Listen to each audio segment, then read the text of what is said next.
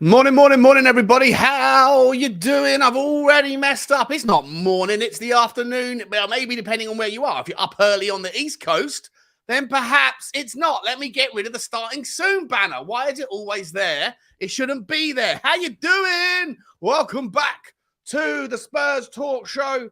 Well, I'm Sean Butler. Bugsy Malone is... I think she's out on a walkies. She might be downstairs. I don't know. How you guys... How are you? Are you happy and healthy? Doing the things that you love with the people that you love too? Do them with guys. Let me start by saying it's game day. Come on. In an hour and 17 minutes, 18 minutes, something like that. We have got the penultimate pre-season fixture before the season opener next week. We've got 2 games in 2 days, playing today, then we're playing on Tuesday.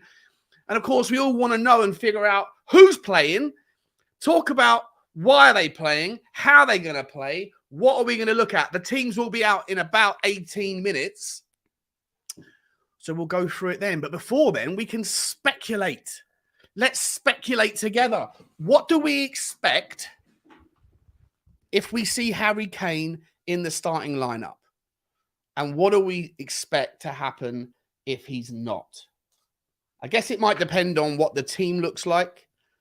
If it's a first team tonight, if everything else looks first teamish and Harry Kane's not in it, does that insinuate a transfer? Does that give the justification for why maybe Daniel Levy was out in Joe Lewis territory out in America? Was he asking for money? Was he getting numbers? Was he doing something else? Were they discussing something else? Who knows? We're going to talk about it. We are going to talk about it. I'm going to put the link in the chat. See if anyone wants to come and join me. I haven't asked anybody from my usual lot this morning. I thought I'd put it out there in a minute and see how we go. Because last night we did the first member fan phone-in show. And I thought it went really well. I thought of all of the guests, of all the people on the show, the one disappointment was yours truly. I was a little bit all over the place, erratic, a little bit nervous. I hadn't done it before, didn't know if my internet was going to hold up, didn't know how I was going to do. Because, you know, when you're talking to people normally, like the people I normally have on, they're friends. But some of the people on the show last night I'd never met before, never even seen their face or their name or nothing. And, you know, you don't know how that's going to work out. But I thought it was brilliant. I thought all the guests were excellent, including this lady right here. Unless that's actually probably not her. I'm not sure if that... It might be you, Mia. Is it you? I don't know. Whatever. I don't know. It's whoever it is, it's a member of the show. But listen, I also want to say a shout out to Rob, who I think he gave away some memberships as well. So I'm not entirely familiar who all the new members are.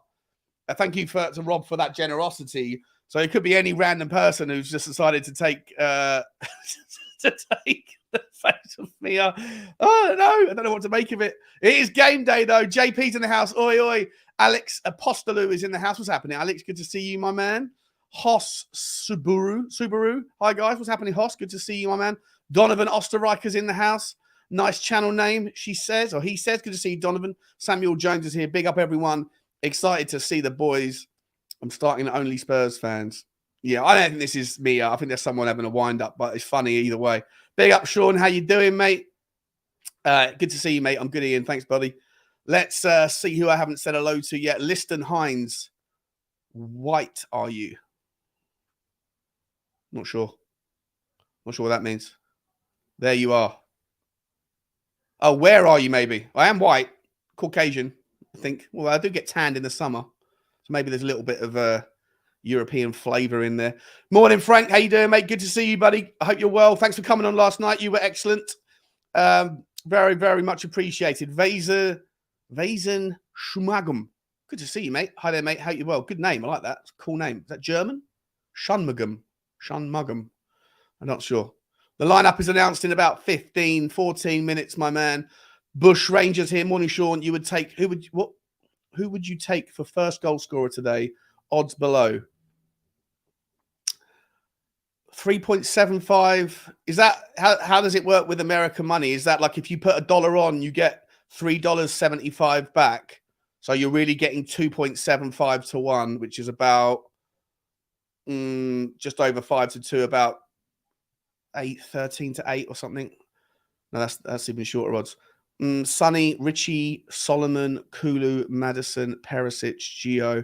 I'm going to go for Madison today, mate. I think Madison will start, and I think that we're going to see more of the pullbacks, the flickbacks. If Harry Kane isn't in the starting 11 and Richie is, I'd like to see Richie play in the 9, in the kind of doing the front work, doing the press, and then leaving that kind of drop space for Madison. We'll see how that looks. It'd be interesting. But yeah, I'd go for Madison on those odds. I think that's quite juicy. If you get 6.25 to 1 there, that's lovely. Alexandra Castro, no diet is my only concern. Not my only concern either. If he starts, he's more likely staying. Says, I'm going to call you Squirt from now on. Dan Henny, hi Sean, looking forward to the game. Come on, you Spurs, and smash a like. Oh, I forgot to ask, guys. I forgot to ask. Please smash the like button for me on the. I've got a text from me. Let's see if it is that person. Is it her? Oh, it is you. Fair enough. She's all right. Listen, I mean. All right, whatever you were. Okay, fair enough. Strange. I think she's trying to get some love, trying to get some OnlyFans money. Like it, very. We got Rosper in the house. It's if that's Mia, that's hilarious. It is. You did well last night, Sean. Cheers, Ian. Appreciate that, mate. I do appreciate that. I thought I was terrible last night, but we'll get better. We're gonna get a lot better. Good day, Sean says, measly candy, Ange Ball for the first time in N17. Yeah, let's talk about that, shall we? What sort of reaction is he going to get? How's it going to go down? Apparently, there's about 55,000 Tottenham fans there today. So it's going to be nearly full, which is interesting, really interesting. £25 a ticket for a friendly, and you can still almost sell out the stadium. And I think if they'd opened the entire stadium up for tickets from the get-go, because I think they only opened it late, the upper tier, because they weren't expecting it to be a sellout. So if they maybe had more time, then maybe they could have sold it out. I mean, what does that tell you about the demand and supply? I think Tottenham could have opened, if the local council, if Haringey Council had allowed, if the transport network and that was more accessible, more available, I think Tottenham could have built a 70,000, 75,000 seater stadium and still sold it out most games. And that just goes to tell you what a stranglehold Daniel Levy has over the situation. Not only the situation with things like Harry Kane, but also with the situation over the fans. You know, the loyalty is there. I take the point about whether or not he takes advantage of the loyalty, but I think all chairmen of all football clubs will do at some point. It just goes to show you that I know there's a lot of money out there floating around the system, and people want to spend it doing things that they enjoy. Appreciate that, Hoss. Good to see you, mate. Robert Baker, how you doing, my friend? I'm all right, mate. Yeah, I'm a little bit tired. I didn't sleep after I was up. Henry Wright gave me a phone call. Bless him. He was out last night, and he got absolutely he got tanked up, and he was giving me a call at 1:30 in the morning, telling me about his evening. So, yeah, I won't tell you what I heard. It was funny, though. He's a very funny man, is Henry. Hopefully, Arsenal lose today. Mate, hopefully, not just hopefully, I've got a 50 quid bet with Henry Wright on that very topic. I don't know why I did it. I think I know why I did it. I think it was Friday night, and I had a few beers.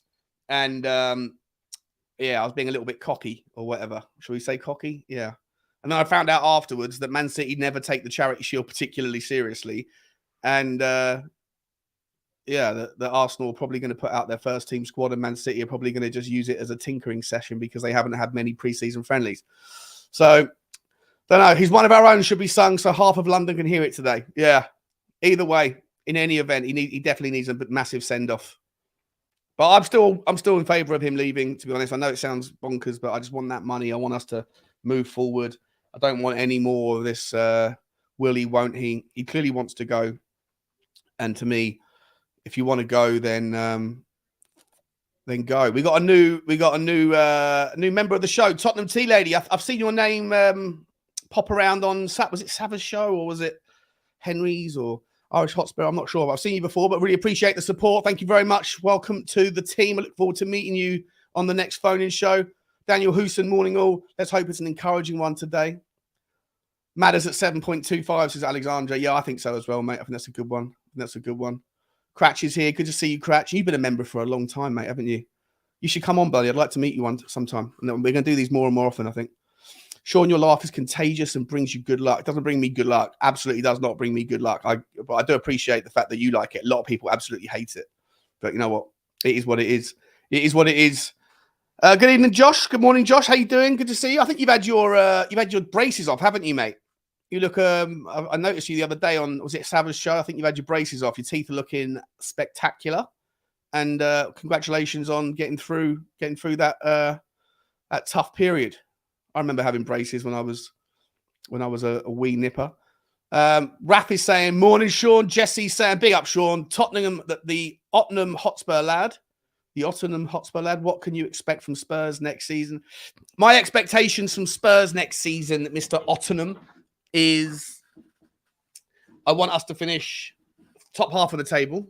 I'll be happy if we go and have a decent cup run. Obviously, you can't really, like, if you just get unlucky and you get drawn against, I don't know, Manchester City away or Arsenal away in the third round of the FA Cup or Liverpool away. If you get a top 4 team away in the third round, then obviously that changes my expectations. But if we get a little bit lucky, like we did last season, I want us to go as deep as possible. I would expect us only to get beaten by a top 6 team away from home and a top 3 team at home. Anything else other than that, and I'll be disappointed. I want us to take our cups very seriously. I want us to become a cup team. You know, I just think that the league is so ridiculously competitive, ridiculously difficult to close the gap on Manchester City. Just become the Seville of the Premier League. You know, just do what you get back to what we used to be good at. Is the game on TV? No, it's not on TV. It's on Spurs Play, and I'm sure there'll be a whole bunch of links for Twitter streams that are putting on, or what do they call it? Like hijack streams or whatever. But I don't have any of those, and I can't put them out even if I did, because I'd get cancelled. Amir, how you doing, mate? Good to see you. Good to see you, buddy. Good to see Stradders. What's happening? Enjoyed the last stream last night. Oh, cool, man. Cool. I was wondering how it went down. It seems like everyone enjoyed it. That was nice. I really enjoyed getting to know everyone. Everyone came with their different opinions. Definitely something I'm going to be doing at least once a week. I don't know if I'm going to do it always at the same time, because I feel like there's a lot of members that are from America. There's a lot of members that are from Australia, and obviously a lot of members that are from the UK. And so, like, if I do it at 10 o'clock every time, it might not suit people that want to go to bed because they live in the UK and got work. And if I do it at midday, it's not going to suit people in America. So I feel like I'm just going to have to kind of mix it up a little bit, be considerate. Let me know if you have any special preferences. But there isn't a time of the day where you can really appease everybody or consider everyone. I just think that's the way the world works, right? How do you become a member? You become a member by clicking on the member link. I don't know if I can find it. I'm on StreamYard, see? Have a look. Guys, by the way, I am going to be doing a lot more of these shirt giveaways. I've just ordered like 12 shirts from this guy who knows a guy who knows someone who fell off the back of a truck in the Asian factory. And they'll be with me in about 3 weeks. I'm going to have 3 home kits, 3 away kits. No, 4 home kits, 4 away kits, and 4 third kits. The grey ones, which I think look really cool. So we will be giving away lots of them. Obviously, I owe one. I've sent the first one out that was to Blame Dev, who won the giveaway the other night. And then Hod God came in for the redraw because we thought Blame Dev wasn't around, and he was around, and I ended up giving away both of them. So Hod God's next in the line. He's going to have to wait a couple of weeks to get his. But we are going to give away a lot more. We might even do a giveaway today. I have to think about something. But even if I do a giveaway today, then the winner will have to wait a couple of weeks as well. If you don't mind waiting, let me know. We can do a giveaway pending we get some serious engagement. So smash a like button for me on the video. Smash the subscribe if you haven't already. And keep the comments flowing in. We got 4 minutes, guys. 4 minutes until we find out, Mr. Scott Colliver, if Harry Kane is starting today. Appreciate that, Chris. I'm really glad everyone liked it. I'm really glad. I was worried if it wasn't going to work or how it was going to look. I can promise you it's morning. It's morning where you are, Steve. There you go. You must be over. You must be up bright and early, are you? What time is it? Like 7 o'clock in the morning? Like if you're on the East Coast, 8 o'clock in the morning. If you're on the West Coast, it must be really early. The game is shown on many different platforms depending on which country you're in. Oh, yeah, that's a good point. I never asked. Let me, any small sizes? No, I've got, listen, well, they all come up really small. So I just went for the largest size that they have for all of them. Because I think they just come as, they're basically ridiculously small. Ridiculously small. So the largest size they have would probably still be too tight for me. But I think they'll probably fit you, Mia. All 4'9" of you. I'm going to put the link out. I'm going to see what. Let's get the link out. We've got an hour before the game, so if you want to come and join, then you can pop on. I'll ask you not to swear, and I'll ask you on, and we can talk about the game. We've got an hour before the game. Here is the link. If lots of you want to come on, then maybe I'll have to kind of give everyone 10 minutes or 5 minutes or however many there are. We'll find out. But if you want to come on and join, then the link is in the description. Let me pin it so that everyone gets a chance to come and say hello. Please make sure that you have smashed the like button. There's only 104 likes, guys. There's 450 of you watching. And there's only 100 likes. It's a 25% ratio. Just smash it. It's free. It helps me out. Helps the channel out. Smash the subscribe if you can as well. And then we'll... can you imagine the scenes if we beat Arsenal at the Emirates? Oh, yeah. That'd be amazing. I'll tell you what, though. I genuinely do think that this season we are going to have at least one game against a... I don't know. I'm not going to consider... I think Brighton are going to be a brilliant team this year. But I don't think that, you know, us beating Brighton at the Amex Arena is going to... I mean, it's going to be a great result. But I don't think people are going to respect it like beating Liverpool at Anfield or beating... you know, United at Old Trafford or something like that. But I think that we are capable of having maybe one really, really awesome away win against a major team. Well, I think we're also capable of getting absolutely spanked in several of those big games, but we'll figure it out. We'll figure it out. I can't wait to see the system today.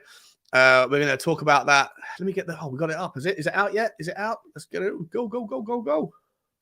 Hang on. The link is there, guys. If anyone wants to join, by the way, just make sure your camera's on and make sure you're fully dressed. Not fully dressed. Yeah, fully dressed. Let's get this up because I think we're about to see it. I think we're about to see the team. It's going to give everything away.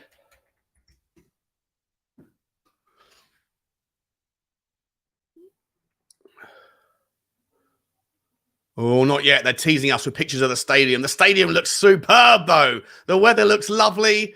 There's Reggie. There's the ginger man himself.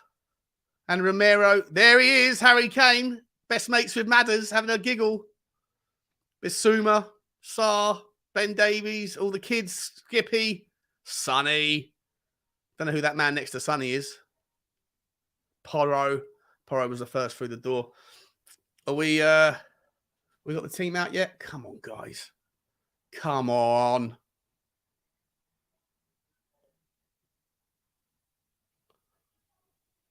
Here we go. Yay! Harry Kane starts, ladies and gentlemen. Harry Kane starts. Wowzers. We have got the team. Vicario is in goal.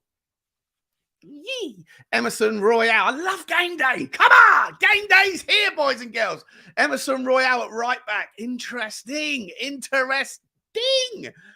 Christian Romero, Ben Davies, and Destiny Udogie. Pierre-Emile Højbjerg, Pape Matar Sarr, and James Maddison.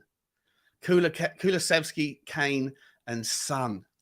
On the bench, Austin, Gunter, Pedro Porro, Sanchez, Dyer, Reggie, Skip, Bissouma, Lo Celso, Perisic, Solomon, and Scarlett. Obviously, no Mickey van der Ven yet because he hasn't even signed. Certainly no Billies. I found out today his name is Alejo Billies with a B. The V is a B in Spanish, Argentinian Spanish. What are we thinking, guys? No Rishi. Oh, Richarlison's not on the bench. Where's Richarlison? Has he taken a knock? Has he taken a knock?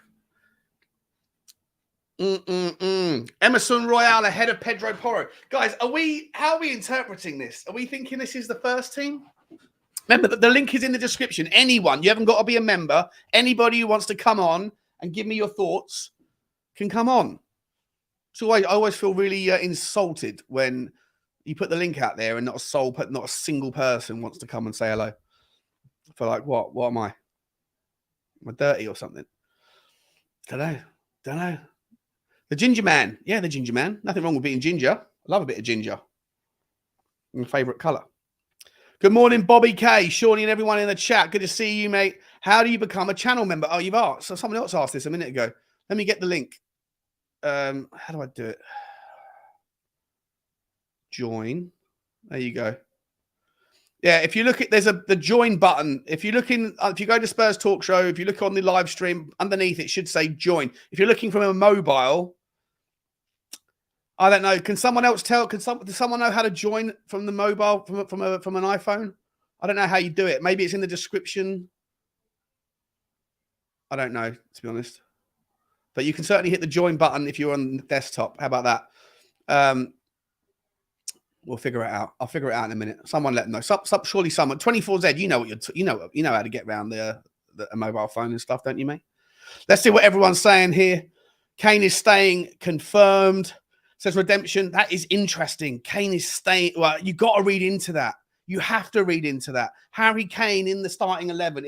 If there was any desire for Daniel Levy willing to do a deal.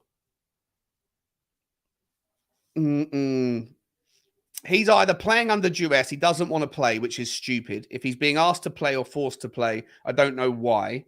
If he doesn't want to be here, we should sell him. If he doesn't care either way, if he's willing to stay.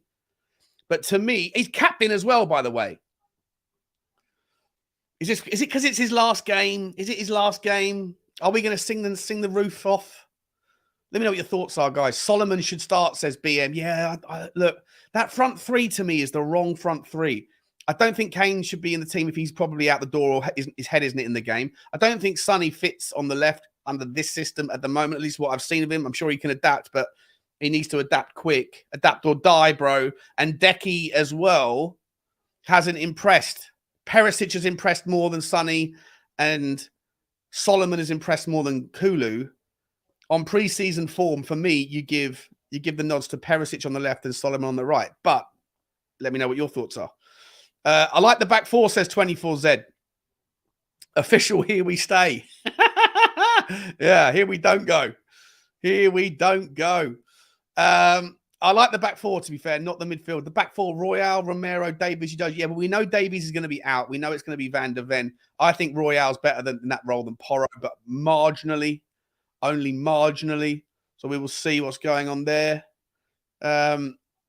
We've got Son should be dropped, says BM. First 5 minutes and sub him off before he's injured. Yeah, maybe. But if you're going to do that, give him the last couple of minutes. Where is Richie, says 24Z. It's interesting. It's interesting. Oh, we got someone who wants to come in and say hello. Who's this man? Let's have a look. Oh, God, that is super dark. You all right there, bro?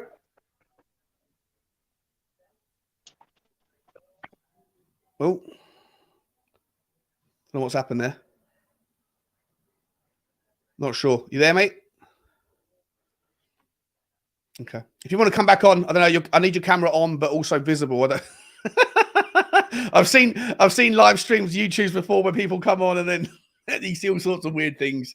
Someone having yeah, you know what I'm saying. It's all very embarrassing. We're not taking those chances. Bissouma on the bench. Let's get the where's my screen just gone? Oh, for goodness sake. Let's get it back up, shall we? Hang about. We're almost there. Who's this? Is he here? Is he here? Hello?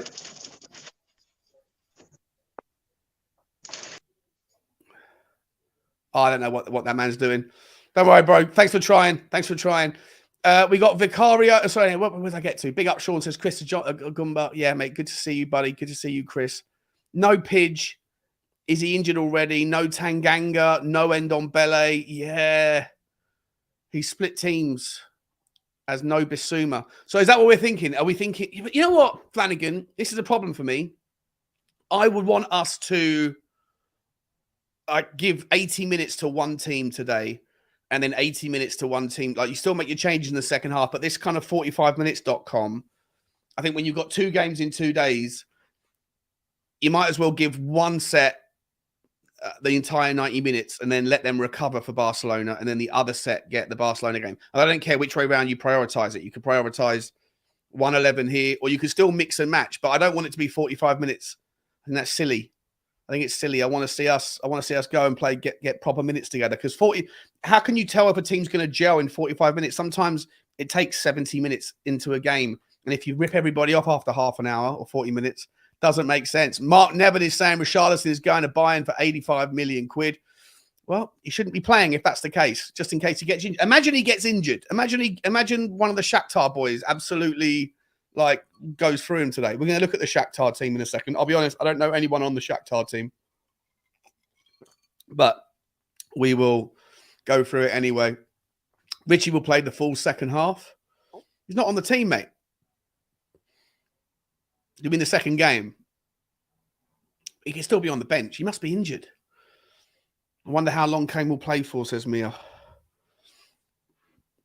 Who's resting? Who's resting for Barcelona? Richie. But you don't need to. You could just leave him on the bench.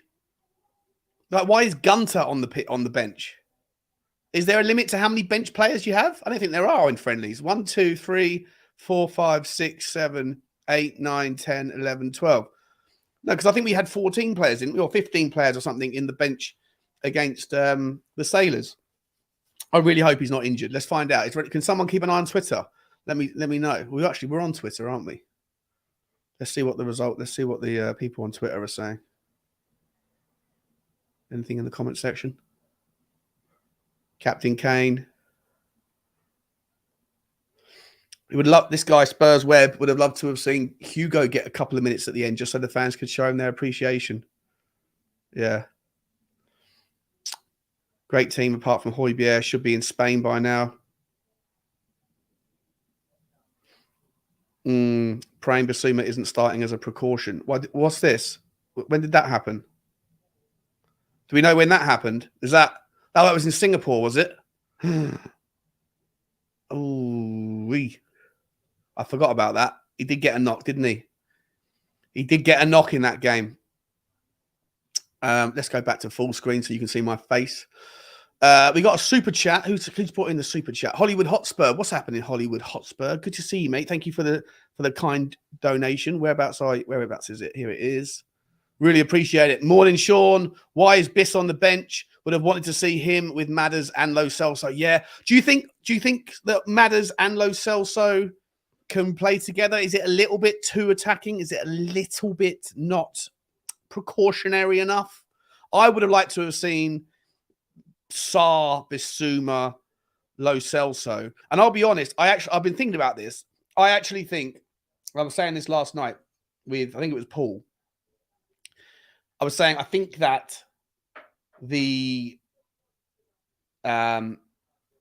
specificities, and I've been told to stop using that word, but the specificities of that six, when you get caught in transition, you need that guy to be able to gallop across the pitch, because he's got to cover essentially whichever way the team that break want to pivot. When they smash it down the right, smash it down the left, go long, go through the middle, that number 6 is the first line of defense before the 2 centre-backs and one of the fullbacks who stayed back. So he needs to cover maybe a quarter of the pitch by himself and get there quick. And I don't think we have a better player with long legs, with a stamina and engine and the ability to intercept, the ability to pick, the way that he does those kind of little long leg picks in front of players. I think that he's got all of the natural requirements to play the 6. He's also got a really good range of passing. He's not perfect passer yet, for sure, but I think he's got it in his locker, and he's tall. He could do the aerial stuff.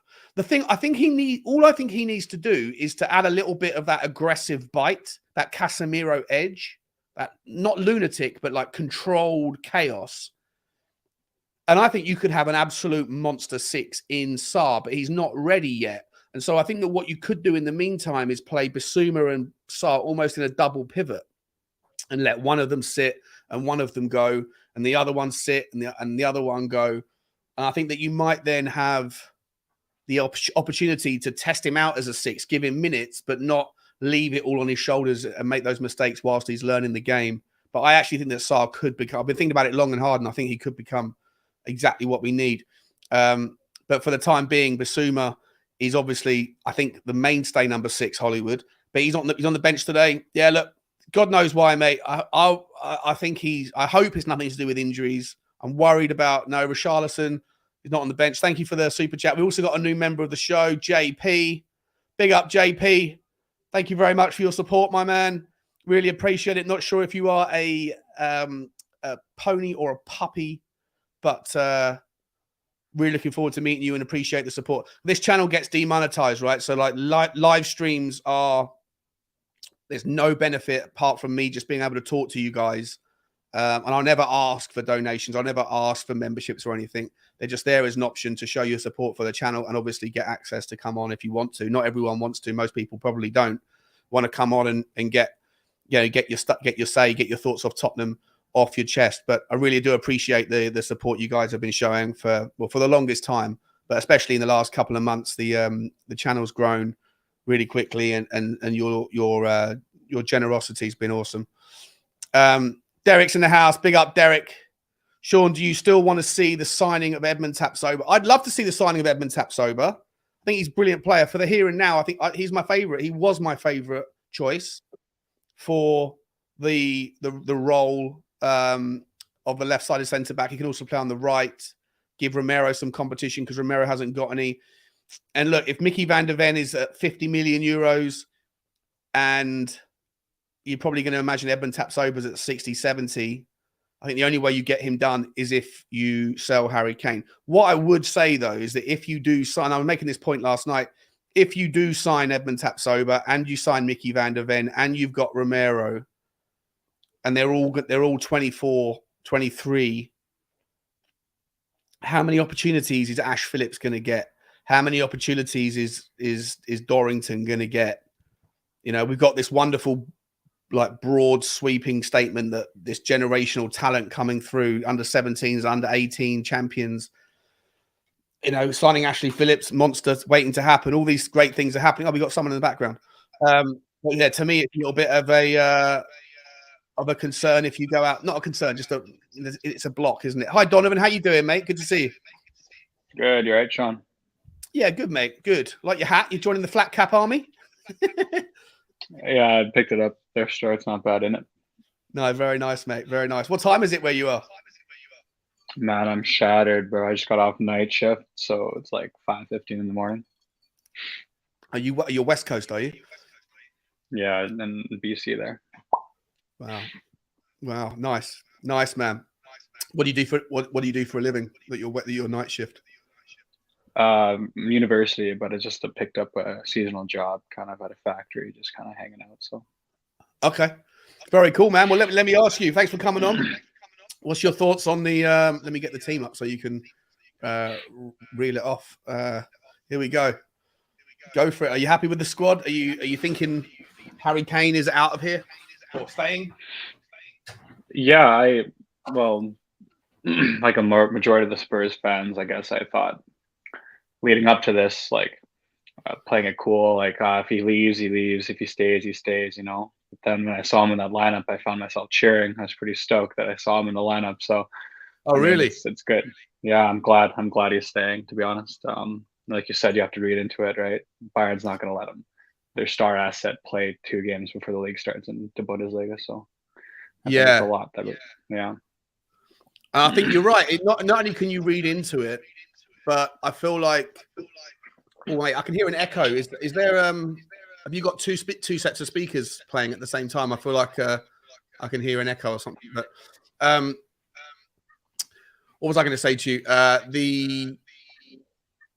The indication I would take is not just around him playing, but also how you truly feel about whether you want him to stay or to go. I think becomes clear when you see his name on the sheet. Like if you get that buzz, maybe in your head you've justified losing him, saying I'll sell him. But when you see him on the team sheet, if you assume that means he's probably more likely to stay and you're happy to see him on the sheet, then maybe really you didn't want him to go in the first place. You know what I mean? Yeah, and the fact he's gonna like throw the captain's armband too and lead him out too. That's huge. I think Ange finally got his answer, and I mean, he's captain of England, captain of Tottenham, right? Approaching the twilight of his career, he's got some big decisions to make. So hopefully this season we can kind of convince him, hey, you know, we're where we need to be. So yeah. Listen, Donovan, mate, is there any chance? I don't know. Can you have a look? Have you got? Because I can hear the echo, and everyone's saying the echo's a bit wild, and I think it's probably only coming through your speaker.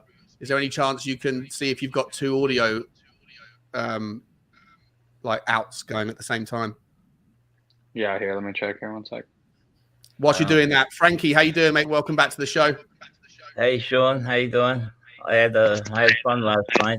That was pretty good. Hang on. Let me mute. I'll mute you for a second there, Donovan. Hang on, mate. Yeah. There's an echo going on there. Yeah, it's Donovan's side. We've also got someone else I'm going to bring in. Eugene, how are you? Hi, Sean. Long time no see. Haven't been back on your show such a long time, bro. Yeah, man. Your mic is turned up as well. Can you turn it down a little bit, buddy? The mic. All right. Hold on. Is it better now? Yeah, that's much better. Let me get rid of. Hang on. Let me do 15 things at once here. Let me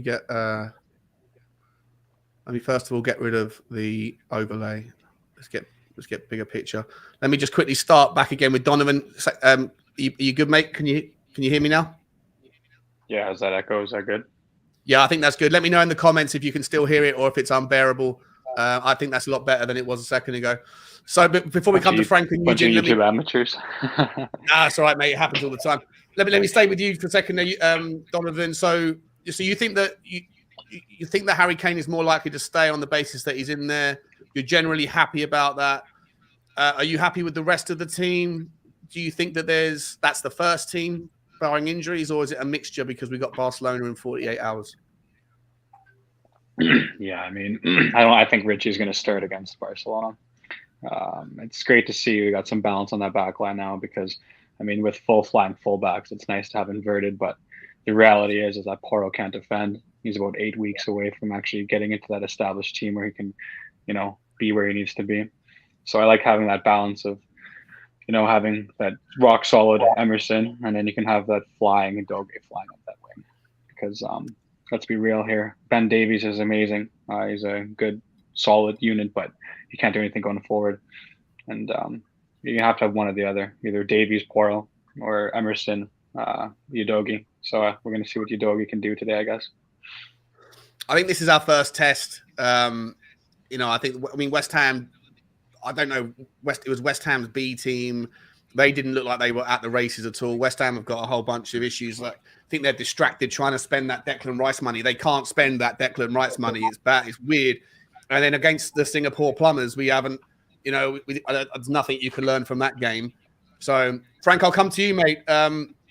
What's your take? Do you think that the Shakhtar game today is going to be a good indication of where we're at? Better indication of where we're at? Yeah, absolutely. I'm kind of shocked that Kane is starting today. I really didn't think he'd start. I'm really confused how business gets done with Tottenham. It's just 1 minute you're left, next minute you're right. You know, you're upside down. You know, is he staying? Is he going? It's like, you know, can make a song about the whole thing, right?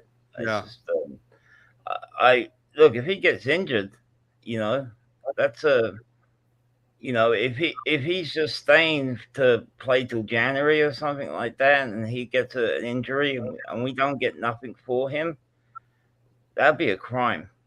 It's a real dangerous. It's a really I don't know. Like you got to respect. I know that Eugene has absolutely no respect for Levy. He's got as far as to put how much he hates him in the background. But you have to kind of respect the shape, like the kind of the what's the word? The bravadoism or whatever. Like the bravado generally of Levy to sit there and say, "Listen, you don't put deadlines on me, bro. I put deadlines on you. I'm off to Miami. I'm gonna go and see Frank in Florida." When you know what I mean. At the same time, then turn around and say or potentially turn around and say to Ange, "Now play Harry Kane." Like if Bayern Munich want to play like this, then we'll play double hard. It's interesting, right, Frank? Well, but if it's risky. If he's feeling hard, buy tap sober at the same time. If he's feeling tough, Yeah, exactly. Yeah. I mean, we need we need another defender. We can't if we're going to do something this season. One centre back ain't it's just the backup of Dyer and who's else who else is backing up and backing us up on centre back? I can forget. Sanchez. What, today? Well, no, I'm just saying overall. Sanchez, Joe Rodon, Sanchez, Eric Dyer. That's the back line. Yeah, they're the three we have to get rid of. Yeah. Yeah, we can't go through the season with. We really need that another centre back, and to be honest, I didn't want Kane to leave at the beginning of the summer transfer, and then I'm just feeling, you know what, it's time to let him go. Yeah, get that money, just like reinvest, and let's make the best out of it. We seem to everyone that talks about Angie, I've talked to a few Australians, and they say he really goes balls to the wall. So yeah, it's time to. Like I said, it's very interesting that Kane started today. Yeah, 100%, mate. I think it's weird, but we'll figure it out together. I guess we got 25 or 35 minutes until kickoff. Eugene, welcome back to the show. Look, I mean, I don't think I've had a proper Levy out, rant on here for a while. It's been a hot minute. We used to have all sorts on here recently. I miss you so much, Sean. I miss you so much. Yeah. A long time doing your show, Sean. Thanks for having me on, right? Big up to Sean, big up to Donovan, big up to Frank, Bobby K. Happy Jim. Good to see you, man. Been a while. Yeah. What do you make of Daniel Levy's behavior on this particular one, mate? Like, do you respect it at all? Okay. Let me get to the game first, right? It's a bit worrying for me because, honestly, it's 1 week to 6 days, right, to the first game of the season, and we have played 1.5 friendlies, 1.5 preseason friendlies, right? One against West Ham, B or C team, plus another one against the Lion City Sailors. No comment there because I come from Southeast Asia. It'd be bad to diss my neighbor. Yeah. So, guys, and I see this lineup again. It's reminding me of that 45 minutes scene again. But at least today, it's a bit, how you say it? I don't think we can change all those players into the first 11. So I guess maybe today some players will get a bit longer, right? On the Kane situation, to tell you guys, I'm bored, right? I've been saying I'm bored because this matter should be resolved early, not go until the last 6 days before the first game starts, before the season, right? I understand, yes, Levy has been, tight, right? Not willing to let go. It's the same scenario where we come back to last 2 years ago when Kane came out, did his interview with Neville and says that, I want to leave, and MCT was knocking at the door, right? And most probably at that time, I guess Levy wanted 200 million pounds because now Levy wants 100 million pounds plus. So I guess it's going to be a I think difficult I deal. think he wants more than that, mate. I'll be honest. I've heard from people. And I'm not an ITK at all, but I've heard from people that are pretty tapped into their own sources, and they reckon 130 million, 100 Yeah, like he was more, like- and yeah, that with he a was- pound sign, not a euro No sign. You euro, know, right? No Daniel euro, Levy sure. wants- Yeah, the pound, yeah. And Yeah. I've done a few shows with a guy called Liam, if I'm not mistaken. Thanks to Robbie from Lily White Lane, right? He's a Bayern fan, and he said that the limit for Bayern is, I think, around about 100 million euros, plus minus maybe a bit more. So it might come up to about 90 million pounds. So I guess it's way off Levy's evaluation. Oh, But then see if you can't afford it, you know. Like I want to fly first class to Miami tomorrow to see Frank and go out for a beer with him. But if I can't afford the first class flight, then I don't get to sit in first class. That's the rule, right? That's how it works. Bayern Munich. Sean, I understand. Yeah, You want Harry Kane for 85 million pounds doesn't mean you get him for 85 million pounds. of course, You know of what I course. mean? It's a buyer and a seller's market, right? If the buyer is willing to sell it at that price, then if the seller can't come in for that price, then Kane stays, right? But one thing about Kane, I think that when it comes to the number 9 market, it is a massive seller's market. Every single top tier team, with the exception of Manchester City, you know, has been looking for a 9, or is still looking for a 9, or will be looking for a 9 in the next 12 months. And when you look at Rasmus Højlund, who gets, you know, I know he's a talented player. Bobby, I'll come to you on this one when I finish the statement. Like Rasmus Højlund, 75 million pound for this kid. He scored 10 goals for Atalanta. 15 months ago, the guy was playing in front of 500 people and his dog in away games at Copenhagen. Like, the guy hasn't proven himself yet. Massive talent, bundles of talent. But just because you're touted as the next Haaland doesn't mean that you are going to be the next Haaland. And so if he's 75 million, if Mason Mount is 75, if Eden Hazard was 120, when all the situation was the same, if Livramento, Bobby, is 40 million pound, doesn't that set its precedent? Doesn't that turn Daniel Levy and say, no, it's not 100 million pound. He's 125 million pound. Take it or leave it. Bobby? Yeah, 100%. First off, good morning, Frank, Eugene, and Sean. I got to ask you one question before I answer your question. What day is it, baby? Oh, mate, it's game day! Oh, it is. It's game day, baby. It's so good to see you, Shawnee. I love hearing that shit, man. I miss that. That's the best part of game day, man. Hearing that screamed out. You know what? It's what you said right there, Sean. It's spot on, because it's the market. What does the market demand for a player? You know, we discussed this with the whole Richie thing going in reverse now. That we overpaid for Richie, we over this, that, blah, blah, blah. But that's what the market at the time was demanding. This is his valuation. Pay it and go away, basically. Right now, what I'm seeing is Bayern Munich are actually doing the Daniel Levy to Daniel Levy. Here's what we want for him. You're not paying it. You're coming back with lower numbers. You keep coming back. You've built up all this nonsense in the media and everything like that. You really, really want a player. You fork out the dough and you pay for it. Like you said, this kid, 75 million. I don't even know. Hajlund, how do you say his last name? Rasmus Højlund. Yeah. Højlund. Okay. So like you said, you know, it's how many players do we hear about touted as the next Messi, the next Ronaldo, the next Maradona? You hear about this stuff from these kids at 10, 11, 12 years old. You know, the pressure that's put on them and stuff like that. Does that mean their valuation skyrockets because some guy wrote in an article that this guy's going to be the next Haaland? It probably does. It probably does impact. It does. I reckon it does impact the valuation of a player if they have been titled or tagged as the next something. You know. Okay, if that's the case, then Sean, if somebody's been titled and tagged and that increases their valuation just by written word, how can you decrease a player's valuation who has proven what he can do? Yeah, no, exactly, 100%. This guy isn't the next Harry Kane. This is Harry Kane. This is Harry Kane. This is arguably the best number 9 in the world.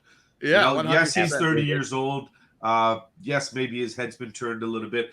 I don't really think that this decision is in Harry's hands as much as it is in Mrs. Kane's hands. You know, 3 children at home, 4th one, I believe, en route still. I don't know if the 4th one's popped out yet or not, but you know, you got a stable family. You got that family dynamic to worry about. He's building that new massive mansion and everything like that. There's so many, depending on what media outlet you decide to open up today, you could see an argument on either side of the fence or a play on either side of the fence that, okay, this is the play to kind of edge him over to Bayern. No, hold on. But he's doing this here.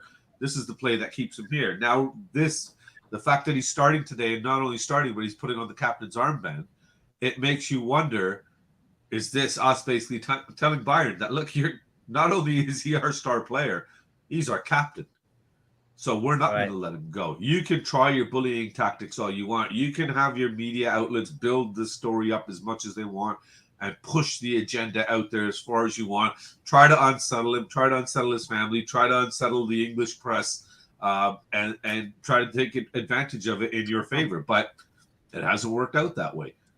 So at the end of the day, if he's still here right now, all we can do is back our player that's here and hope for the best. I don't see him leaving. I see this continuing until the deadline day, pretty much, with the transfer window.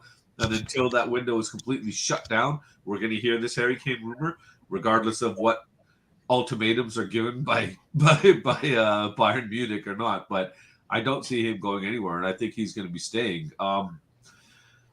How you doing, Frogget? Like you said, Samson. Yeah, morning. good. Morning. It's again, like you already said, Sean. The valuation is this. Is it dangerous though? Is it, Bobby? Let me ask. I think Frank was saying that. Who's got the dog? Is that Bugsy? It's not Bugsy, is it? Oh, hold on. Sorry, that was my cat. That's a hell of a cat. Someone's got a dog in the background. Frogget, good to see you, mate. I'll come to you in just a second. Welcome back to the show, Bobby. Yeah, no worries. Just bear me 2 seconds. Bobby, I want to stay with you because Frank was mentioning a minute ago, and he was, I think he's bang on. He was saying it's a dangerous game, right? What happens if Harry Kane gets injured? Is Daniel Levy is he missing the wood for the trees a little bit? It's all very good holding out. It's all good with your ego, being stubborn. He wants to dictate the rules. He wants to win. He sees these negotiations as a win-lose, a zero-sum game. It doesn't need to be that way. Is him doing this sort of thing telling Ange, maybe I'm speculating, maybe telling Ange, hey, play Harry Kane today. We'll show Bayern Munich that we're not going to be pushed around here. If that sort of thing is happening, is that a tightrope that we don't need to be walking right now just to save face for Daniel Levy? Yes, because he's playing a very dangerous game, not only with our most prized asset, but he's also interfering then in the way that Ange is going to operate the team. If you're already in the dressing room telling him who to play, we've got serious problems ahead of us. Bobby. When hasn't he not interfered with the team, Bobby? That's the question. But that's what I'm saying. Is it finally going to get to the point where he realizes that he shouldn't be interfering in the team? Is he going to finally wake up and realize that you've had 23 years of failure to the point where people were calling for your head? You've had a manager merry-go-round that's put your club, our club, in an embarrassing situation. The turnover at the top from managers to players is just absolutely ridiculous. Like every door at the stadium should be a revolving door because it seems like somebody's always coming in and out of it. It's embarrassing right now what's happened to our club. I'm embarrassed sometimes with a lot of the things that happen. People joke to me that, you're banter FC, you're banter FC. I'm at the point where I'm even done arguing back with people because I know what my club is. I know what's happened with it right now, and I know what this guy's turned it into. So if you're going to sit here and gamble with our most prized asset just to save face for yourself, you are a disgrace, sir. That's just beyond embarrassing. I appreciate. It's going to be really fascinating to see how many minutes he gets. Is he because there's the other argument, of course. And welcome Gilligan or Gilligan. I'm not sure. Gilligan, I think is his name. Good to see you, mate. I'll come to you in a second. Frogget, welcome back to the show, mate. Last time I saw you was just before the Singapore game, I believe, and you had some great points then. You're in Perth, I think, right? So That's right.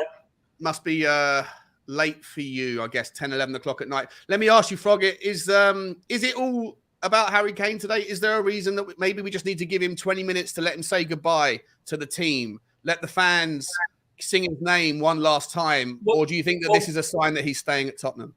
Well, why would they do that if they don't even know whether he's going yet? This is the problem. To me, I think it's just gone on far too long now. It's getting silly. Yeah. I put something up on another channel and somebody put a reply on YouTube.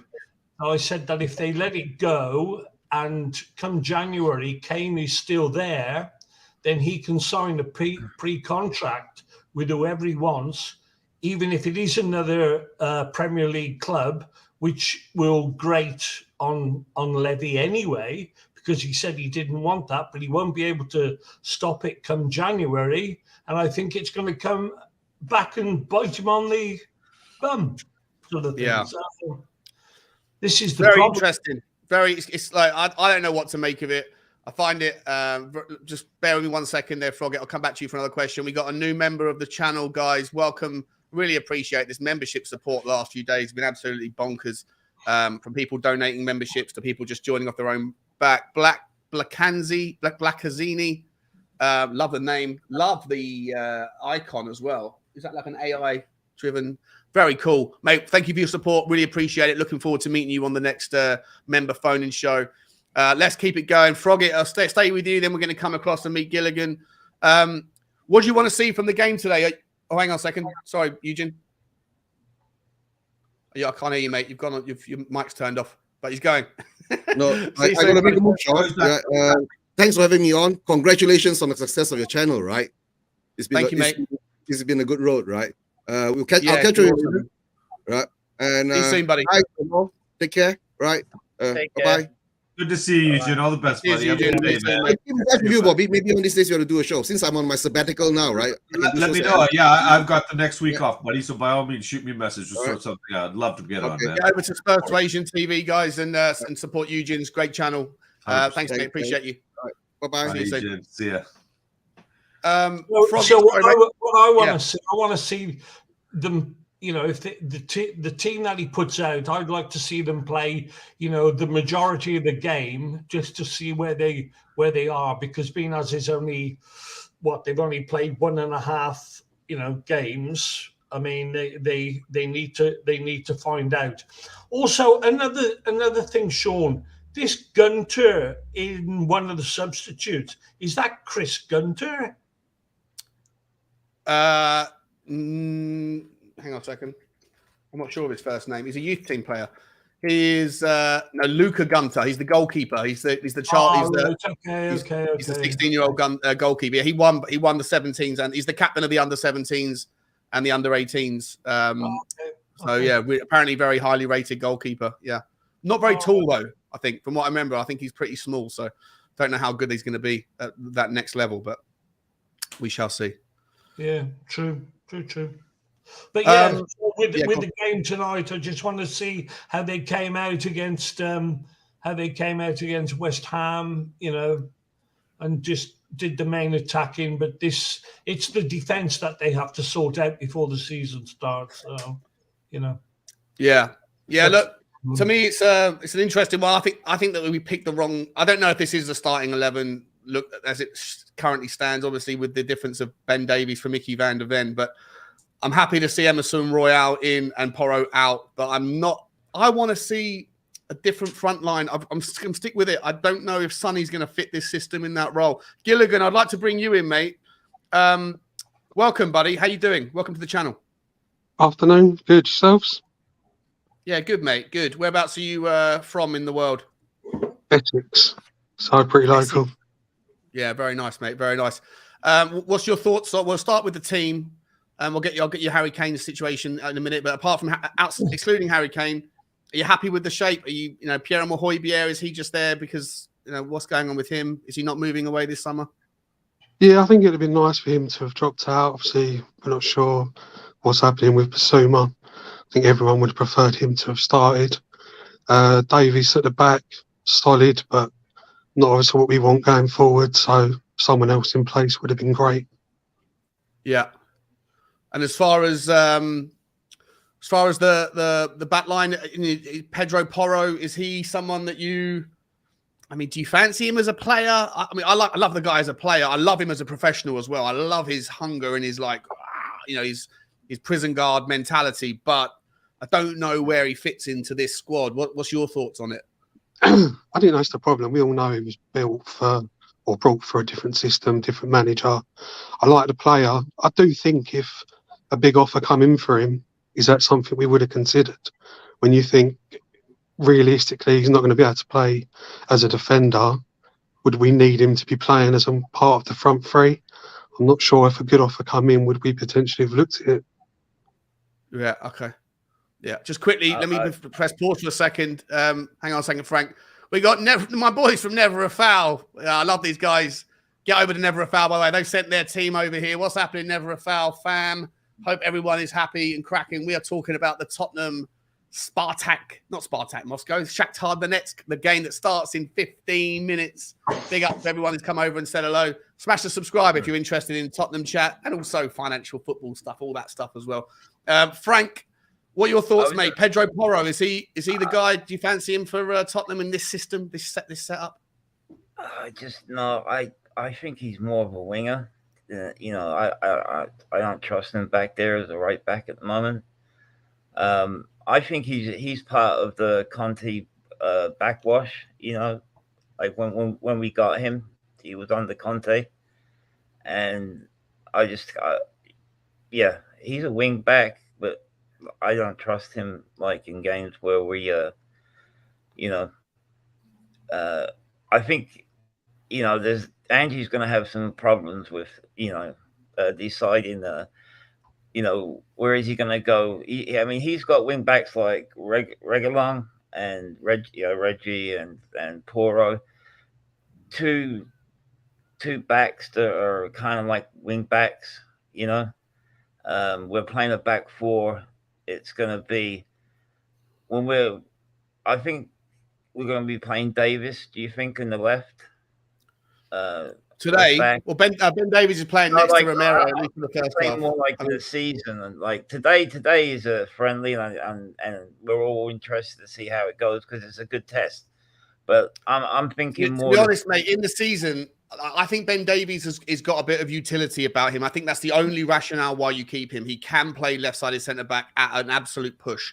But is he first choice? Is he good enough? Absolutely not. You saw against Singapore, right? We saw against Red City Sailors. Or Red Lion Sailors, Lion City Sailors, whatever they're bloody called, that he got absolutely murdered. He stepped up unnecessarily for that goal.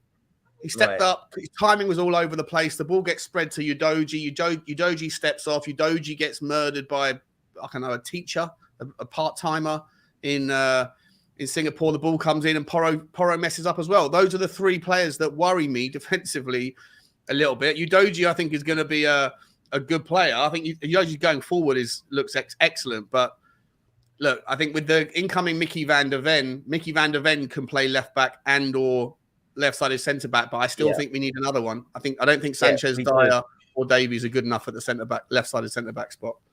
We do. If we got Taps over, that would be absolutely perfect because he could play the left back. Yeah, that would be absolutely perfect. But Sean, who do you think is going to start seriously on the left back when we start the season? I think Udoji will start as left back. I think he's number one, unless we go and sign someone else. And look, I definitely think we need at some point, either in January or next summer, I think we need to go and work on our fullback situation because I don't think that it's deep enough or secure enough defensively. I don't think Emerson Royale. Everyone spent all Careful, Shawnee. Baza might be watching. No, he's not. He's at the game today, so I can. Oh, that's right. Yeah. That's right. He took his in-laws. I feel like Emerson Royale. He's now the best right back that we have. When 90% of last season, everyone was like saying this guy is atrocious. Yeah. I know they're different incredible. Systems, but it's a problem. Pedro Porro can't defend. Emerson Royale can't. He's not balanced enough. I don't know. I think we need to, and then Jed Spence. Who knows what's going on with him? Bobby, what is going on with Jed Spence? Is he? That's a $1 million question, isn't it? He brought him in as a right wing back, and we need a right back. So, are we overloaded with players we don't need yet again because we consistently change managers, buy players for a system that's going to change again? That's where my frustration is. How do we expect these players to settle and get into a role when they're only in that role? They're learning. We're trying to train them in a new position. And a few months later, don't worry about that. We're going to try something else now. Yeah. It's so frustrating to see as fans. So I can't imagine the frustration that they go through. At the end of the day, they're just kids in their 20s. They're younger than I am. I know that, and a few of you maybe. But it's with Spence. He did okay when he went out on loan. He came in very highly rated. There was a lot of hope. He had a high ceiling and stuff. I'd like to see Ange get the opportunity to work with him, but him not even being on the bench now. I don't know what the situation is. Is he hurt? Do we know? I think he's definitely injured or recover. Oh, hang on. Sorry, got to shut that up before it gets me blocked. Yeah, I don't know what's going on with Jed Spence, mate. I don't know, to be honest. But I think another misspend. He came in with that. He came Bobby. in under that black cloud with the whole attitude issue too, right? So maybe is there something there? 100%, mate. Look, when I've been talking about it a lot over the last week. Dave, the Irish Hotspur, and Johnny from Twitter mentioned that class of '92 thing, and it really, like I've said a few times now, it really resonated with me. I'm really excited about the youth coming through. That's one of the reasons why I worry a little bit about blocking the pathway to the first team for players like Ash Phillips or Dorrington if you go and sign a Tapsoba. Like how many you can't have that many centre backs, and if the 3 of the 4 that you have are 22, 23 years old, then are the 18-year-olds really going to get through? Am I still here? Is everyone? Yeah, everyone's still there. Yeah, you're clear. Yeah, I can hear you, man. Everyone's face was completely frozen. No, that's a good point. When you talk sense, we listen, right? Yeah, I appreciate that. But I just worry a little bit. Like I'd still want Tapsoba for the immediacy, but I like the idea. Like you look at Brighton's model, they've always got a pathway through. They bring a player in, that player smashes it, they sell him on, and then they got a spot open for the next kid. Tottenham don't do that because we always want to buy the whole filler, and I think that sometimes if you're going to end up losing these players. So, well, that's why for me, honestly, instead of Tapsoba, I'd rather them spend 30 if possible and push for the Laporte deal. Mate, I'm so glad you said that because I was going to bring it up earlier and I forgot. Because he's older, and like you said, it gives the opportunity for Phillips to develop now. In a couple of years, Laporte's done. We're 100%. done with him. Move him on, get a couple of bucks back if possible, and then we've got Phillips coming into the fold. Now, I know you spoke about the Højbjerg thing and why is he starting kind of thing. I was reading something, believe it or not, I do read some of this stuff the odd time about football. There's something about Frank Cassier coming in first before they allow the Højbjerg deal to be completed to Madrid. So I don't know if there's any. You know a lot more about this stuff than I do, Sean. But I heard the same thing. I don't know. Yeah, who knows if it's true or not? We talked about it last night on the show when we had the ladies' night, and the midfielder, the young midfielder kid that actually is a Spurs fan. Why do I keep losing his name? Oh, the guy from Bristol, Scott, Bristol City. Yes, Alex Scott. Thank you. Yeah. This kid actually wants to play for us. Wants to be here, fits the Højbjerg model, can apparently fill that number 6 role, grow into it. And what is he, 30 million, I think they said? Yeah, another great player. And, everybody that I've heard talking about him is that this kid's going to be the next £100 million player within 3 to 4 years. So, again, has he proven himself yet? We go back to that kid, that Rasmus kid that you were talking about as well. Hasn't been proven yet, really. At a lower level, he's played well and stuff, and he's being bigged up by people and media. And, of course, I'm sure Bristol City are tuning him as to be the next greatest thing ever. But do we take that chance? But I would rather take that chance at 30 million than 75. Not sure if there's any truth, but James Ward-Prowse was being linked again today. Yeah, and this is another one, right? Great player. Don't know if he fits the system. Like I was looking deep. Obviously, a wonderful player. He's a defensive midfielder who I think he got 9 Premier League goals last season and 3 cup goals. Right, 12 goals and like 12 assists for a DM. If you're getting doubles and you're a DM, technically, then you're class, especially in a team that's going down. And he's not, like people say he's a free kick merchant. That's it. He only got 3 goals as free kicks, right? But does he fit the 6? The standalone single pivot 6? No, 100%. He's not aggressive enough. No. He's a double pivot player, right? So he's an 8 or like a double 6 double pivot player where you go 1-on-1. but I don't think that we are going to play that system. So I don't know if you're just replacing, like, Højbjerg is a similar sort of player. He's a double pivot player. I don't know if you sell Højbjerg, it's because he doesn't fit the system. If you replace him with James Ward-Prowse, you've just got a better version of another player who doesn't fit the system. Yeah, and he's only a year younger, right? Yeah, that's how I think about it. Yeah, exactly. Yeah, exactly. So it's not like we're swapping down for youth. Like with this Alex Scott kid, at least we'd be dropping significantly. What is he, 20, 19, 20, something like that? 21 maybe? I think we got to forget about Alex Scott. I don't think it's going to happen. I think he's going to go to Bournemouth. I think so. He'll do really well for Bournemouth. Maybe we'll pick him up for 100 million quid next year, you know. Usual stuff. Froggit, let me ask you, mate. We got 9 minutes, so I want to get everyone to get some more comments in before we round off. Froggit, what are you most excited about during today? Like, is there any particular player that you're looking at? Not necessarily in the first 11. Is there a player on the bench that you are really excited to see and want to see him get more, I guess, prominence and more first team action? Wow. Well, the thing is that we really need to see some of these players being integrated. Then we can really find out what they're like. It's all right, sort of people saying, "Oh, well, he's going to be the next superstar," but they need to put them out. You know, I don't understand why, say, like teams like Liverpool played that 18-year-old in midfield. Manchester United has got that Garnacho, you know, who's very, very young. I think if you've got the talent, then put them in. Let them find out whether they're worth it, sort of thing. Yeah. You know? But I don't know whether there's anybody that I'm particularly looking forward. As I said to you on a previous show, I'm waiting for Bentancur to come back, sort of thing. So He's your boy, is he? He's the guy you love. Yeah. Amazing though. A lot of people thought he was like dead food. Yesterday's news when we signed him, like a lot of people whose opinions I respect in the Tottenham community and wider field said him and Kulusevski, what have we done? And 12 million quid. What an absolute bargain he was, Froggit, right? Yeah, I saw him doing some training the other day, and he seems to be getting there anyway. So 2 months away, apparently. I think I saw a video of a kid walking up to him asking for an autograph or something, and asked him how far away he is. He said he needs 2 more months, and he'll be there. Yeah. Of course, in Australia here, a lot of guys suffer with these ACL joint problems anyway, and they always seem to come back anyway. If they're not rushed in too quickly, then they'll come back. Come back.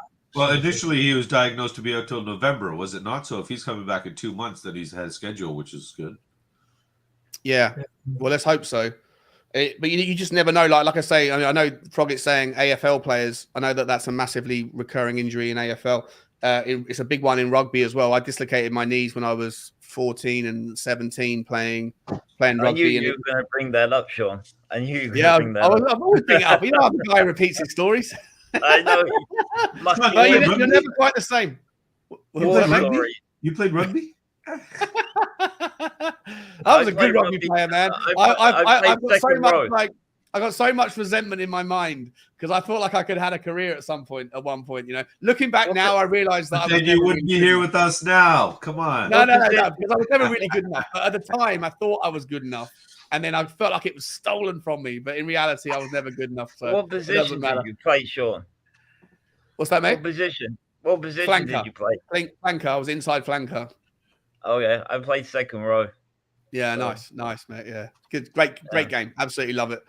Yeah. Gilligan, mate, I'm going to give you the kind of the rounding off before we get to everyone's score predictions for the day. What who are you looking forward to seeing? Is there any particular combinations you're looking to see more from or less from? I think for me, Vicario, Solomon. I think there's a lot of hype about these, but I think Spurs fans, the verdict's still out. A lot of people, I think, saying last night they're the cheap options. So I'm looking to see big things from them. I think they'll do really well for us. Okay, so you want to see a big save from Vicario, right? Fingers crossed. Yeah, I think, mate, to be honest, I think that's a really, really smart comment. I think that if we have 80% possession and we concede from one attack and Vicario could have done better, I think the noise around him is going to continue, you know. By the way, Sean, are they going to do anything for Hugo Lloris or not? I thought he may have been one of the substitutes, and yeah, he's not even on the bench, mate. So I'm guessing. Yeah, That's right. It's, maybe the rumors were true that he just threw the towel in against Newcastle. You know. And as a consequence, the respect for him is a little bit out the window. I'm surprised he hasn't gone yet, to be honest. But yeah, it is what it is. Oh, well. Sorry, Gilligan, mate. You were saying something. Sorry, Gil.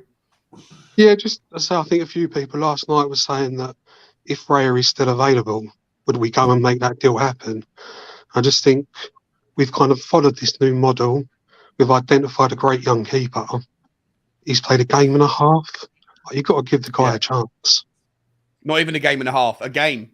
He only played 45 minutes in both, right? Yeah. So you're absolutely right, Gilligan. Everyone wants to be like Brighton until it's time to act like Brighton. And when we act like Brighton, no, he wasn't immediately perfect. Let's tear that model up and go back to being Tottenham.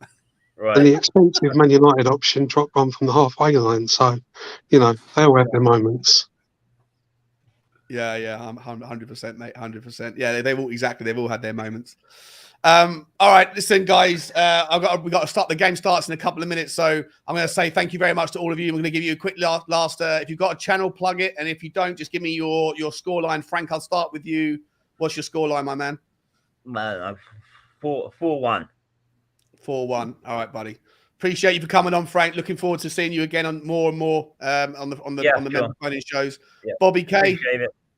Yeah, 3 Spurs boys, the number 3 of the Spurs boys. Come on over. We're a little bit lighthearted. Just like to have a laugh over there. We're normally on every other Saturday night. We had our ladies' night last night, which was a blast. I know you missed a quick super chat there from Kate. Did I? You might want to pump that out the last one because she's not going to send you money again then, right? So, sorry, Kate. There we go. I hope you're feeling better, Kate. Hope you're feeling better. Yeah. How come the dodgy Bobby K is on the panel? Why are you dodgy? After last night's show, buddy, you'll see. Oh, okay. I'll check it out.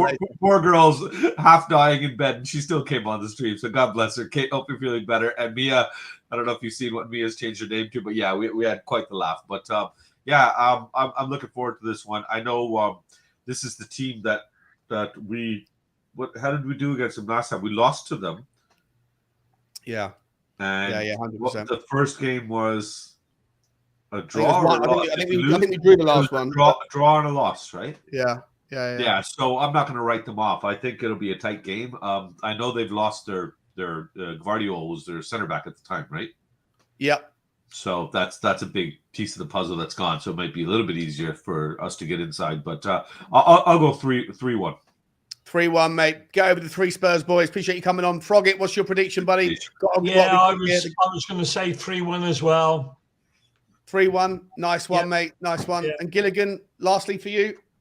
3-0, clean sheet for Vicario. There we go, mate. There we go.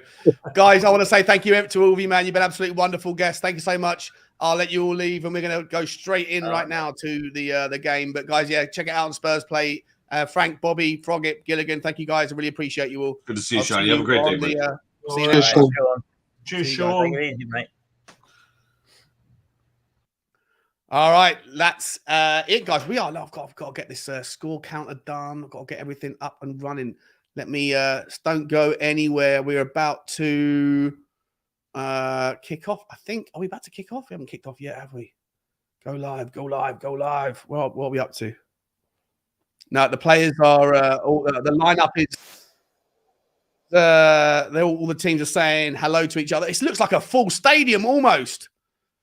It looks like a full stadium almost. I can't wait for this one. And let me get my scoreboard up as well. How do I get rid of this? Get rid of that. Go.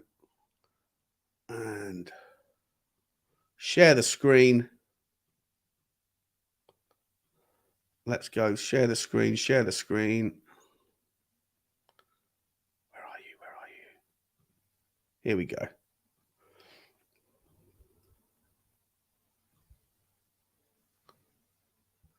All right, guys. We are just about to kick off, I think.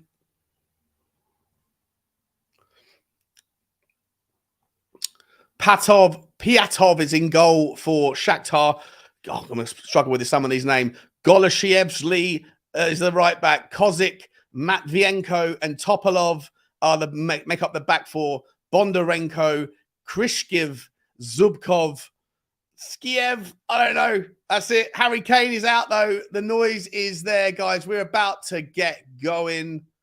Let's see. Stay there for 2 seconds, guys. I've just got to shout something to someone. I'll be back in literally no more than 10 seconds.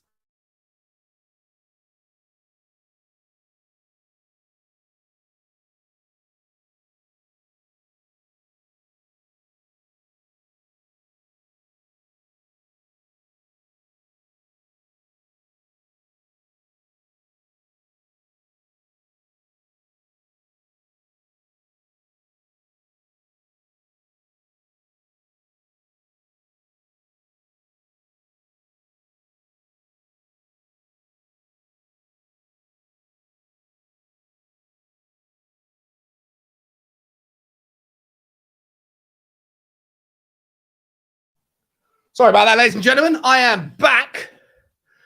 And the game is about to get going. Woo! How's everybody doing? How's everybody doing?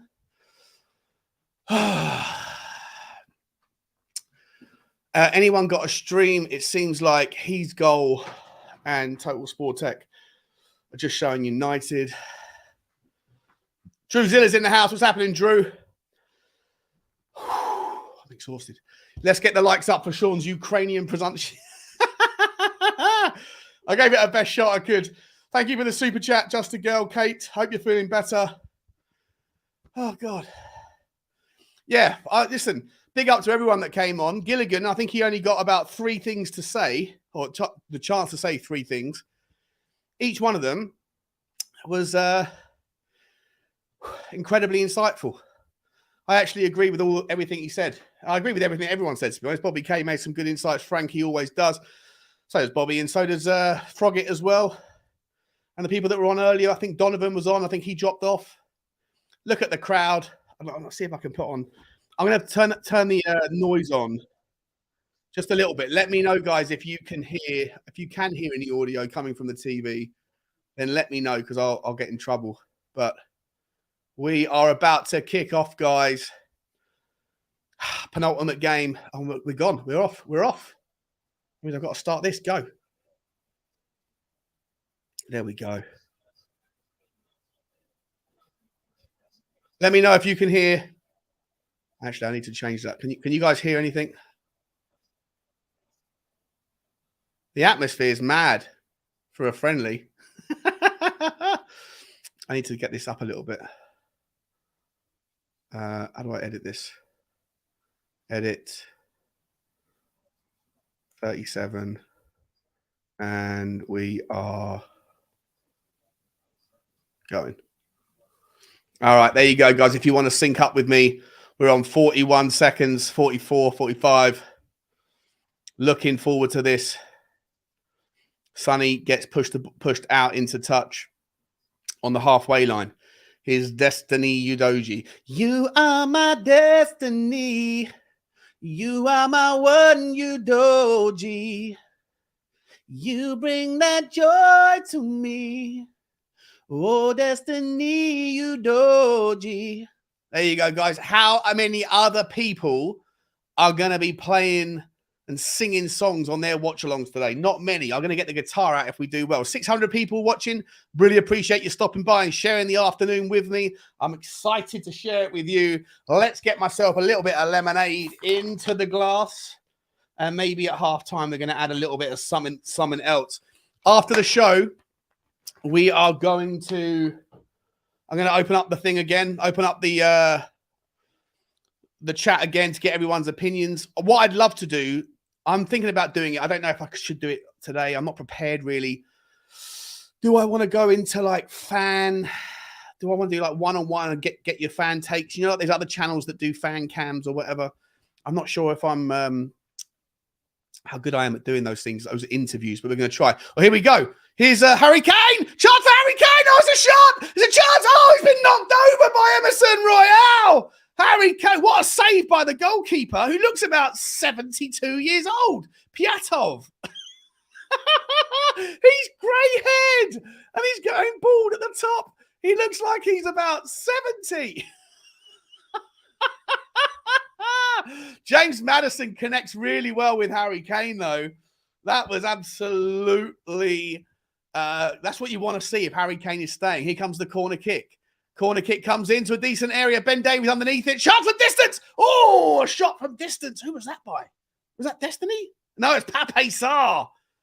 Daddy Longlegs, Pape Sarr, shooting from distance on the edge of the area. That guy, he's taller than I thought.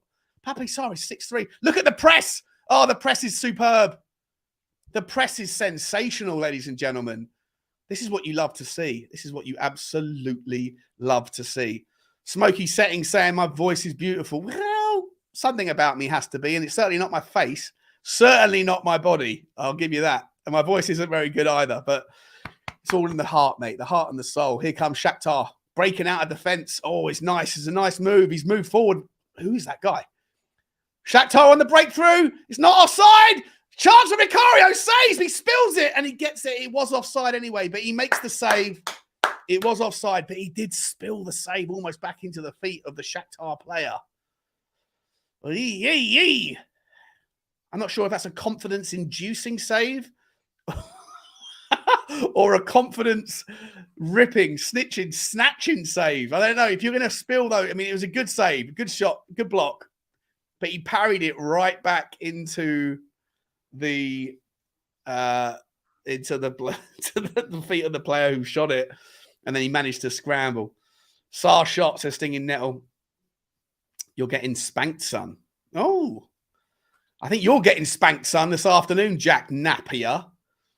You'll be needing a new Napier, a nappy change after you've been spanked by City and Henry Wright owes me 50 quid for the privilege. Oh, it's a good ball. No, it's offside. 4.5 minutes in, guys. If you're trying to match up with me here, bring that here. I like you, mate. I like you. You can stay. I don't have too many Arsenal fans that watch. Look at that from Pape Sarr, though. He just chests it down.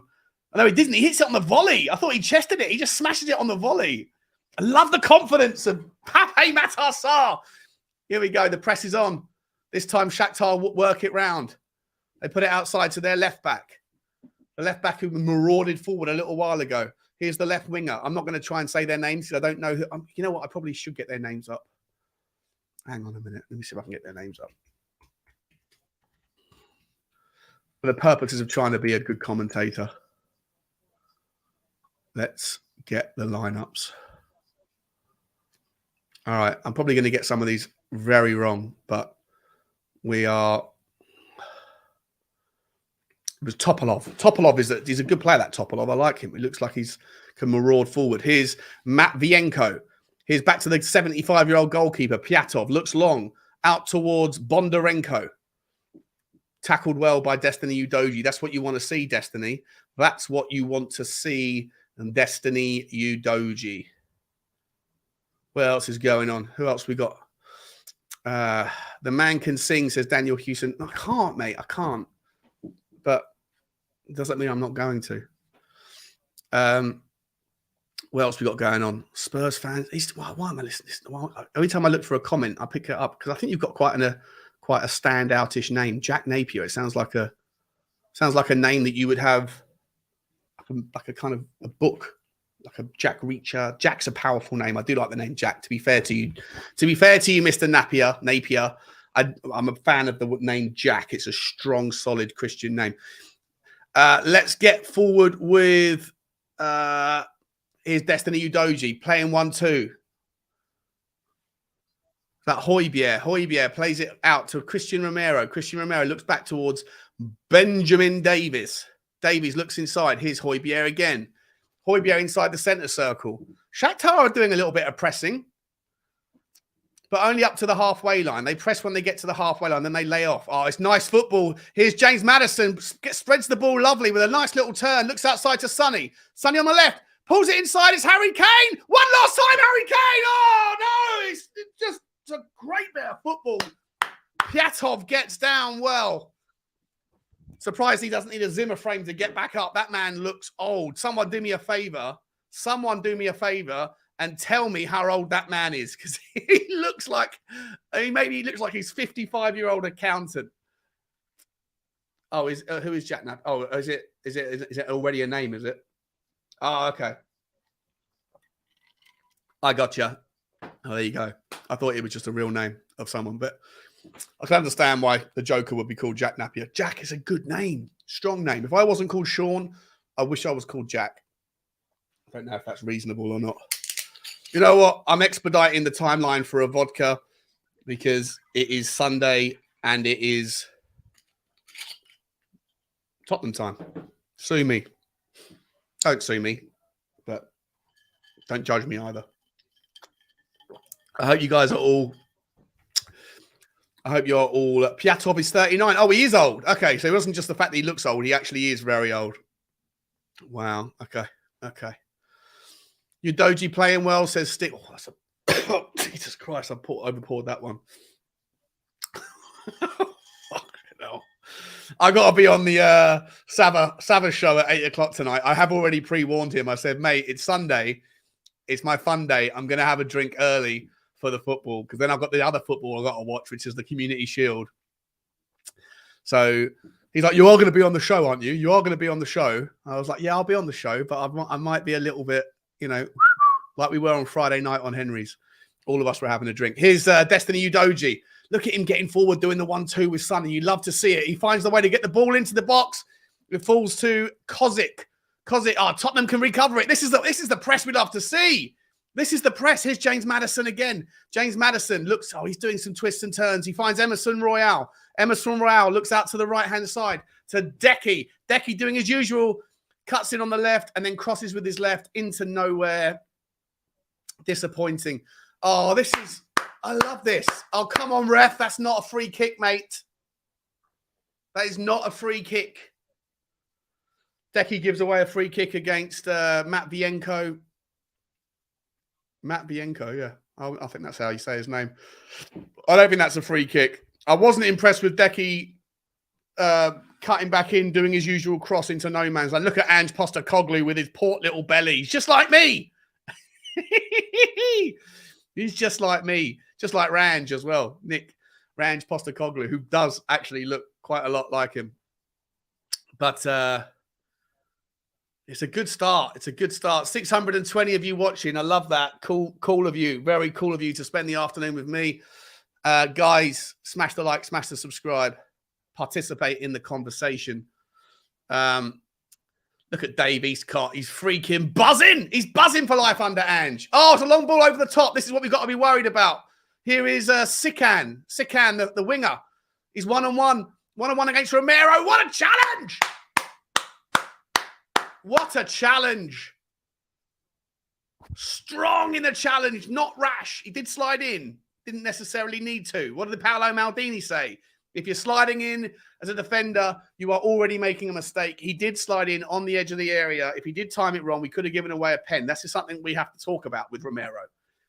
I want to sit him down and say, listen, mate, you don't always need to do it. He's like that guy that when you go out for like a couple of beers, you go, it's a Tuesday night. Do you want to go? I'll meet you in the pub. We'll have a beer and we'll have a chicken burger. And then you get there at 7 and he's already been there for an hour and he's already on his 4th tequila. That's kind of the guy. I mean, I love those people. I do love them. Wild, but not always what you need. Sometimes what you want, but not always what you need. Let me know. Do you agree? Let me know. Just found your channel. Loving the live, loving your energy. I appreciate that. Smash the subscribe then. I'll see you again. Welcome. Here's Maddison. Oh, he's turned him brilliantly. James Maddison has a show. Oh, it's wonderful stuff. Oh, it was so good. He got picked at the last. Oh, that's the James Maddison you love to see. He is up for this in front of the home crowd. He's up for this. I've only got the volume on teeny tiny. Can someone tell me if it's atmospheric. What are we talking about? Are we talking like 3 or 4 bars of pressure? Are we talking, is there any pressure there that might sink a sub? You know, one of those subs that go chasing the Titanic. Is that what we're talking? Deep sea pressure from the atmosphere? Let me know. Ball comes in from Romero, strongly hit into the feet of Pape Sarr. Oh, look at Udogie with the interception. Oh, there's so much positives to take away from this first half. High press, high energy. When we lose the ball, we get it back. This is the football you love to see. Shakhtar don't know what they're doing. They are going to have chances because we're not always going to win every single one back. But this is what we love to see. Here's Sonny crossing the ball in. Sonny flicked on from Maddison from Harry Kane. Oh, it's just over his head. Just over his head. Shakhtar do well. But Tottenham win it back again with Pape Sarr. Oh, no, not this time. He couldn't do it. And now Shakhtar can break. Shakhtar break interesting. That's Krishkiv.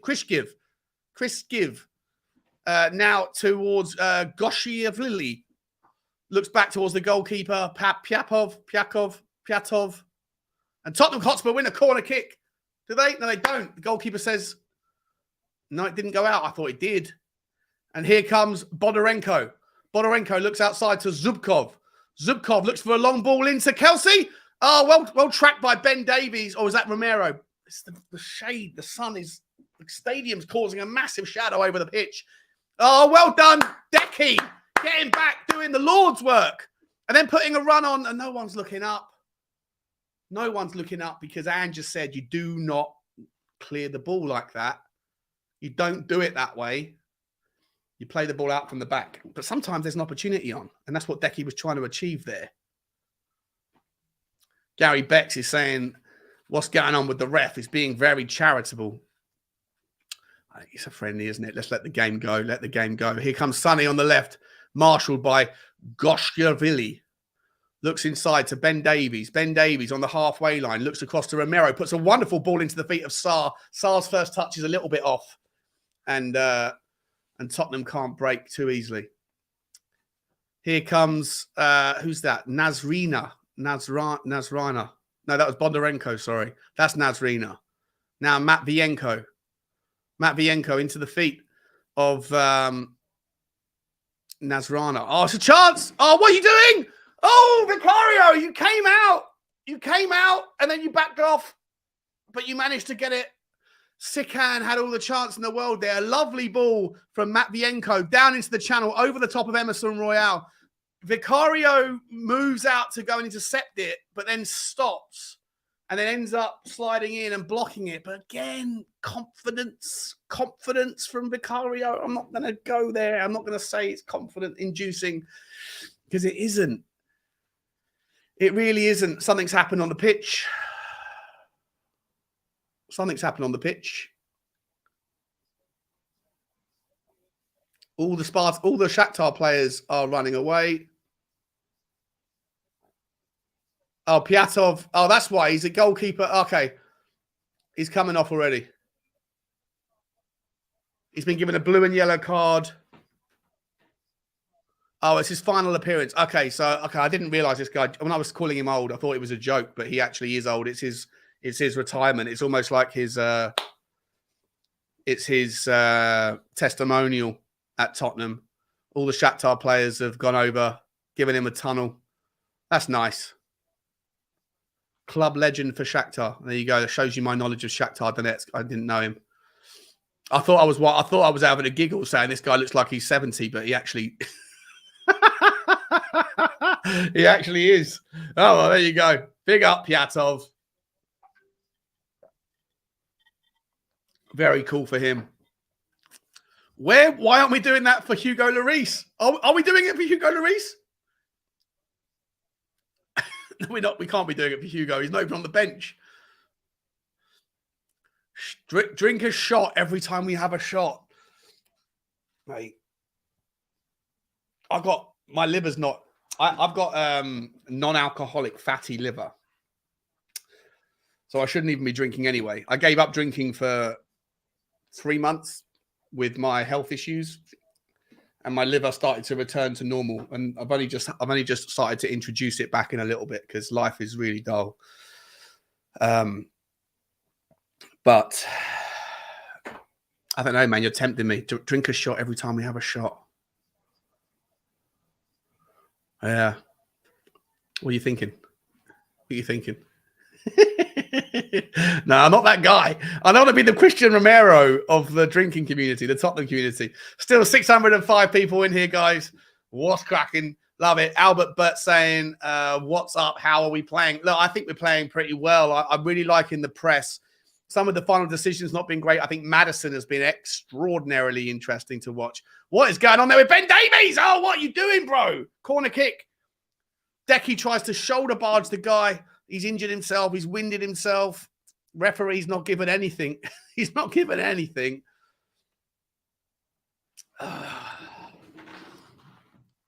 Bets, friends. Well, would you? I heard your mummy shout out that lunch is ready. Would you take Sol Campbell as manager so he can have his redemption arc if Ange fails? I love it when rival fans come in and just start talking. It adds a little bit of spice to the comment. We got a super chat that just popped in from. Listen, I'd be wrong if I was saying I knew how to say your name, but I don't. But I'm guessing. I don't want to be too presumptuous, but I'm guessing that's a South Korean. It is South Korean won. Very much appreciate your generosity, my man. Sonny's been excellent so far. Well, actually, has he been excellent? That's a bit rich on me to say that. I'm not going to say that. But here comes Shakhtar. He's been involved. He's been involved. Here comes Nazarana. Long ball over to the other side to Zubkov. Overlapped by Goshevili. Goshevili now with a cross coming in. Oh, it's across the front. Vicario's all over the place. Oh, Vicario, mate. Gee whiz. Gee whiz. He fell over into the goal. What are you doing? If there was anybody on the end of that, Shakhtar are 1-0 up. And I've got to be honest, Vicario is really scaring me a little bit. Here comes Tottenham on the break. This time it's Emerson on the right-hand side. Emerson, he's got two men. We're on the right hand of the box. Here's Decky. Decky looks inside, tries to do a 1-2 with... There's a chance for Tottenham. Oh, it's a shot from Decky. Where did that come from? Good save.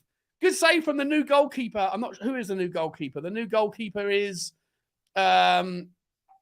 Riznik, Dimitri Riznik.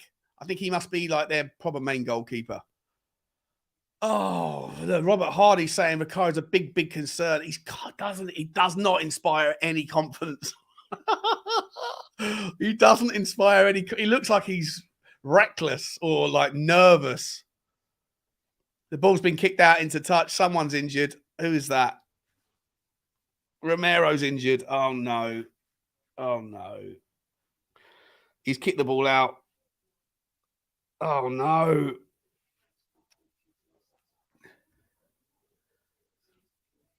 Oh, no. Don't be injured. Walk it off, bro. Decky's also winded. I want to see this again. The little 1-2 was superb with Maddison, and Decky gets in and puts the shot in, and it's a good save from Rizhnev. Really good save from Rizhnik. He's okay, says Lynchy. Good to see you, mate. I hope you're okay, mate. Hope you're okay. Here's James Maddison again, who's been the standout performer on of the half so far. 20 minutes in. Here's Sonny doing some stopovers, crossovers, cross to the back post. Nobody there. Nobody there. Sonny, you've got to look up, mate. You used to look up, bro. The first thing you used to do was to look up. You do a couple of stepovers, you would look up. These days, you don't look up. Oh, there's a film called Don't Look Up. I'm going to get that thumbnail. Oh. Here comes Shakhtar the next. Oh, it's a good break. Krishkiv on the right-hand side now to Zubkov. Zubkov looks inside. It's a nice 1-2. And Tottenham can break away. Oh, it's a good interception. Well done, Romero. Here's Decky. Decky walks into a brick wall. Wow.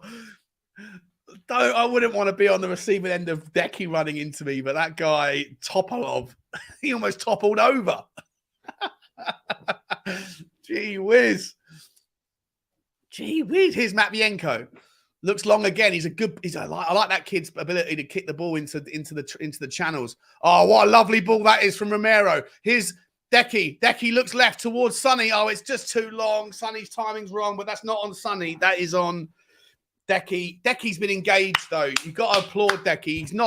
He hasn't got the finished piece, but he's very much up for it. He's very involved in the game, more so than Sonny.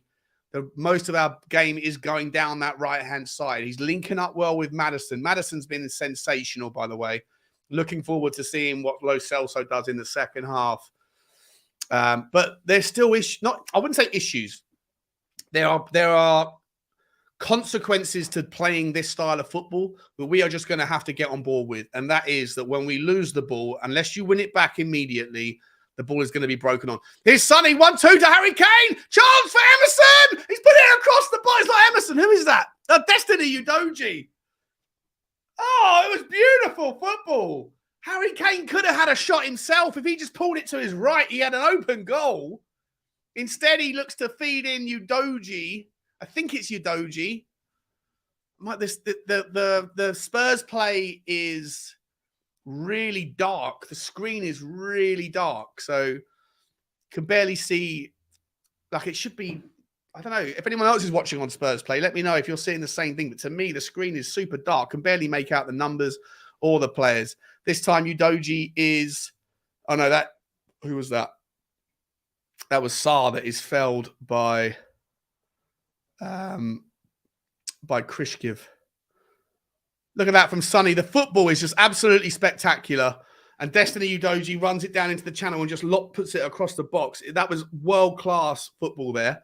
Really good one-touch football. Are we back in real time, are we? Here's Sonny. Sonny cuts across and it falls his way to Emerson. Emerson, he's now found Højbjerg. I barely mentioned Højbjerg's name. Højbjerg to Sarr.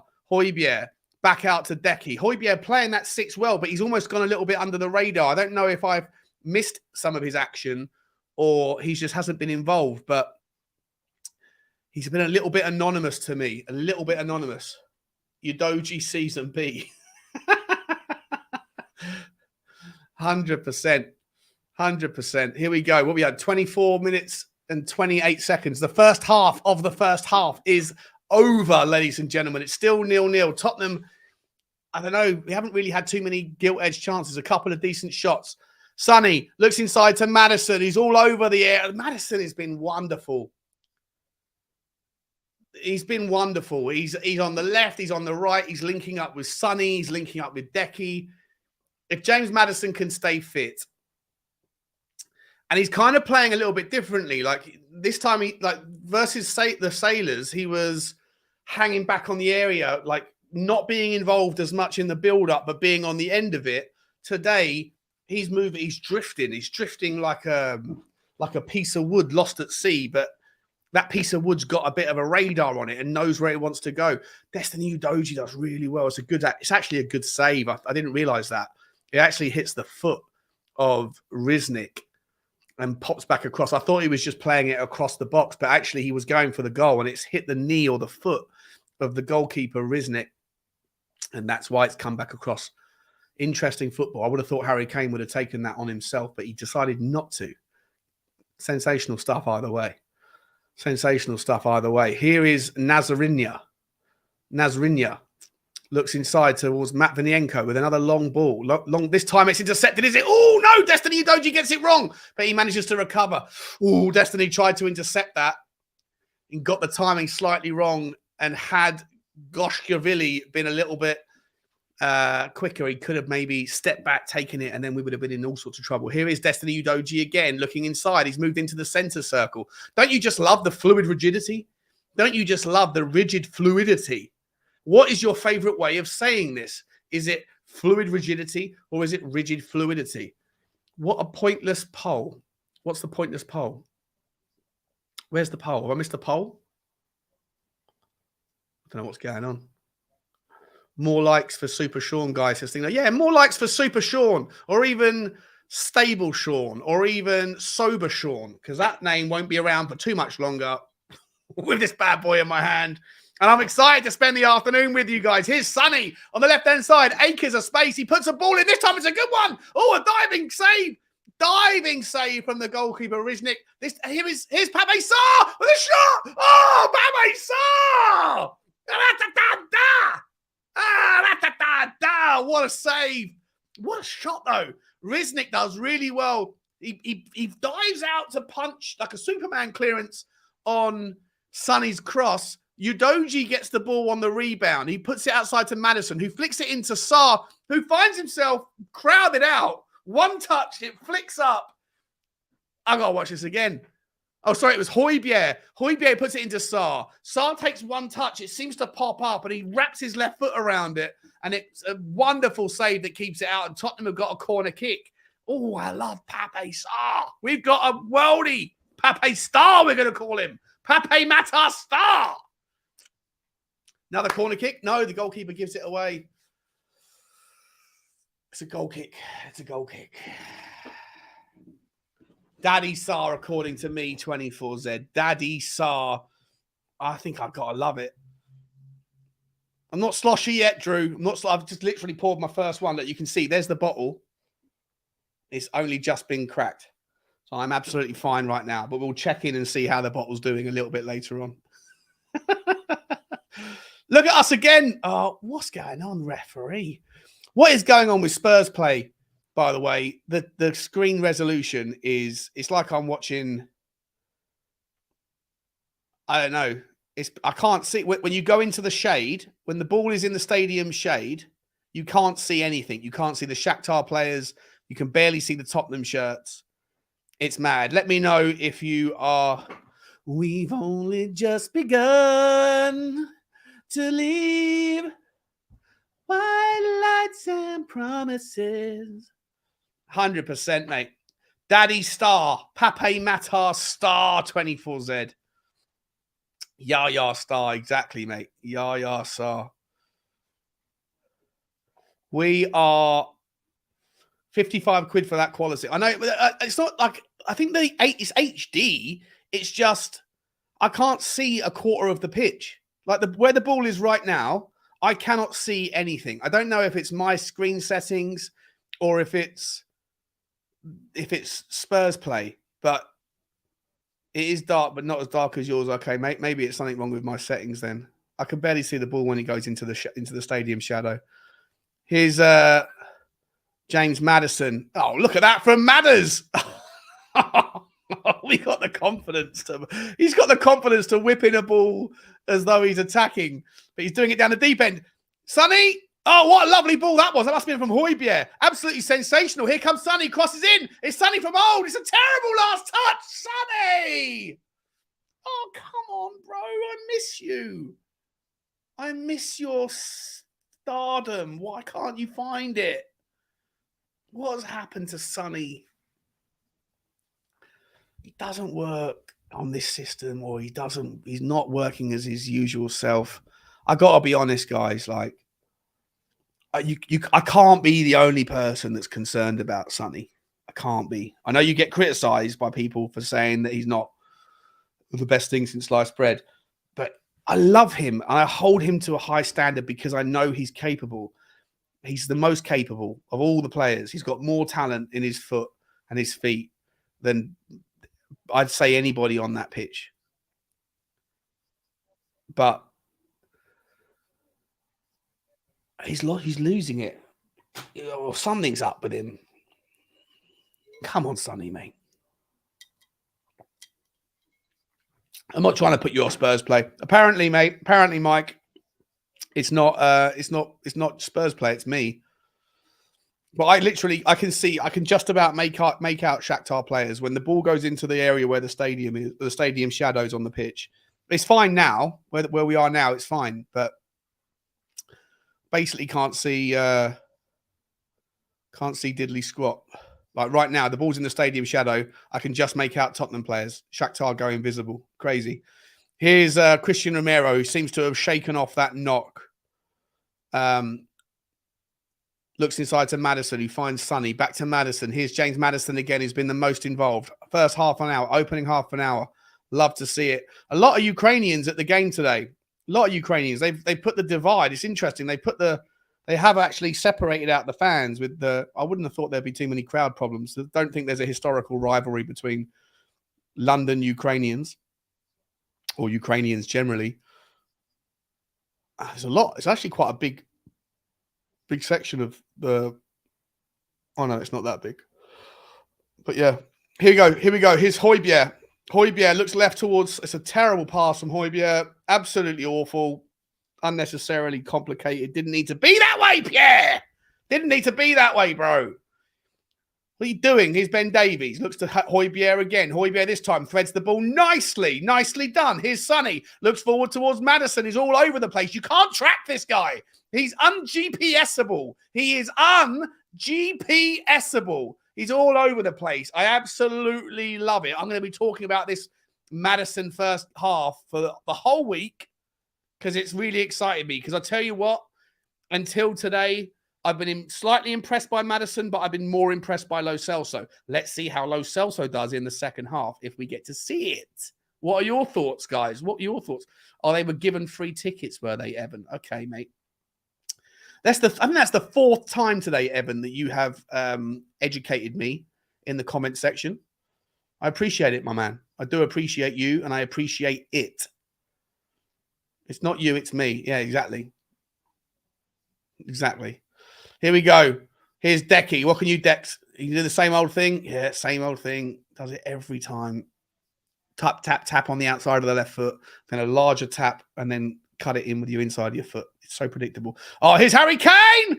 Harry Kane to Sonny. Sonny, chance. He takes it on the inside. It's a bad decision, Sonny. It's a bad decision. You walked into trouble unnecessarily. Here's Maddison. Looks inside. It's Emerson Royale who does a no-look pass to nobody. Emerson! Why do you have to do those stupid bloody no-look passes? You absolute moron. And now here comes Shakhtar. Oh, it's a bad first touch. The break was on. Emerson is frustrated. Mate, you should be frustrated. Why are you no-look passing? Stop thinking about your bloody highlight reel, mate. Just fucking pass it. Just fucking pass it. Here's Sonny. Here's Sonny again. Bit of space. He's cut in too many times. He looks wide. It's been intercepted. Ah! Ah! Lower the contrast of your screen. Okay. I don't know how I do that. That's going to be complicated. I'll do that for Tuesday's game. I'll tolerate it for now, West Coast. I will tolerate it for now. Yeah, the TV cameras are not enjoying the contrast change. Yeah, okay. So it's a little bit of column A, a little bit of me. It's a little bit from me. It's a little bit of them. There you go. Everyone's struggling. Here comes Tottenham. Here's Decky. Looks inside left foot. Charge! It's a goal! No, it's not! Oh! It was a deflected cross from Decky. The goalkeeper parries. It falls to Sarr. He heads it. He doesn't know what he doesn't know. He has no idea what's going on. But it doesn't. It ends up falling the wrong side. Yeah, Decky hits it. Decky cuts it in. It hits the defender. Keeper parries. Sarr is there. It hits him, I think, on the back or on the chest or something. And it doesn't find its home where it belongs. Go home. Send the ball home. The goal is just home. Send it home. Happy. Skiran and Emerson Royale collide there. It looks like we're going to have a little bit of a breather. I know it's a free kick. And here's Romero. We're going again. We're going again! 36 minutes played. How are we doing on the likes, guys? There's 610 people still watching, I believe. Very, very cool. Very stable. I appreciate that. Those that are in are in. Those that are out are not yet in. Here's Sonny. Sonny to Ben Davies. Ben Davies to Romero, who looks long. Back out to Sonny again. Come on, Sonny, mate. You've really got to impress me this time. Finds Maddison. There's got to be a penalty. Tottenham win a penalty. Well done, James Maddison. Come on, James Maddison. The speed of feet. I'm seeing it now. I'm seeing for the first time in a Tottenham shirt the value that James Maddison brings. He has been rigid fluidity, 100% Brian Hill. Look at that for a drag back. Sonny puts the ball into a dangerous area. James Maddison just absolutely murders that player. Was it Kozik who went in too heavy? It might be Bondarenko. I don't know. Here's Harry Kane. Let's turn the noise up a little bit. Let's see what everyone's singing. Don't want to get done for trouble, but...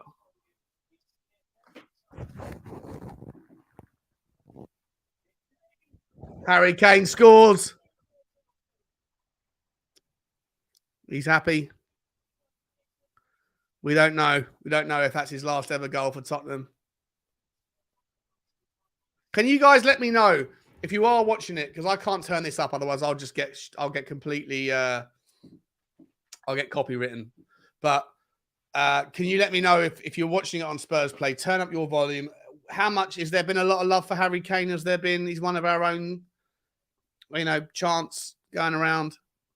Not sure what you can read into that. He's happy. He's still doing the old little the fist kiss, then the little jump. Don't know. Look at Ange. Look at Big Ange. I like Big Ange. He's my mate. He is my mate. We got 38 minutes on the clock. We got 7 minutes. 7 minutes to go. It's ringing out. Okay, it's ringing out, says Gaza.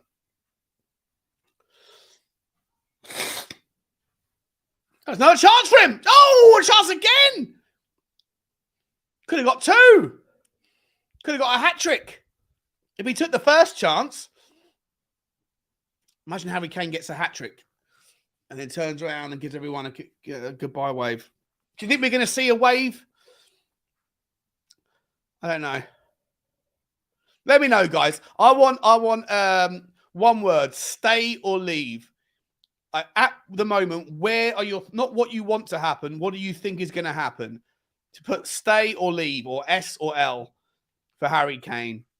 Not what you want, but what you think. Is he going to be playing against Brentford? And if he is, then does that mean that he's here for the season? Stay or leave. Scooter's saying stay. Lynchy's going for leave. Daniel's leave. Majinfu's leave. Mac is leave. Stinging Nettle. Big up Stinging. Stay. Oh, I've got to fix the score. Sorry. Love doing that. It's very satisfying. So it's actually weird how satisfying it is to click that little black box under the name Tottenham and see that number change. It shouldn't be satisfying at all. It should be irrelevant. It should be a nothing burger for my life. But just it's a nice feeling when it happens. Oh, Emerson Royale with a decent cross. Goalkeeper parries. Maddison can't quite get there. Well done, Emo. Well done, Emerson. Ben Davies wins the ball back. This is what we love to see when they try to break. This is it. We are seeing Ange ball, guys. Here's James Maddison. Becky, Maddison. He's beautiful. He's got me on a penalty. It's on a pen. I had no idea James Maddison had this quick, this speed of foot.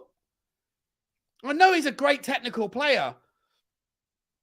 Oh, it was Decky initially, and then it was James Maddison again. Oh, look at the footwork.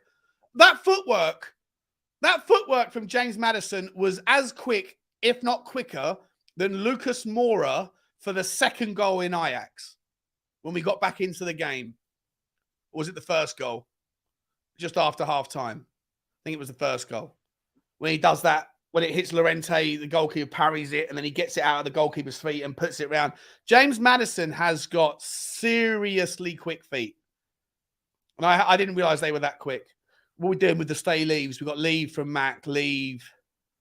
It's good, isn't it, Ross? It's good, mate. It's really good stuff here, mate. Really good to leave. Leave. Pape. Oh, Pope. What's happening, Pope Marmalade? Good to see you. Lots of... Oh, we've got a wave of leaves. Here we go. Wait, what's going on in the game? Here's Destiny Udoji connecting with Sonny. Sonny should be pushing up, though. He passes, then he kind of watches... Oh, it's a lovely ball over the top from Shakhtar. Here's Sikan. Sikan is over the top of Emerson Royale's head. Now he comes into the box. It's been pushed outside to Krishkiv. Krishkiv looks it right towards Zubkov. I think that's Zubkov. I can't see what's going on now. It's in the box, in the shade. No, there you go. Okay. Nothing to worry about, says Vicario. I'll be honest, mate. There's quite a lot to worry about. I did like what Gilligan was saying. Everyone needs to calm down. And I love the fact that Gilligan, the guy who was on before, was saying, let's hope that we see a good save. We have seen a couple of saves from Vicario, and he's got a clean sheet thus far. So positive data stuff, but got to be honest, couple of moments there where he made a decision and then didn't make the decision, pulled out of it. Not that, oh, who's fallen over and someone's hurt himself? Pape Sarr, has he hurt himself? Here's Sonny. Come on, Sonny. I need to see more from you, mate. Because I hate to say it, but if we in the second half see Solomon on the left or Perisic on the left, and if Perisic puts in a good shift, there's an argument, and a very strong one, to say you drop Sonny and you play Perisic or Solomon if either or both of those play very well. I'd like to see Solomon on the right and Perisic on the left, but at the moment, am I wrong? I don't know. People that are like loyalists and stuff. Sonny puts the ball through to Harry Kane. It's overhit. And he falls over. I don't want to be too critical of him because I love him, but come on. We got a lot of we had a lot of leaves, and then Pope Marmalade started the wave of stay, but stay. All right. I don't know anymore. It feels like it's a lot of leaves. It's probably more leaves than it is stays. There's a wave, though. There's a wave. They kind of come in waves. I reckon you guys are influenced by what you're reading, by what other people are saying. If you see a load of what leaves, you're going to say leave. If you see a load of stays, you're going to say stay. Here comes the cross, comes in from Shakhtar. Pape Sarr gets rid of it. Emerson Royale looks for Højbjerg. Højbjerg, you do not bang the ball clear like that in Ange ball. I bet you Ange is furious with that. I bet you he is furious with that. You don't do that, Pierre. This is Ange ball we're talking about. 44 minutes. Rob Hardy saying Tottenham needs Perisic on the left. Son has to show up today and in the Barca game. He hasn't shown up yet, mate. Gotta be honest. What do you mean you told me, 24? You didn't tell me. I've been telling you, bro. I've been telling you. 24, mate. I don't know how old you are, but if you're old enough to be talking to me, because I don't know, you could be, as far as I know, you could be a really bright 15-year-old, or you could be a really bright 40-year-old. I've got no idea. But the fact that you're watching every single stream suggests to me that you're either at college or university. Oh, there's a chance! Oh, it's a goal! It's 1-1! Oh, Kelsey scores! What happened there? I wasn't even watching. I was too busy talking to 24Z. Let me see what's going on. What happened? What is going on? I know, mate. I'm only joking. I'm only messing around as well, mate. I'm only messing around as well. I love you. Let's see what happened there. Cross comes in. Emerson Royal backs off. Who gets beaten in the air? Ben Davies. It's a good cross, but Ben Davies is nowhere. Destiny Udoji's got his own man. That is Ben Davies' fault. Let me see it one more time. I want to see it one more time. Could Vicario have done anything? So Emerson Royale steps away. The camera's on Vicario. Does that suggest that Vicario was... Show it one more time, bro. I didn't get enough in those two reviews. That's what you get for 24Z hate. I love you, mate. I think you're an extraordinarily loyal Tottenham fan who goes on everyone's channel. I think you're excellent, buddy. That's why I always call you out, because I expect more from you. I expect more. That was all day. So it wasn't. He's at university. Okay, mate. Cool. Let me know what you're studying. Whereabouts are you? Where are you studying it? Here's Sonny. Sonny with a volley across the box. Oh, it's a decent volley from Sonny. Really cool, actually. Well done, Sonny. I'll give you some plaudits there. Here's Decky. Decky to Emerson Royale. Emerson Royale to find Højbjerg on the edge of the box. It's pulled from Højbjerg! Ah! And the break is on. And Emerson Royale does really well to get back. Well done, Royale. Well done. I can hear it. I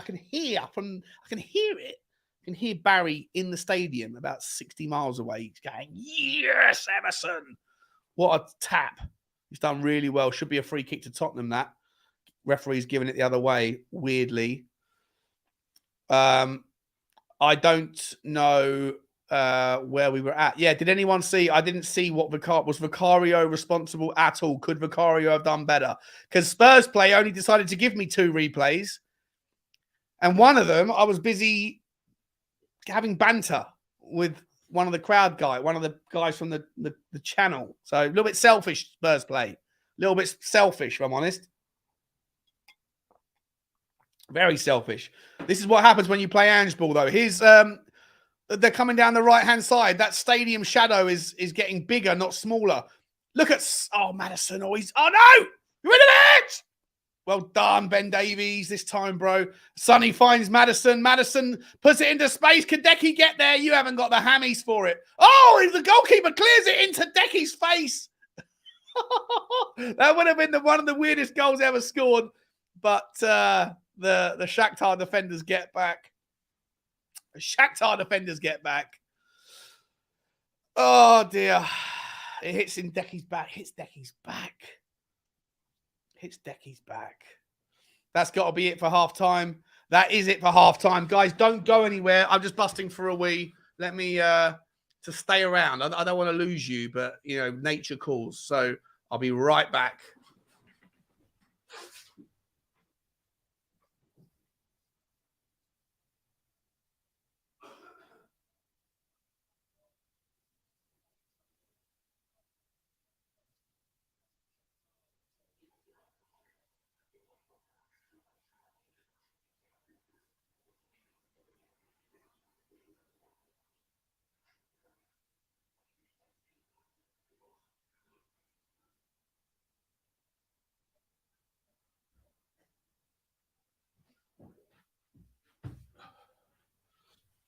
All right, I'm back. And yes, I washed my hands before you start to ask. Let me press pause on this bad boy. What did we get to? I need to edit this. 45. Oh. And it's 1-1. Damn it. That hurts as well. You know, I said how the vibe is cool when you click this button. Well, it's not so cool when you click the other one. Anyway, let's get into the comments. Let's see what everyone's thinking. Let's see what everyone's doing. I can get rid of this for a minute. Let's go to one tap. Let's go to just me. Let's get the 20 comments that I've missed up. Let's see what is crack-a-lacking. We heard you. No, you didn't hear. No, you didn't. Don't say that. You could hear it. No chance. It's the other side of the house. I do have heavy wee, to be honest. I'm voluminous. It's voluminous when you squeeze it out, when you push it out. I don't think you heard me. That's just weird. What are you doing? Why are you listening? Why are you listening? Sean's sprinting down the corridor right now, swings past the... Madison, let's have a look. Let's have a look where everyone thinks. Can we get the is there let me see if I can get some stats. What is the stats place we go to? Sofa Score, isn't it? Sofa Score. Bum. Do they have stats? Oh, we do have stats. Okay, let's have a look. See. Share this tab instead. Bish bash bosh. All right, guys. Tell me what your thoughts are. So we've got 60% possession to 40% to Shakhtar. I'd love to see it. I think we could count on the fingers of one hand how many games last season we actually had more than 50% possession. It's not much, is it? Not much. Total shots, 13. Shots on target, 8. Wow, do we have that many shots? Shots off target, 2. Block shots, 3. Okay. Corner kicks, 2 versus 1. Offsides, 1 a pop. Foul, 7. Big chances missed, 3 versus... Yeah, look. It's a good game. It's good. I think it's been a really good game, actually. I think Shakhtar have broken well. Vicario, to me, look, I'll be honest. I take what Gilligan was saying, but I don't know. You know what? You know what I'm going to do, guys? If you guys look for 10 minutes, I'm going to put it in there. If anyone wants to come on and give their thoughts, I'm going to be community spirit like. Here's the link. You can see it there. If you want to come on, you've got 10 minutes to come and tell me what your thoughts are, who you want to see, what we're going to talk about. Because I'm going to be talking for the next 45. Dope boy saying it's been boring. Belt out that Destiny song. I'm only going to belt it out when he scores. After this particular one last time, the last time. You are my destiny. You are my one Udoji. You are that joy to me. Oh, destiny, Udoji. There you go. There you go. That's Lionel Richie, isn't it? Lionel Richie song. Sensational stuff. Sensational stuff. The song writes itself. I don't know why they haven't started singing it yet, but once I get my season ticket, or my season tickets arrive, once I get down there, I'm going to be 100% banging that out through the corridors of White Hart Lane. Let's see what your thoughts were. Let me get rid of the stats. The stats tell its tale. So we had 12 shots, 8 on target in the first half. In fact, I want to find out who had those shots on target. Let's have a look-see. How do I find that out? Let's go to the lineups. How many shots did Harry Kane have? Harry Kane had 3 shots, 1 of them blocked. James Maddison had 2 key passes. Look at that. 1 off target, 1 blocked. Kulusevski must have had a few shots on target, I'm pretty sure. Only 1. Who were the people that were shooting on target then? There's still 5 shots on target that are unaccounted for. Pape Sarr. Pape Sarr was excellent. He was excellent. 2 shots on target, 1 off target. You got to love that from Sarr. But yeah, James Maddison correctly gets to 7.8. Destiny Udoji. Why has Destiny Udoji got a 7.2? What did you do? 4 out of 4 ground jewels won. You love to see that, ladies and gentlemen. Are you able to see it? Am I sharing my screen? I am. You love to see 4 from 4. Ain't nobody ground jeweling better than Destiny. You are my destiny. Absolutely sensational. Accuracy of passes. Ain't nobody getting the ball but the person who was meant to get it. Dribble attempts. 2 from 2. When I'm dribbling like a baby, bro. That's what Destiny is saying. We love to see that. I didn't notice that, to be honest. If I'm entirely honest, I didn't notice Destiny having a spectacular game. But the stats don't lie. The stats don't lie. Pape Sarr, I think it's been excellent. Yeah, the 3 takeaways for me. Let's have a look. What's Emerson Royale talking about? What are you saying, bro? What are you saying? Emerson Royale, 1 block shot, 2 interceptions, good. 1 tackle, 5 from 3. So 60% ground jewels. He's been a bit dominated in the air. He has misplaced 1. Not good enough. Listen, mate, it's a competition. You versus Destiny. I'm going to call you Fate. If Destiny is Destiny, you can be called Fate. Fate Royale from now on. Who else we got? I didn't even really notice Pierre Hojbjerg. I got to be honest, I don't think 61 touches of the ball. He had 61. Did anyone have more touches than him? Hang about. He had 50% more touches of the ball than Pape Sarr, and I didn't notice him. Is that me? Is that on me? I think that there's no. He must have had more touches than anybody. Hang on, Ben Davies, how many touches do you have, bro? 38. Oh, hold up a minute. Pierre Hojbjerg had the most touches of the team, and I barely noticed him. I don't know if that's a good thing or a bad thing, or is that just me? I don't know. Maybe I didn't notice it. Haven't noticed Udoji, Sean. Need to be clean. Those invisible spectacles. Yeah, I know. Need to. I'm not saying I didn't know. I have noticed him. I'm just saying I didn't notice that he was flawless, absolutely flawless, with his passing, with his aerial jewel, with his ground jewels, and with his dribbles. Like, he's flawless. The guy's flawless so far. But I didn't think he stood out necessarily as a wonderful. To me, the 2 standout performances were Pape Matar Sarr and James Maddison. I think Heung-Min Son is an issue. I'm not trying to hate, because sometimes you end up feeling like you've got an agenda. Like if you made your mind up that he's having a bad game and everything he does is going to be scrutinized. But let's have a look. What's he done? Possession lost 12 times. Yeah, see, that's an issue, mate. It's an issue for me. I know. Crosses 1 from 6. Yeah, my eyes don't deceive me. Sonny is not at it. He's not at the races this preseason. He wasn't pretty much all of last season. I know it's a sin. It's cardinal sin to call out people who are to call out people like Sonny. But James wants to come on. Yeah, come on then, James. You want to come on, mate? Yeah, hang on. Come on for the second half, buddy, if you're watching. I thought you'd be doing a stream. Let me get the link for you. James is going to join me for the second half. James from Spurs Related. There you go, mate. How did I get a season ticket? I got a season ticket from the...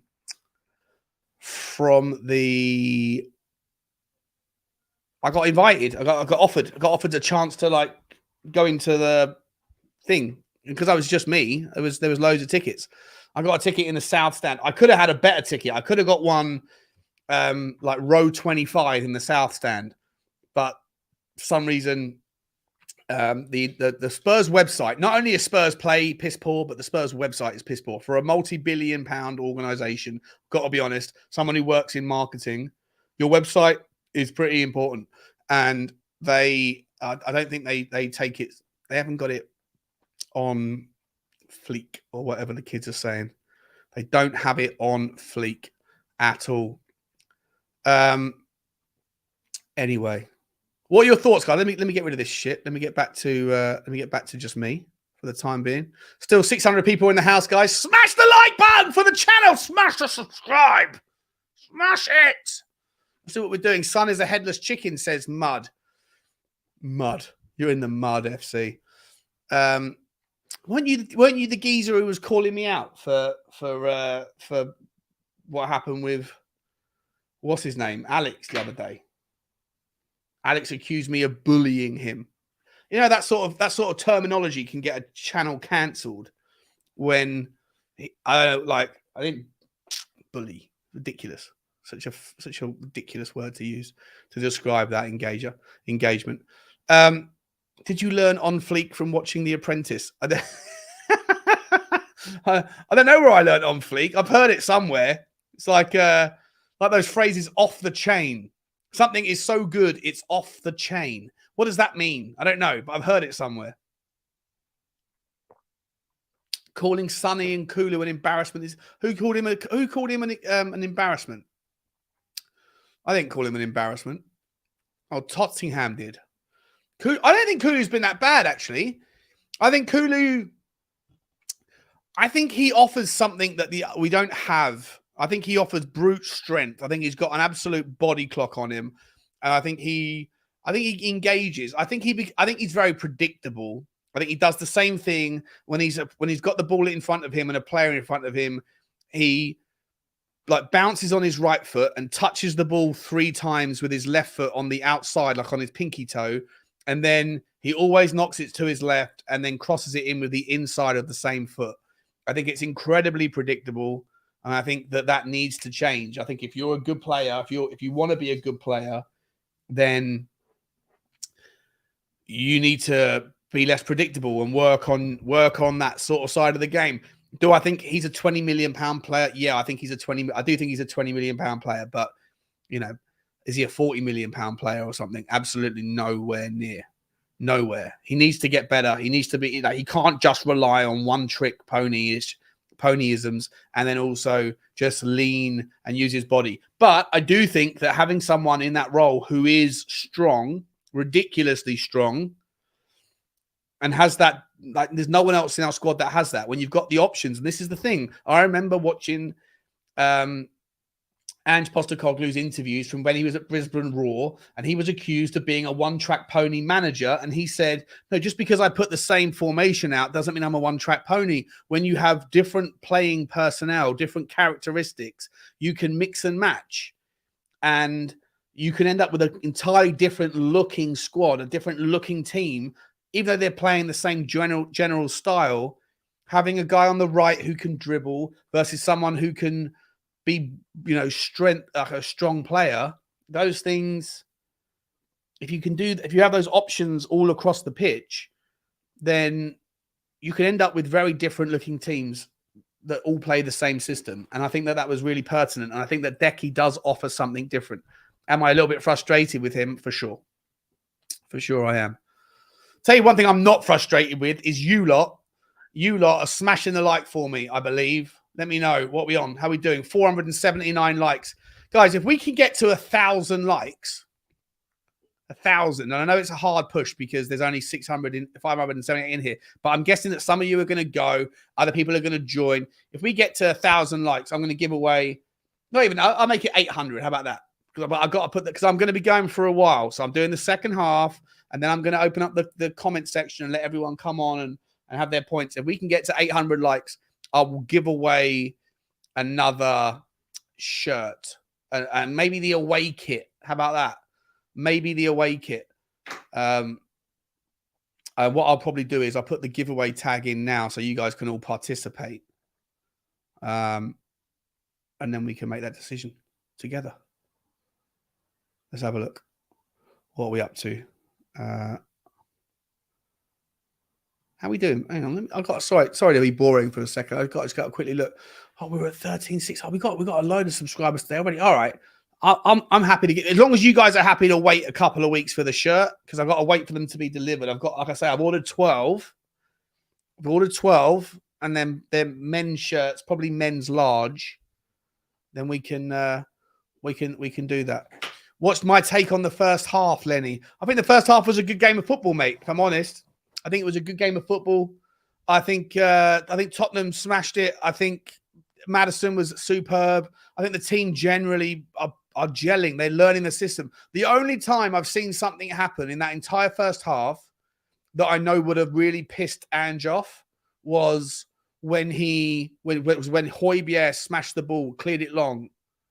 Because I remember reading that article or watching that interview with Ange when he said he was losing at Brisbane, I think it was, or was it Celtic or was it Brisbane? I forget. And they were losing against the team. And the player in the centre back position, he got murdered somehow. He got absolutely killed. And the ball then came and they conceded a goal. And then the ball came back to him 2 seconds later.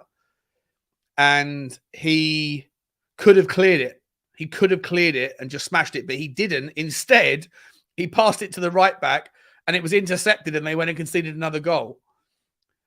Or something to that end, some like criminally crazy scenario where they ended up conceding 2 goals that they shouldn't have conceded. But he realized then that was the turning point for the team because the player had followed instructions, that despite his instinct to take the pressure off and get rid of it, he didn't. He ended up still messing up twice. but Ange was happy rather than sad, because even though they were on the wrong end of a massive scoreline that day, he knew that he had the hearts and minds of these men. Players are coming out for the second half, guys. Let me see who's coming out. We've got Davies. So it looks to me like we're sticking to the same 11. Okay, so I think that's the question we were asking, or maybe not the entire same 11, but it looks like the same players are coming out. You can see Sonny still coming out. Davies, Kulusevski, Vicario, Romero. It looks to me like it's the same 11, which means that we are giving the other side the Barcelona game. I think that makes sense. Let me know your thoughts, guys. Does that make sense to you? Ben Murray saying similar team coming out. Is the second half ever going to start? I'm sorry if my ad-libbing is not eloquent or interesting enough. It's a difficult gig, this, mate, talking to a bloody camera. It's hard. It's actually harder than you. I used to look at people who just sit there and monologue. I don't know if you guys know Alex Jones. the conspiracy theorist. But that geezer, all right, that geezer, whatever you think of him, whether he's a nutcase or whether he's spot on, whether he's prescient, whether he's like, you know, an inside guy, whatever you think of him, you can't knock his abilities to just sit there and talk. He does like 4 hours, 5 hours, and he hasn't got a game to review. He just talks like fluently for hours and hours and hours, all by himself. And there's obviously millions of people that are watching him, but it's like you got to respect the hustle. It's a really, really unique talent, and I'm trying to get better at it, but I'm not great. Also, it helps me feel better about it when I'm having a drink, but it probably doesn't help the quality of the content. I need to probably figure that out. The Tottenham team are over here. He's over here. Sean over here revealing he's a conspiracy theorist. No, I'm not a conspiracy theorist. I'm not. I'd love to look into it anyway. If there's people on the left that are like popular, emerging, you know, alternative media, I'll go and check them out. I spend as much time listening to the Young Turks as I do Alex Jones or David. I love, you know, people like Patrick Bet David, who's a brilliant businessman. Valuetainment is his channel. I spent a lot of time listening to that. I just love alternative media. I listen to all of it. I don't think you can never really be well-rounded with your opinions unless you listen to all of it. Oh, the game has started. Shut up, Sean, about your choices in media. Let me get back. Where's that thing? Where's the thing? Sorry, guys. I'm behind the schedule. Let me get it up. Here we go. One, bang, bang. Where's the score count, please? Share this instead. What's the timer? We're at 45, 40. 45, 40. Bang. When are we going to get going? Where are we at? 45, 37, 38, 39, 40, 41. Here we go. Is it moving? It's not moving. 1 second. Sorry, guys. Give me 2 seconds. I'm almost there. 46. Oh. Now. Go. Perfectamundo. Perfectamundo. Now let me get this back up. Bang. Oh, we got James joining me. Hello, James. How you doing, mate? Hang on a second. I'm on mute. There you go. I'm back. Hello. How you doing? How Sean? are you, buddy? Good to see you. Yeah, good, mate. Good. Thanks for letting me join. Mate, Are you synced up with me? Are you was a bit synced all up? over the place. Are you synced up? I hope so. I'm on about 46:30. 46:30. Yeah. Yeah. All right. Sweet. Perfect. Um, Good to see you, mate. Good to see you. Before I want to let you tell me about what your thoughts are on the first half. Let me just make sure I've got everyone tuned in. Turning you down now, Sean. Sorry. All right, then.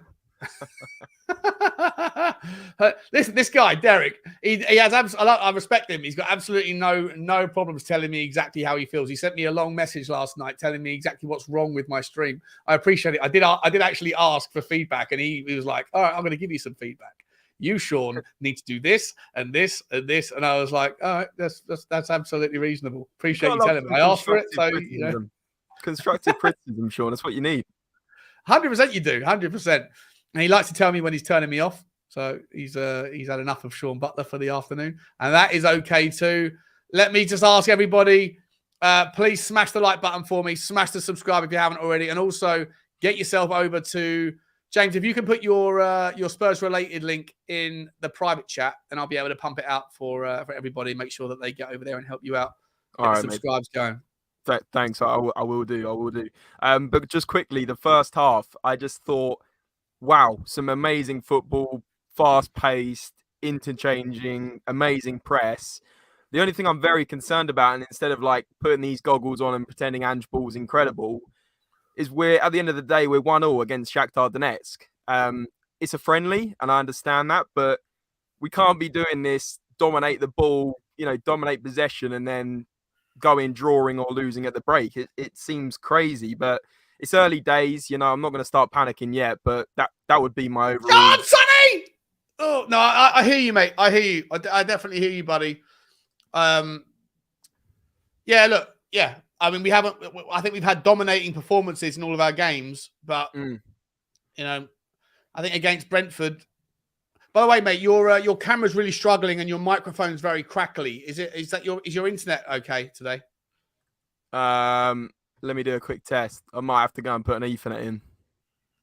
Yeah, it's very your mic's very crackly. Here's Decky with the cross coming in. Poor cross, nobody there. Let me dip out for 1 minute. All right, mate. All right, no problem, buddy. See you in a second. Thanks for watching me, guys. Take care. Bye-bye. Sean, my wife wants me to turn you off too. Jesus Christ. What have I done? There's a cross. There's a chance. It's 2-1 and it's Harry Kane again. Oh, you love to see it. You love to see it. Is he going to break a smile? Not really. His hands having a little clap? Not really. But I want to see that again. It was a lovely cross. It's absolutely sensational. Sensational. Who was the cross from?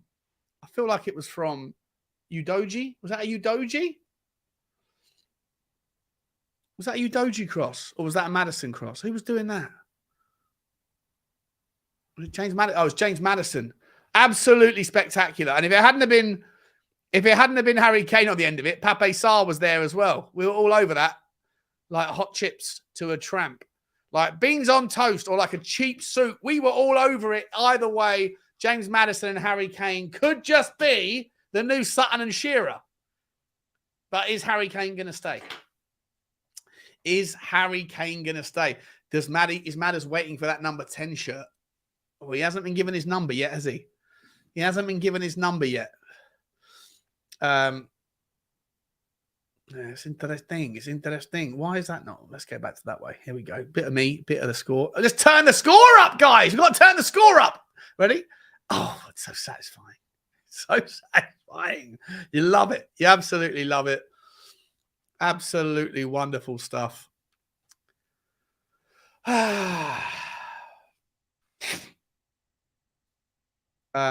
Where did we get to? Where did we get to?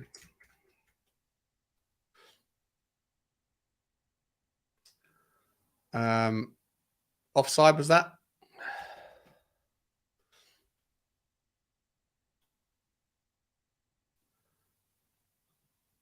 Oh, Vicario. I think it was an offside anyway. But Vicario flailing like an absolute optimist. I'm sorry. This guy worries me. James hasn't come back yet. I was hoping that James could stay for a minute or at least stay the entire time, handle the stream because I was busting for a wee. Plus the heat in this room is ridiculous and my lemonade is without ice. Here's Sonny. Do something, Sonny. He finds you. Oh, Emerson. Oh, was that Udogie? No, it was Udogie. Pape Sarr with a long shot. Ah! He's coming back. No, I don't. Jacob, you're more than welcome to come on as well if you want, mate, or you can wait until afterwards. I don't mind having company. I've quite enjoyed doing it solo. If I'm honest, I've liked being solo, but I should sing the rest of my commentary. No, I'm not doing that. I've only had one drink and I'm not even halfway through it. So maybe when we get down to about here, then maybe you're more likely to get some sing-songs, Americanka. Maybe you can. You're enjoying it too, are you, Jacob? Good for you, mate. Good for you.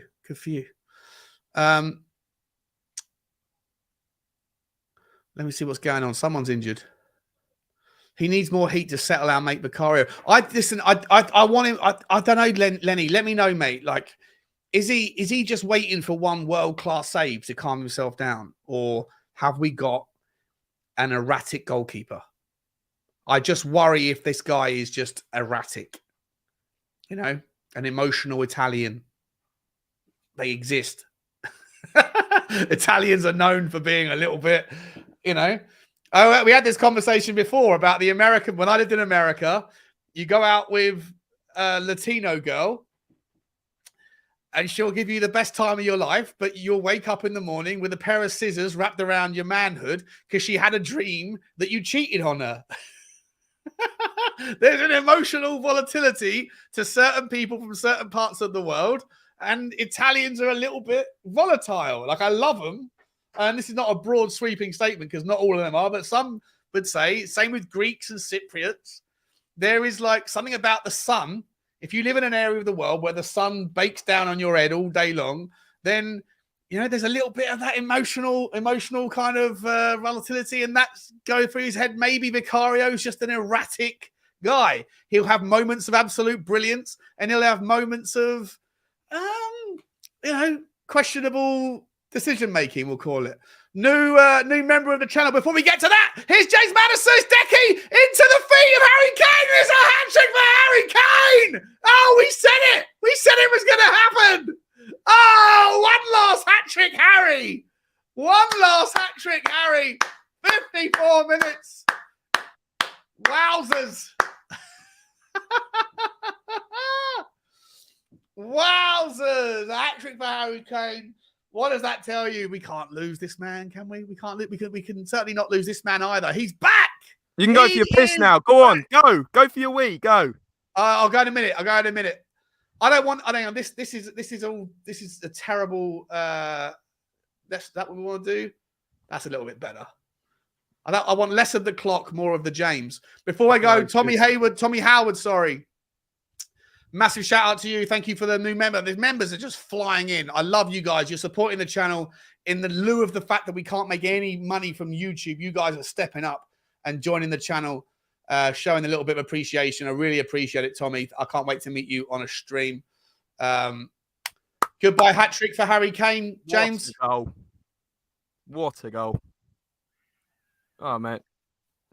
Was it a goodbye hat trick? I don't know. Do you know what? It does seem like the perfect way to send off, but at the same time, I've said it since the start. I think he's staying.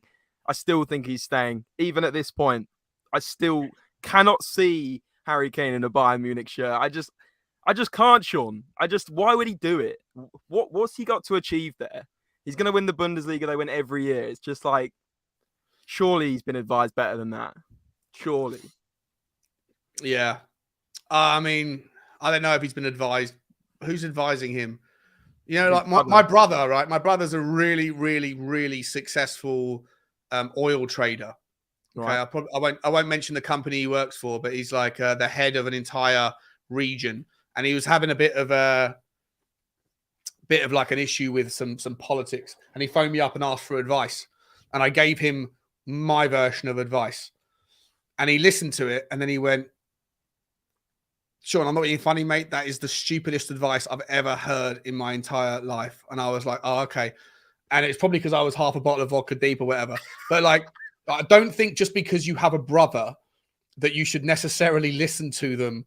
And Charlie Kane, I don't think necessarily is giving him the best advice. You know what I mean? You're just saying there, Sean, is you are Charlie Kane in this situation, offering. Yeah, certainly in my family, I am the Charlie Kane for sure.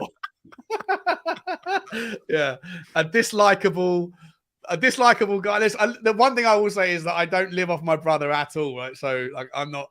Yeah, my brother's like a gazillionaire, and I've never taken a penny off of him. So I will. I can at least say that I don't live off my brother's success, but.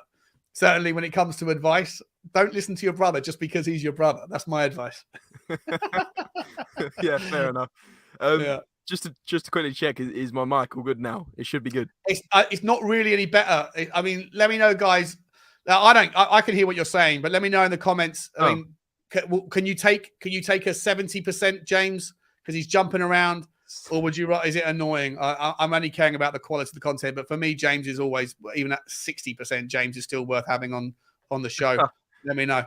Let me know if you guys are. It's weird though because I've just done a speed test. I've got like 400 megasecond. Like we just got new internet, and I've just even hardwired in. So I don't know why it's. Hang on a second. He sounds perfect. Okay, so maybe. Sean, it's that vodka getting to you already, mate. I think you need to just chill. I'm just being honest. You are crackling to me. I hear like only a half of a word. Anyway, Everyone's saying what's I happened there? sound better than you. Yeah, oh, really? Oh dear. I was going to say. All I'm right. sure. Fucking hell. Maybe it is me. I just missed I'm the going for a second wee. goal to I'll be reset back. my internet because of you. I'll never forget that. No, don't forget it, mate. Don't ever forget it. I owe you one. I'm joking. Hold the fort, my man. Hold the fort. Anyway, holding the fort. Guys, whack in the comments. Is it Harry Kane's last game for Tottenham? I really don't see it being his last game. I just, for some reason, I've said it since the start of the window, even though obviously it's getting nearer and nearer. Bayern have obviously, been in talks with Levy. I just can't see him leaving. I genuinely cannot see it. I know I'm probably going to get clipped on every single channel I've said this, but I mean, someone's spamming his Perisic leaving. But to be honest with you, I just cannot see Harry Kane leaving. Let us know in the comments. But in terms of this game, we are playing some decent football. I've got to say, I really do enjoy watching us play. Last season became a bit of an absolute bore. Like, oh my God, it's Sonny. Shoot! Oh, who was that? Udoji. Unbelievable. But we're just playing some nice, free-flowing football, and it's good to see. The yellow card coming out of friendly is interesting. And of course, is it who I think it is? Romero. Unbelievable. Romero's just got booked. That is such a bad tackle. I wish Sean saw that.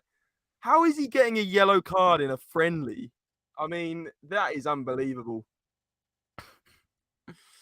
Harry Kane, people are saying no, not his last game. Sean, you've just missed Romero scissor tackle someone and get a yellow card in a friendly. Really? It's awful. It was so bad. Oh, imagine he gets sent off. You know when he does that thing where he lunges towards our end of the pitch and just completely 2-foot someone, scissored him.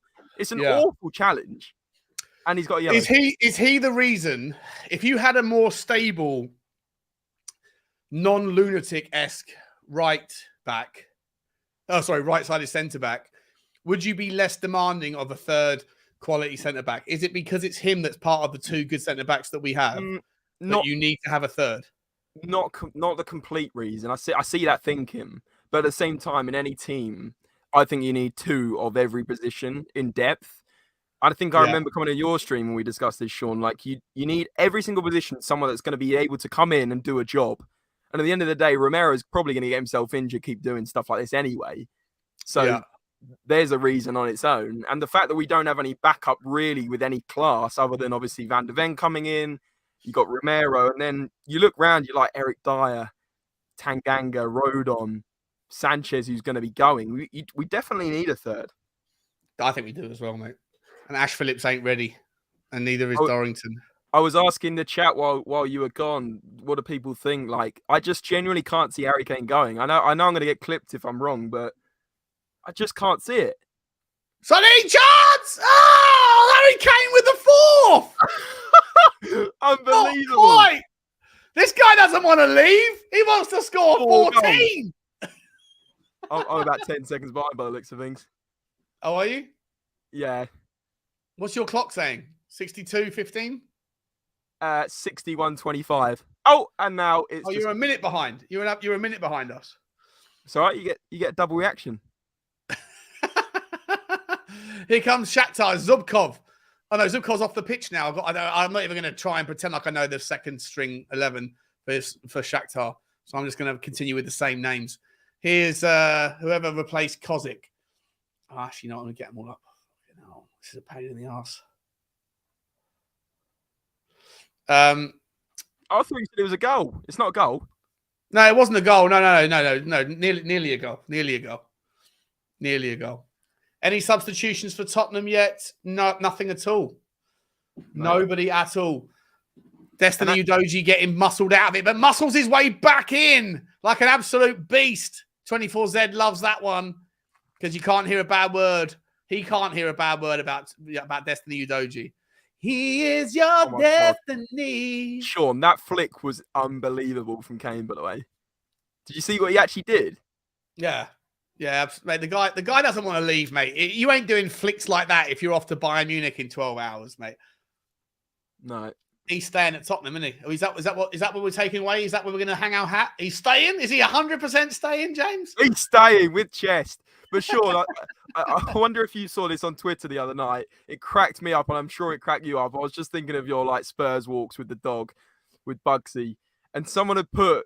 I found online that that Harry Kane's dogs have got passports for Germany. Harry Kane's dogs. Do you need a part? Oh, here we go. Let's get it through. Oh, it's good football from Emerson Royale and Harry Kane there linking up at Madison. Oh, we're doing the press. We're doing it again. Cross comes in. Back post. No one there. Oh, we were doing it again. The press. Sonny wasn't there. Sonny, you're not there, bro. Wakey, wakey. Wakey, wakey. Mate, refresh your Spurs play. See if you can get it up to 64-30 with me. You there, James? Yeah, I'm there. Yeah, sorry, I don't know. I was just saying about the dogs. It was cracking me up. Someone thought that they'd found German passports for the dogs, like saying that he's definitely going for his labs. I mean, it's absolutely ridiculous. There's no way a dog needs a passport. I know a guy who works at Heathrow Kennels, and apparently there's a couple of dogs there that have got the surname Kane. One of them's called Buster, and the other one's called Rex. And they both got the Kane as the surname. That means they must be going through quarantine, which means Harry Kane is clearly leaving. I guarantee you that is a story that will emerge on. You're on a dodgy street. Okay, got it. Oh, mate, I'll just give you my. I'll give it to you. Hang on a second. Here's Harry Kane. Harry Kane looks outside towards Decky. Come on, Decky, do something. He takes it down the byline. First time in a while. He's done really well. He's done with Sonny. Sonny, pass it to Udoji. Oh, what's he doing? Udoji takes it inside. He's too clever. We're being too technical. James Maddison. He has a shot and the save comes in. Oh, there was too many back turns from everybody there. We were dancing in the box. Everyone was doing. It was a competition. It was a footwork competition. That is madness. That is madness. Everybody was doing flicks and tricks and back steps. It's like it was 1989. Because tonight we're gonna party like it's 1999. Yeah, the vodka's kicking in. I'm still on my first drink, by the way. Still haven't had any more than the first drink. Sean, the missus is 40 weeks pregnant today. Oh, congratulations, mate. Really, congrats. Massive, mate. Massive news for you and your missus. And is it your first or is it more second or third? Uncomfortable doesn't explain her mood, but when she hear the Sean wakey Tottenham, and it made her day. Oh, nice, man. Nice. Big up, Mrs. Coops, the Alabama Slammer. What's your missus' name? Let me know. We'll do a shout out to her. How many is 40 weeks? Is that? That's pretty much. She's ready to pop, right? She's ready to go. 4, 8, 12, 16, 20. 40 weeks is ready to go. First child as well. Oh, Coops, mate. That's amazing. Oh, wait a minute. There's a penalty. No, it's not. That is excellent, Cooper, mate. I'm super excited for you, my man. Please come on. I know you're a member. Please come on the fan show when we do one in the UK evenings. When you get a chance, introduce baby Cooper to the world. I wish you and her all the best with the next few days. I guess it's any time now. Imminent, mate. That's awesome. Smirnoff, ain't that Russian? Well, I'm drinking it pretty slowly. I'm not rushing through it. See what I did there? I ain't rushing through it. Anyway, shot from distance for Højbjerg. Oh, 30-yarder. Straight down the throat. Straight down the throat. Højbjerg's gone for like an Emerson Royale haircut, by the way. He's gone grade 0 on the sides. It's a little bit, it almost looks like he comes from Reading, like he's 14 years old and he's walking around Reading High Street. What? Reading? Why Reading? Out of any Reading town? is Chad Central, mate. Shout out to Reading, but it's up. Whenever I've gone around Reading, it's like everyone around Reading High Street or Reading like town centre. Oh my You know, goodness. like you're talking 13-year-olds pushing buggies and 12-year-old boys with earrings and stuff. It is what it is. It is what it is. If you're from It's Reading, up I to Reading apologise. guys on holiday, you know. Yeah, 100%. 100%. Here's Decky inside to Emerson. Emerson looks to Harry oh no. What's that, Maddows? Oh, it's Harry Kane. It's difficult to differentiate between those two. I've got to be honest. I'm topping this up because I'm too diluted. All right. Sayonara Savage show this evening. Sayonara. I'm not going to be able to be any form on that. Make sure you come in and let everybody know what a disgrace I'm going to be on Savage show at 8 o'clock. Because if you start drinking at midday, you know what happens, don't you? Americanka with a super chat. I mean, first and foremost, thank you for I'm effing awesome. Thank you very much. Really appreciate it. But what is the currency? Bam. 9 bams. Wham, bam. Thank you, Americanka, ma'am. I don't know. I don't know what a bam is. What is a bam? 1 BAM 2 G. All I want to see is what the actual currency is. A Bosnia Herzegovina convertible marker. Americanka, you're in Bosnia and Herzegovina right now. I've never heard of that currency. A marker. Wow. We're putting a marker on. Here we go. We're putting a marker on Shakhtar right now. Madison with the ball across the Decky back post. That's a handball. Surely that's a handball. No, it's not. Emerson Royale. Back to Decky inside the box. Decky goes to the byline. Great trickery. Chance. Shot saved. At the near post. Saved. At the near post. I've never heard it. I worked in currency. I've got to be honest. For 2 years, I was a currency trader before I moved into the equity market. I don't think I ever knew anything about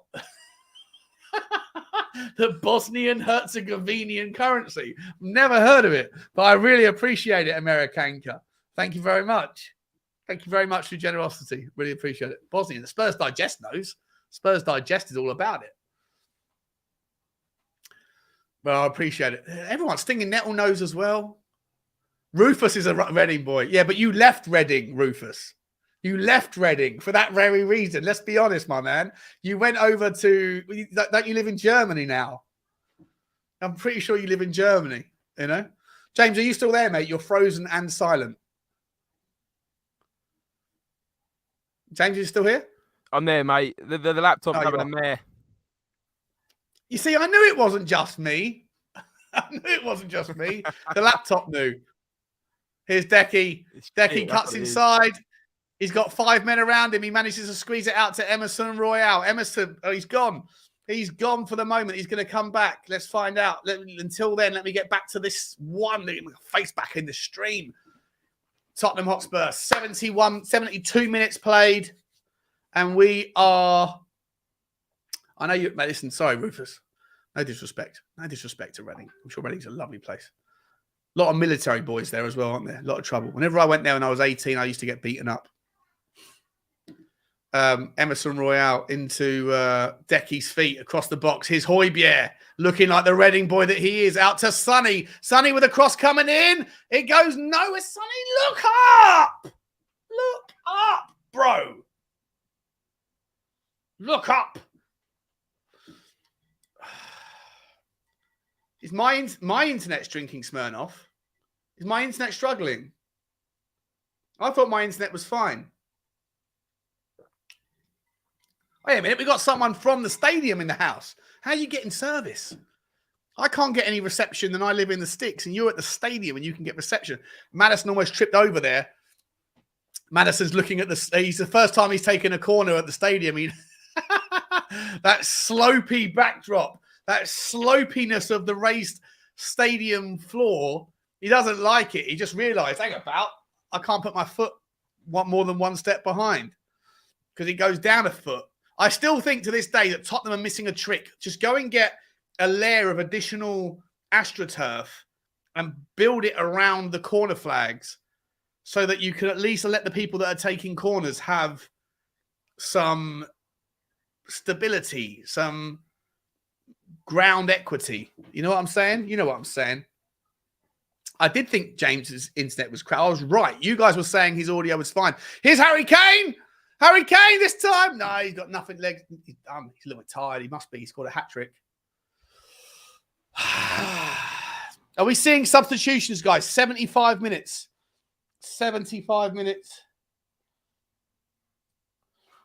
I'm just doing a reset. He wants me to... How do I get you my logins? James, I don't know if I'm going to be able to get it to you, mate. I'll tell you what, James. Why don't you come on straight after the game? Because I know you're on. I know you got the stream problems, whatever. I don't know how I'm going to be able to get you my password because I don't know my password off the top of my head. Come on. Just wait 15 minutes and then come back in, mate, when the game's finished, bro. If that makes sense, James. Probably easier. And then I'll open it up as well for everybody else. Big shout out to Rob Wallace. Is this our best team? He's playing. Seems to be lagging like your internet. Our play. I think Tottenham are figuring it out. Look, I think that we're creative. We're incredibly creative. Again, the stats are probably going to tell a really good story, but I don't know, man. I was going to say we're not converting enough. We've scored 3 goals. I'm trying to think who said 3-1 in the pre-match show. You had Frogger, I think, said 3-1. I think Frank said 3-1. Bobby K, I think, said... I think 3 people called it 3-1. And I hope all of you are wrong because I want to see us score 2 more goals. 24Z, why is Son just stopping? Something's going... Sorry, hang on a second. I didn't get the super chat done. Is this our best team he's playing? Seems to be lagging like your internet. Mate, Rob, appreciate the super chat, mate. Really do. Very much appreciate the support. Yeah, I don't know. Is this our best team? I don't know. I'd like to see Perisic. I mean... I think that's the... Oh, he's come back anyway. He's back. He's back. There he is. How you doing, mate? He's frozen again. He's frozen again. Or is he just holding his hands up? I think he's frozen. James, I know what's going on, mate. Wait until after you... Oh, he's gone again. Fuck's sake. Wait until after the game, mate. Wait until you get that stream thing done, and then we'll call back up. Oh, we got some subs. We got 2 little boys coming on. We got Manuel Solomon and Giovanni Lo Celso coming on. Look at the applause. Standing ovations for James Maddison. Standing ovations for Sonny, or at least joint standing ovations. I've got to be honest, unimpressed with Sonny, but massively impressed with Maddo. Let's go. Let me know in the comments. Is Maddison, he's loved it. It's his debut in the home ground. Everyone's saying thank you very much. Those arms are going to get tired. Yeah, James is out of it. Sonny, listen, I'm sorry. Ange Postecoglou needs to be a brave boy. If it turns out that Sonny just isn't quite at the game, we went through this all of last year. You've got to be brave enough. You have to be brave enough to drop a player who's technically better than everybody else, but form-wise isn't. If it's becoming the whole idea of class is permanent, form is temporary. It's becoming an issue when the form thing's lasted as long as it has. What comment? The comment triggered you to sad memories. Hopefully we have less of that this season. What comment? Not sure.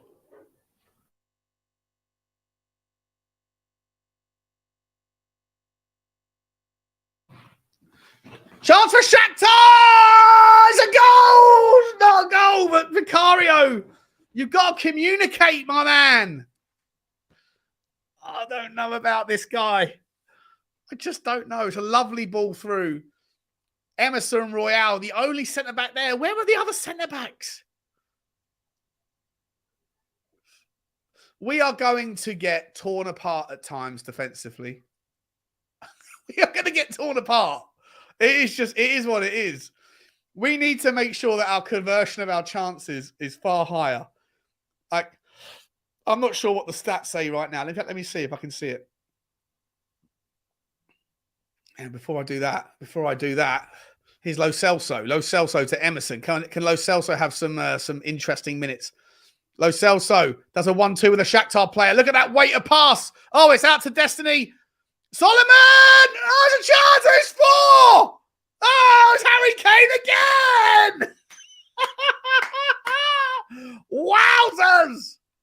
He scored 4. He can't leave. He can't leave. And it also makes you realize that this narrative that I've been pushing, that if you're going to lose Harry Kane to any system, this is the system you can afford to lose him to the most. Solomon with that cross shot. Solomon immediately plays that role better than Sonny. I'm sorry. I don't care if you're a Sonny stan, but come on. Within 10 seconds, Solomon has done what Sonny can't do or hasn't done.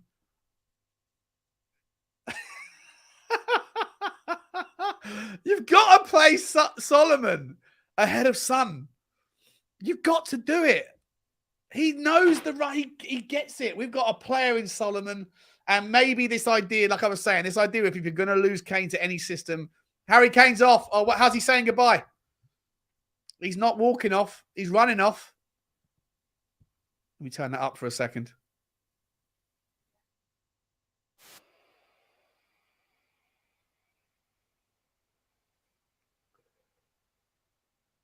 He ran off. He ran off. Look, if you're running off, you're not saying goodbye. You're not saying goodbye. If you're walking, if you walk off that pitch and you take longer than Ndombele did against Morecambe when we were losing that game or drawing that game, then you are maybe saying goodbye. You're absorbing that last time. But he jogged off the pitch quicker than I've seen Ndombele run to a McDonald's sale, a 2-for-1 deal, a bog off at the local Mackie D's. Harry Kane is not leaving on the basis of what I've seen today. 4 goals, he starts and he runs off the pitch when he could have taken his time to enjoy it. Come on, guys. Are we betting people or are we not betting people? You know I'm a betting man. I think Harry Kane has shown absolutely nothing that suggests he's out of here. And I'm going to be honest, I've been trying to say it 3 times now. This idea that if you're going to lose him to any system, it's the best system to lose him to in terms of impact felt. I still stand by it. But today you've seen the benefit of having him in the team. Daniel Levy, you're walking a very, very, very thin tightrope with your behaviour. And I love it to a degree. I love the fact that you're showing the middle finger to Bayern Munich for their behaviour. But you go and make sure if you're going to do this and you're going to try and convince Harry Kane to stay, then you need to go and get another centre-back. You need to go and get I think we can handle the rest. I think we can handle the 6. I don't expect you to spend 300 million, right? Maybe we can wait for a 6 until next summer. Maybe we can wait for left backs and right backs. But just go and get Tapsoba. And if you keep Harry Kane, I don't know, guys. What are your thoughts? Sar is saying, Samfu. What's happening, Sam? You still think he's gone? He might well still be gone. Jacob's still pushing the Traore train. Mate, ain't nobody on that train, bro. He's a free transfer and no one signed him. Nobody's on the Traore train. He'll go to somewhere like, Hoffenheim. I'm really enjoying this stream with you guys today, by the way. 600 people still in the house. 600 people have been watching me and a little bit of James the whole time. You know, even after hearing me have a heavy wee. Appreciate it. Here's Solomon again. Oh, Solomon misses a pass. Get him out. Get him out. You can't do that, guys. You let that. Who's that player? He looks fast. Who's that guy? What's his number? Looks like Pape Sarr. Who is that Shakhtar? The black guy on the ball right now. He's tall. He's lanky. Fast. Who is he? I can't see the number. Is it 40 something? Is it Dennis? No, not that's not going to be his name. Is it Newerton? I don't know. I'm not sure. Update the score, says someone. Sorry, guys. Bang. How good does that feel? It feels good, actually. Feels very good. Who scored after the hat-trick? Who do you think? Only one, Harry Kane. Only one person scoring today. Number 2 is Traore. Great stream, Sean. Appreciate that, Tom. Appreciate you, mate. Update the score. Sorry, mate. Sorry. We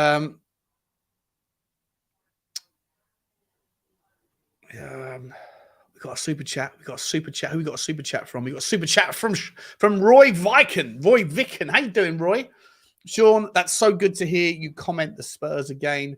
When the Premier League starts, I mute the TV and put you on watch-alongs for sure. I appreciate that, mate. Appreciate that. You got so many options. You got Gary Lineker. No, you got Gary Neville. Or you got Sean Butler. I'm surprised anyone would rather hear it me, but that's what we're going to do. We're going to try and sink some more lemonade, vodka, and get crazy up in this thing. It's still. I've only had a little bit. I've only had a little bit of vodka. But you know what's going to happen, don't you? Once you start, you can't stop. So by 8 o'clock tonight, when it's time to do Sabbath show in 4 hours, could be issues. Could be issues. Oh, it's a chart. There could be issues here for Shakhtar. It's a good break. Cross comes in. It's a wonderful save. That's the save you're looking for from Vicario. That is the save. That's what we wanted to see. Gilligan. That's what you wanted to see, bro. I know you wanted that. What a save. That's a Hugo Lloris-esque. That should be top locker. That's what I'm talking about, Vicario. Come on, bro. That's what we needed. And well out, Ben Davies. Well out. Don't sleep on how important that save could be. That's what you need, guys. A one-off, confident, mesmerical, mind-blowingly awesome save. That reminds me a little bit of David De Gea. Chance now for Shakhtar. There's that guy again who slided through. Oh, Vicario's picked him off. Look at the confidence. Look at the confidence. 2 things there. 2. First and foremost, world-class save. World-class save. Second of all, who is that guy for Shakhtar? The black guy. I can't see his shirt. Not number 2, the other fella. It's the same guy who was dragging the ball out. That guy's got tricky feet. He's got wonderful pace, wonderful legs. Someone let me know. Someone let me know who that guy was. I don't know who he is. He's a second half sub, but they put on loads of subs. Is it Newerton? Or is it Okorekito? Okoretko? I don't know who he is. But I tell you what I do like. No, is it 39? Newerton. I think it might be Newerton. Or was it number 4? Who's number 4? Daniel Castillo. I don't know. I think it's 39. Yeah, Newerton. I like that guy. He looks like a real tricky number. Confident, runs with pace, but he looks a bit like Pape Sarr. Lanky, languid, long legs, daddy long legs, but a bit bigger, stronger. Here comes Tottenham and chance for Decky. He's over the top. He smashed it wide. Decky. Ginger. You ginger git. It's wonderful from Lo Celso, though, again. It's really good from Lo Celso. It was a corner kick. Sorry, wasn't giving you any hard time. It is Newerton, yeah. It's a good shot. It was a save. Here's Emerson. Looks inside. Ginger time! No. Oh, that was Lo Celso this time. Lo Celso.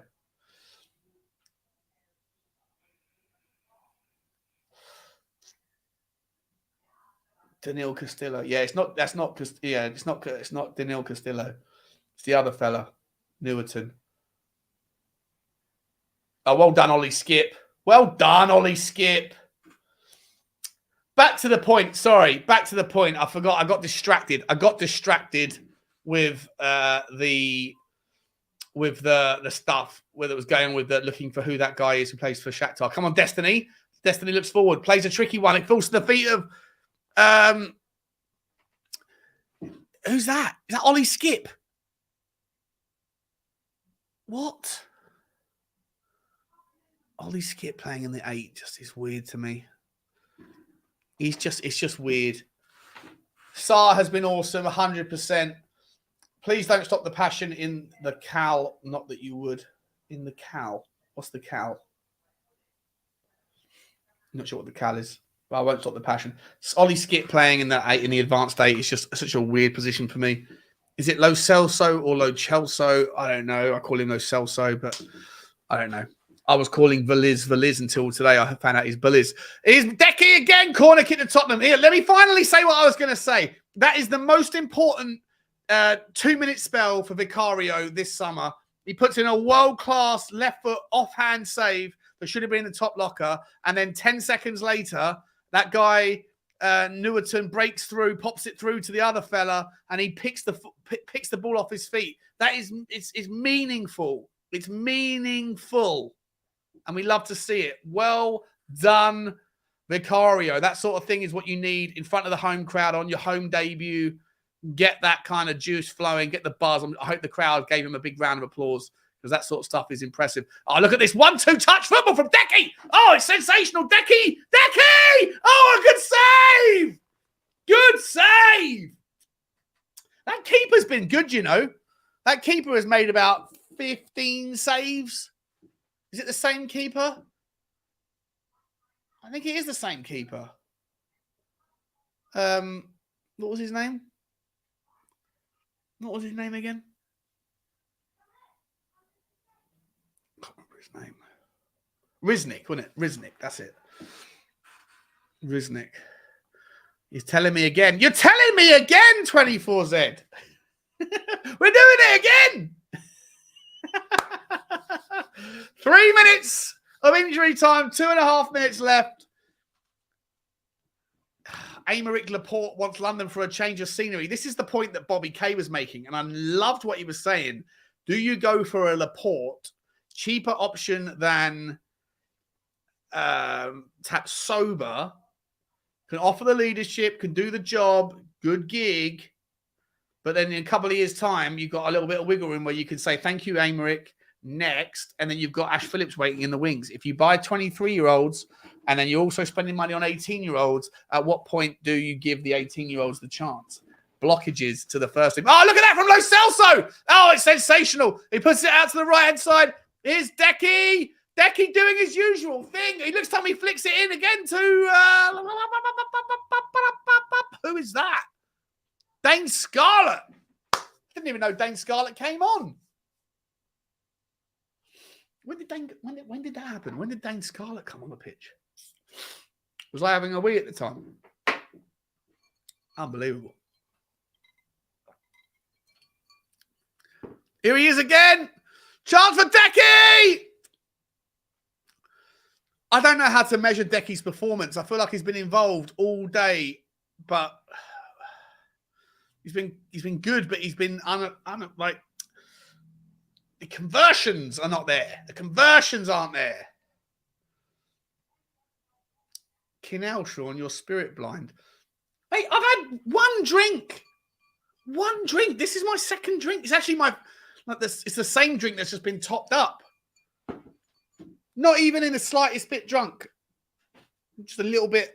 It's just kicking in. Certainly not. I don't. No. Get yourself a drink, Grant. Get yourself a drink, mate. No, I'm not, though. Look, I'm not. I've had... Look how much has come out of the bottle. Absolutely nothing. If you think that's going to affect me, you're mad. It's 2 shots, and it's been diluted by a pint and a half of... The second pint and a half of cider. I'm not drunk. So stop it. Let's go, Dex. What we got for us? To Emerson Royale. 7 seconds left in the game, guys. 7 seconds left. We got to get some man of the matches done. Let me put the man of the matches there. Who are we going to do this for? How do I do this? Let's go. Man of the match. Add. Start a poll. Man of the match.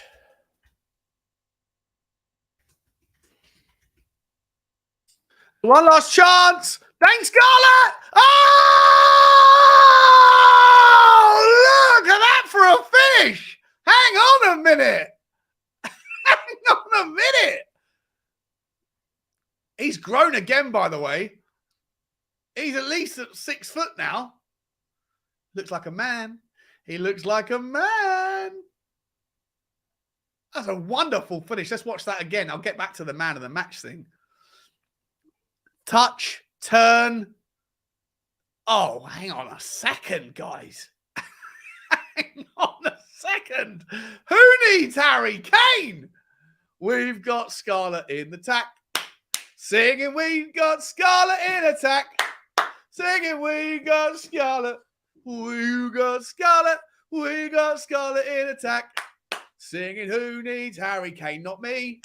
No, I'm only joking. Love Harry Kane. Want him to stay. But we got Dame Scarlett. Where did that come from? I don't think he's ready, to be honest. I think he should be loaned out again. Right, who are we doing for the man of the match? We're going to give obviously one for Harry Kane. I think we're going to give one for Pape Sarr. I think we're going to give one for Maddison. And we're going to give one for You Are My Destiny.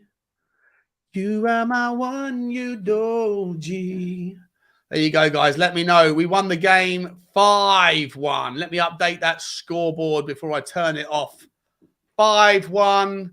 Harry Kane's walking around giving a round of applause to the round of applausers. I mean, pretty impressive stuff. What do you mean, stop, Sean Derrick? I'm starting to get a little bit irritated by your...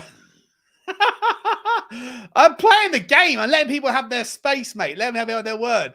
Your feedback is also wrong a lot of the time. Anyway, let's get back to the solo stream. I think what's his name is going to join us in a second, James, and I'm also going to be putting out the chat. Let everyone come back on and say their piece. What are we doing? You vote Sean man of the match, do you, Mac? Oh, don't be silly, mate. Don't be silly. Gold tax on that poll. What does that mean? Oh, a gold tax. Oh, I see what you mean. Yeah. I see what you mean. Kulu. You wanted Kulu for man of the match, did you, Zeddy? Smirnoff for man of the match.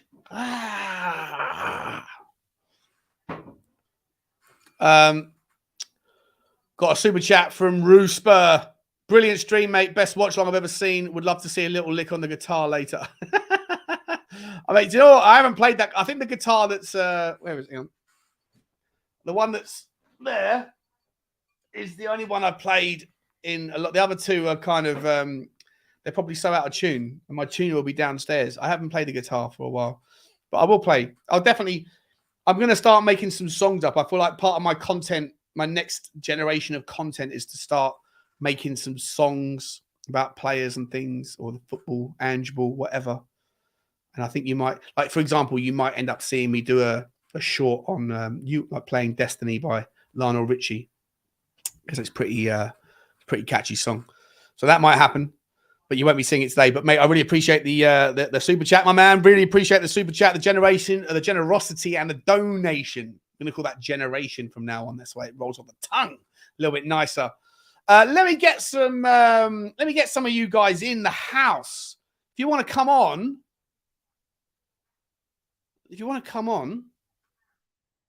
come on. That's the rules. We open up the rules to all of you. 600 people still in the house. Hang about. Let me. Where did the thing go? Where did my? How do I do this? Hang on a second.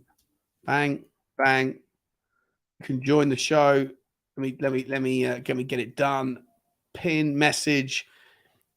Come and tell me what your thoughts are. Whilst we're at it, we're looking at the man of the match stakes. 200 votes, or 160 votes rather.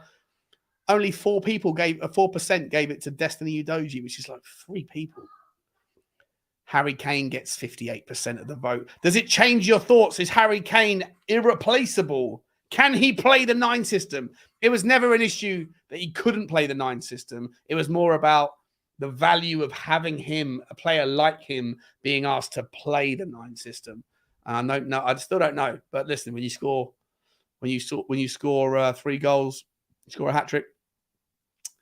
You know, it is what it is. It is what it is. I appreciate you, Mac. How long ago did I learn the guitar? My first guitar my dad bought me for my 7th birthday. So a long time ago. 32 years ago, I started playing the guitar. But it is what it is. We got a guest who wants to come in and say hello. Is his camera on? It is indeed. It's the Reading boy. He's going to come on and have a crack at me about Reading. Love it. Let's bring him in. Hi, Rufus. How you doing, mate? Yeah, not too bad, mate. Not too bad. Hey, how could you take the piss out of Reading and sit there drinking snakebite? It's not snakebite. This is vodka and Sprite. Oh, I thought you said vodka and cider. I thought you was mixing it. No. I used to, when I go to Tottenham games, there's a pub outside the stadium that still allows, because you can't buy snakebite anymore. Snakebite is half a pint of lager, half a pint of cider, and a little bit of Ribena or blackcurrant in the top, and it sends you a bit doolally. And I loved it when I was it's a university drink, but there used to be you can't get it too much anymore. Most places don't serve it. So there used to be a pub between Reading and Wokingham in the countryside somewhere. It was called the Cider House, and they used to do like a dozen different types of snakebite. Yeah, it was a messy place. very. Yeah, I'm listening, mate. Cider and when you mix cider and beer together, it has some, I don't know, some chemical effect. It's pretty nonsense. But let me before I get your take on the game, mate. Frankly, Tottenham with the super chat, great entertainment with you, Sean. So appreciate you, mate. Try my best to keep it lighthearted as we get through the game. Really appreciate you, mate. And frankly, thank you for coming on, my man. You're always good vibes when you come on. And also the Tottenham Hotspur lad. I think you've updated your name, weren't you? The Tottenham Hotspur lad earlier on. I think you must have seen the spelling mistake. Do you think Spurs will sign Taremi from Porto? No, I don't. No, 100% not. Look, good player. He's Harry Kane from Wish. He's slow, links up play. I think he's got like 100 goal and assist contributions in the last 3 years. It's madness. He's a really, really good player for the Portuguese league, but I don't think we will sign him at all. We got James back in the house. How you doing, James? Good. If I lag again, I'll call it there, but should be all right. Should be all right. I think we're good, mate. I think you sound perfect now. Everything's working. Where do we want to start, guys? Should we let's go through? I'll get Rufus's shout first, mate. What your general takeaways, my man? General takeaways. It was quite nice. It was the first really cohesive sort of look at Ange ball we had so far, you know, after all the friendlies. I get the feeling it was the first time we've really been super serious in a friendly. Well, as serious as you are in a friendly. Well, Romero. Getting booked. Yeah. But, yeah. I mean, he took it a little bit, yeah. Took it seriously. Nice surprises. Adoji, Pepe Sarr. Sometimes you forget the players you got when you sat there talking about transfers the whole summer. Sometimes you forget what you got in your locker room. And we got banter to come back as well. You know, like apart from the defence, I don't think it looks that bad. No, 100%. Any particular players that you thought stood out for you today? Sarr. It was difficult for me to watch because I didn't actually have. I was watching a dodgy stream and I kept getting these pop-ups the whole time at important parts to the game. Kane scored his third. I cut the top off my thumb in the kitchen and spent the second half trying to stop it bleeding. You okay? Yeah. It was like one of them mandolin things. You can't stitch it up. It's just like a little hole there. I managed to get it out with potatoes. But yeah, like Kane, that was nice. It's just sort of like. Is it a swan song? Is it like a goodbye? Is it? Oh, well, Roosberg's saying that Kane's doing a lap around the pitch clapping. James, what's your take on that, mate? I mean, I've turned off Spurs play now, so I don't know what's going on. But I I don't know. Can we read too much into any of this today? Do we know that are we leaning towards him staying? I read into it. I said right now, there's nothing. 5 minutes ago, I said there's nothing about today's performance that you could possibly suggests Harry Kane is out of here. And then within 5 minutes, he's apparently doing a lap around the pitch. It's a bit of a concern. It's a bit of a concern, isn't it? Let's be honest. Like, why is he doing that on a friendly? I live in Germany, and Yeah. I really don't see why he wants to come and play here. You know, it's an okay league. Do you know what I mean? But like for a lot of players, it's where they start their careers. You know, you get a lot of Africans coming over here, a few Asians and stuff, and it's really good grounding league. And I just really don't understand what he sort of like sees as doing there. You know. Yeah, no, I agree. Yeah. I agree. But James, sorry, mate. Welcome to the stream. Before I come to you, James, what's your takeaways on the show? Stradders is saying really impressive from Udoji. Walk me through your your thoughts essentially. My thoughts are Harry Kane's the best number 9 I've seen in my lifetime. Destiny, Udoji, and Emerson Emerson was a little bit sketchy today. I mean, that no-look pass cracked me up. But I mean, those fullbacks were performing very well. James Maddison, first half in particular, was incredible.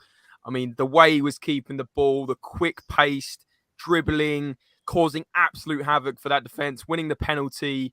Unbelievable player, and he is going to get so many goals and assists this year. I can feel it, honestly. He just looks unbelievable. He almost looks better than he did at Leicester in that team, because he's going to be playing with, let's be honest, Leicester were terrible last season. And he's going to be playing with some players that are really playing attacking, nice, fast football, which suits James Maddison to a T. So I'm really excited for him. Thought Højbjerg went a little bit under the radar today. Would be interested to know what you guys thought of him, but not sure his head's quite in it, maybe. Maybe I'm reading too much into it, but he was a little bit off it today, I thought. I didn't even notice him, mate, in the first half, and it turned out that he had more touches on the ball than anybody else on the pitch. So I don't know if that means that I'm not paying attention, or that he's doing his job, or he's not doing his job. I don't know. Do you want a 6 to go unnoticed? Look, he had 65 touches in the first half. I thought it was. I don't know. I didn't notice him. I didn't. The only thing I noticed about him was smashing the ball clear, which Ange Postecoglou hates. So, yeah. And I mean, talk me about Dane Scarlett, because I missed the goal at the end. Was that a good goal? Oh, mate. He took the ball back to. He was on about the penalty spot. Touches the ball. He's got his back to goal. It bounces a little bit. He walks around. He sort of turns, walks around the ball, and smashes the ball with it. I think it was his left foot as well. Oh, wow. Might be wrong about that, but into the side netting. Absolutely sublime finish. Yeah, wasn't expecting that. Didn't even notice him coming on the pitch, to be honest. So, well, I think one of the things I need to work on is me paying attention with what's going on in the game when I'm doing these watch-alongs. But James, stay there, mate. Let me bring Soren in as well. Soren, how you doing, mate? Good. Is it too early to say we're going to win the league? You can say it anytime you want. I think you can be mudded now, or you can be mudded in, whenever you want. So I thought that first half we were good. Maddison was sublime. Papsar was good. Emerson looked pretty solid. Udoji looked quite good defending as well, I think. To say we're all kind of thinking he's more attacking than defending. He certainly looks more solid than Porro does on the other side when he plays.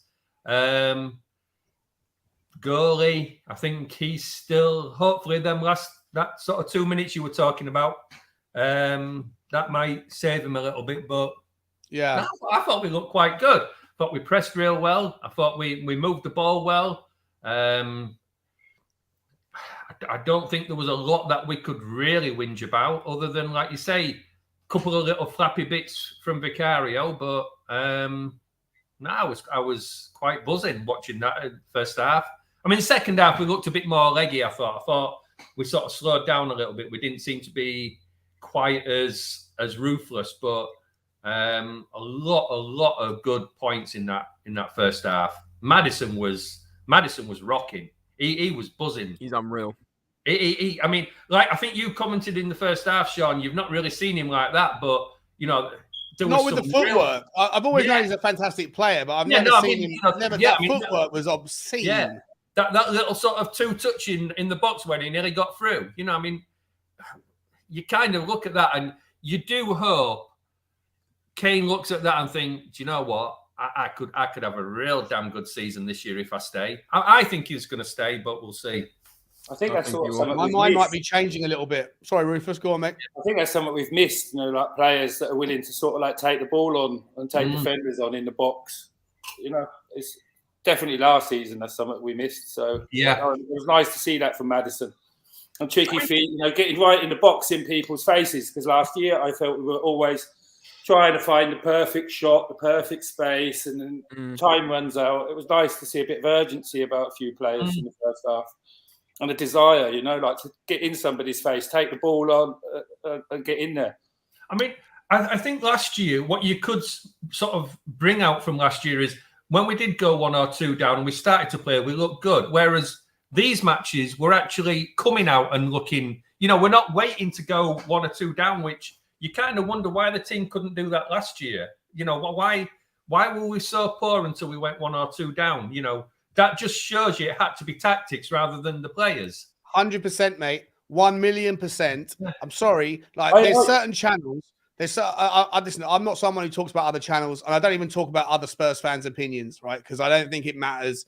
I think, like, you guys in the panel, you come on, you give your opinions, I'll give mine. I'm interested in everybody in my comments opinions, but there's other channels that spend all day long talking about other people's opinions and judging them. And I find that sort of thing like a little bit toxic. What I will say is on one comment only, there are people that are vehemently standing by this narrative that Antonio Conte wasn't the problem.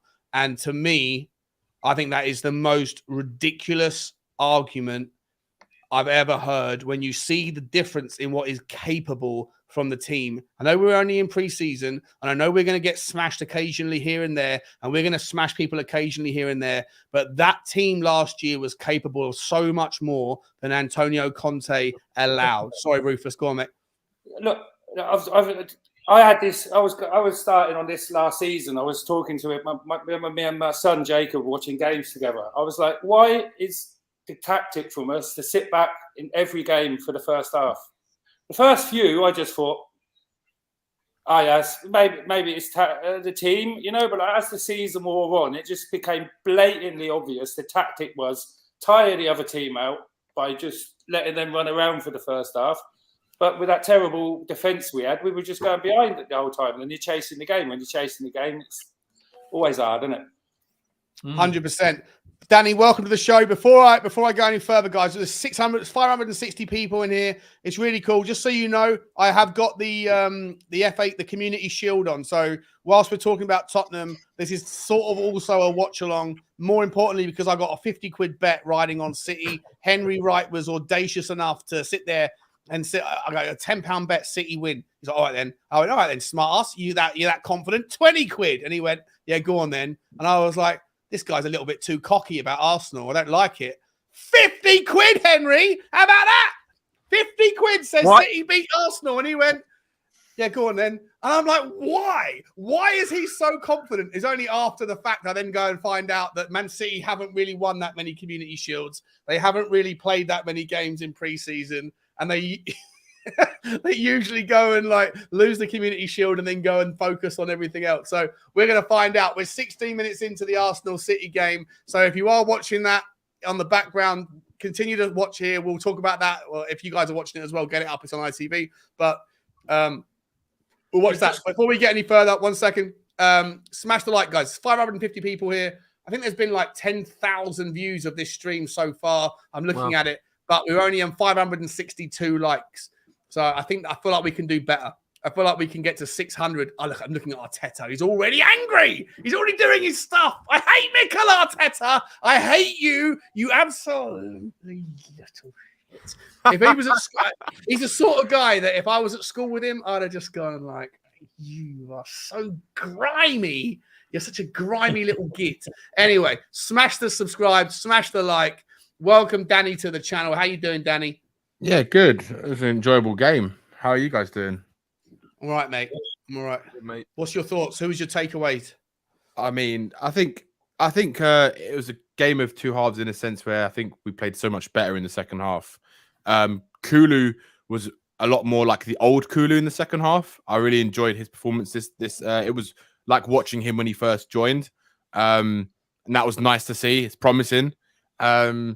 Udogie in the first half was really very attacking. What I liked about Udogie is it looks like the boy can pass. Like it looks like he knows how to pass a football, which is obviously something we haven't seen a lot of from our fullbacks in recent times, which is good. Again, defensively, he looks a bit edgy, should we say? Should we use that word, edgy? But from an attacking sense, he looks good. Madison, what a silky player he is, man. He is just pure class. Talk to me about that moment, Danny. That footwork. I forget. It was better than Lucas Moura's goal in Ajax, right? It was. I mean, I don't know if it's better because obviously it didn't end in the goal. It's a friendly, but the speed of the footwork was just the speed of the footwork was amazing. Yeah, I think you could see it even how he won the penalty, the way he switched it to his other foot, the ball to his other foot, and it just completely that was a young defender, and he completely took him off guard, and that's how he got the foul, right?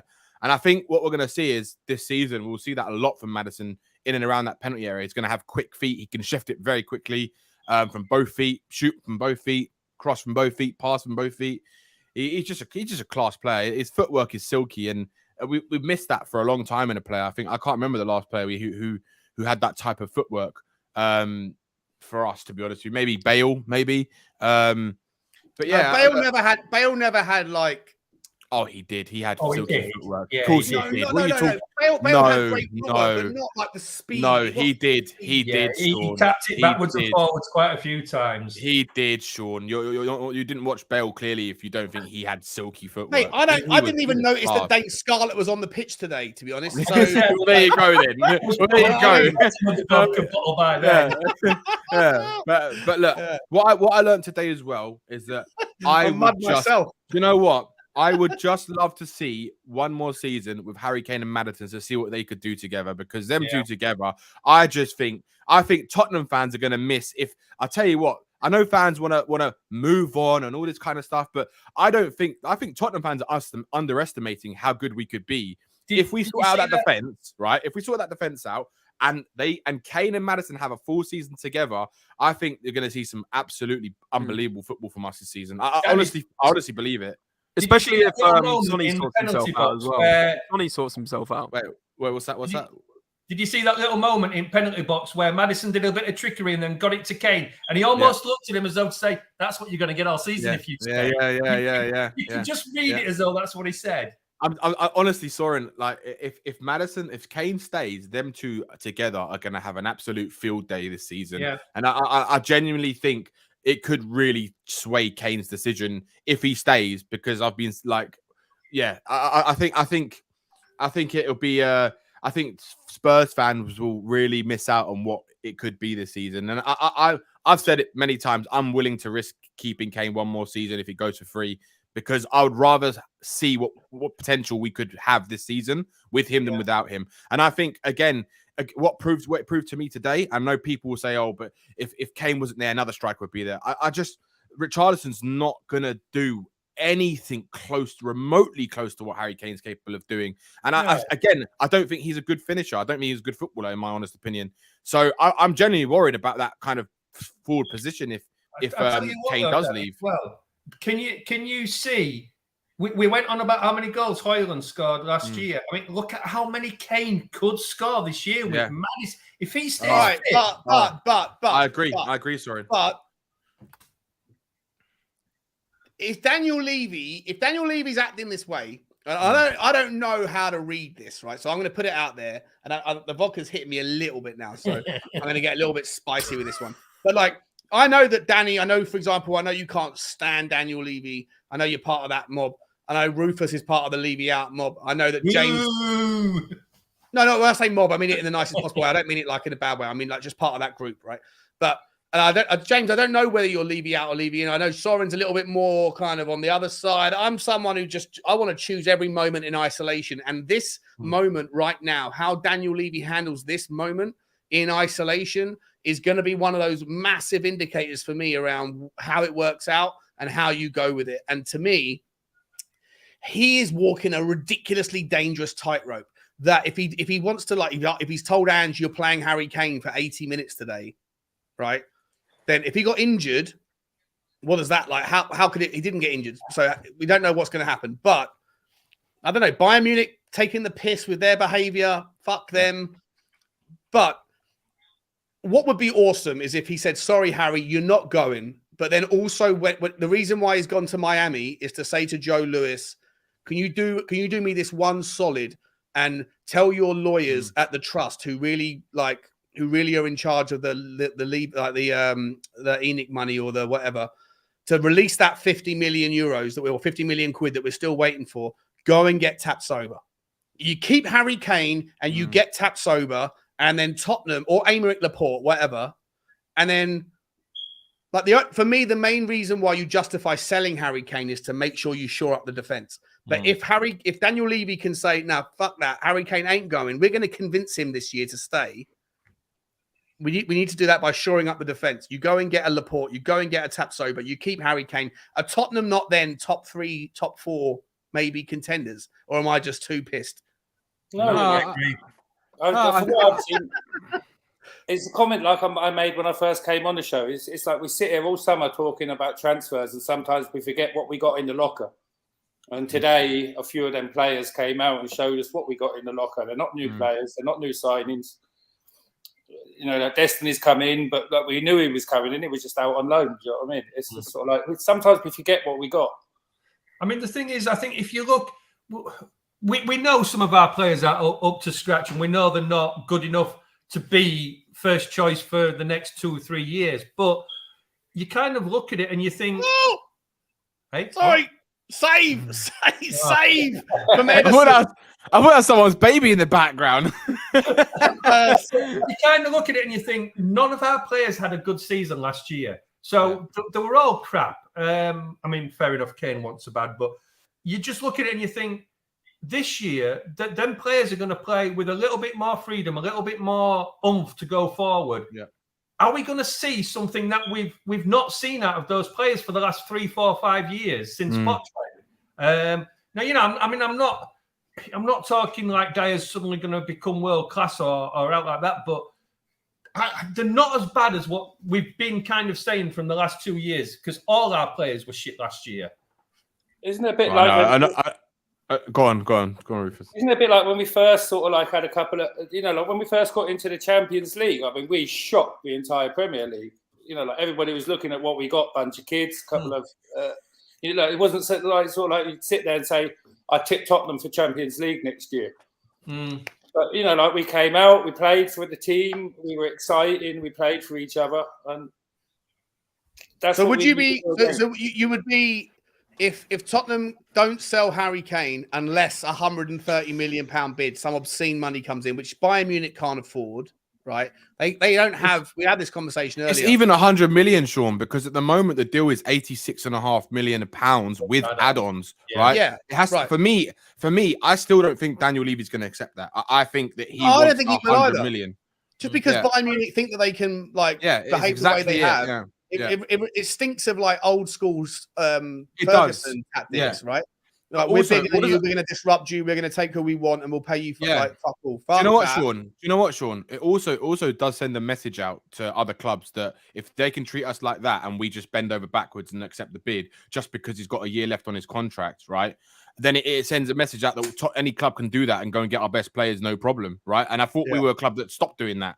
I remember the quotes from Daniel Levy after the Berbatov saga that he said he was never going to do anything like this again, right? Exactly. So 100%. If he does, then he's basically lied again on his own words. Oh, right? No, Danny, I think that's too strong. Don't you think it's a slightly different situation where if we've got a player that doesn't want to be here and he's determined to go, you've kind of got to look at it both ways, that if we get to a certain price point, you've got to sell him. But this is the thing, Soren. I mean, it would be nice not to sell him, but do we really? I mean, I'm one that would love to stay for him to stay another season and walk on a free, but I don't want him to go to Chelsea. I don't want him to go. Look, I hear you, right? I don't think like with Kane. Look, as far as I'm aware and what I was told ages ago, I just don't think even as a free transfer, it'd be hard for him to go to Chelsea. He definitely won't go to Arsenal no matter what. And because he's still got a legacy at Spurs in a sense, right? As what some fans will call it.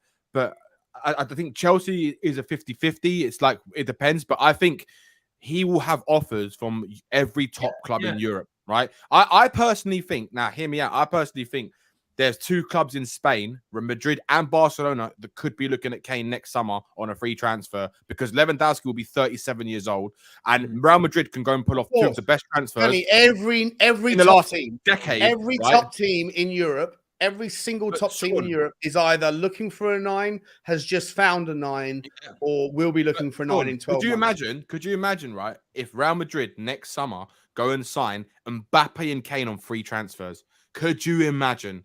It would be unbelievable. It would be like the statement of intent, like, we're back. We are now. They have Jude Bellingham, Harry Kane, Mbappe. It's insane. But Danny, one thing with that, just a minute, straight on to you after.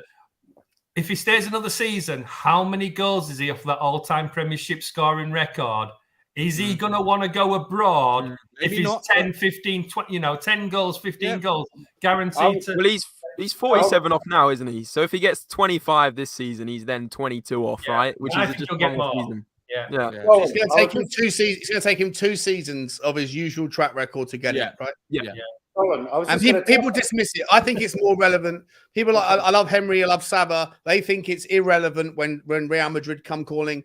They might be right, but I think it's more relevant than they give credit for.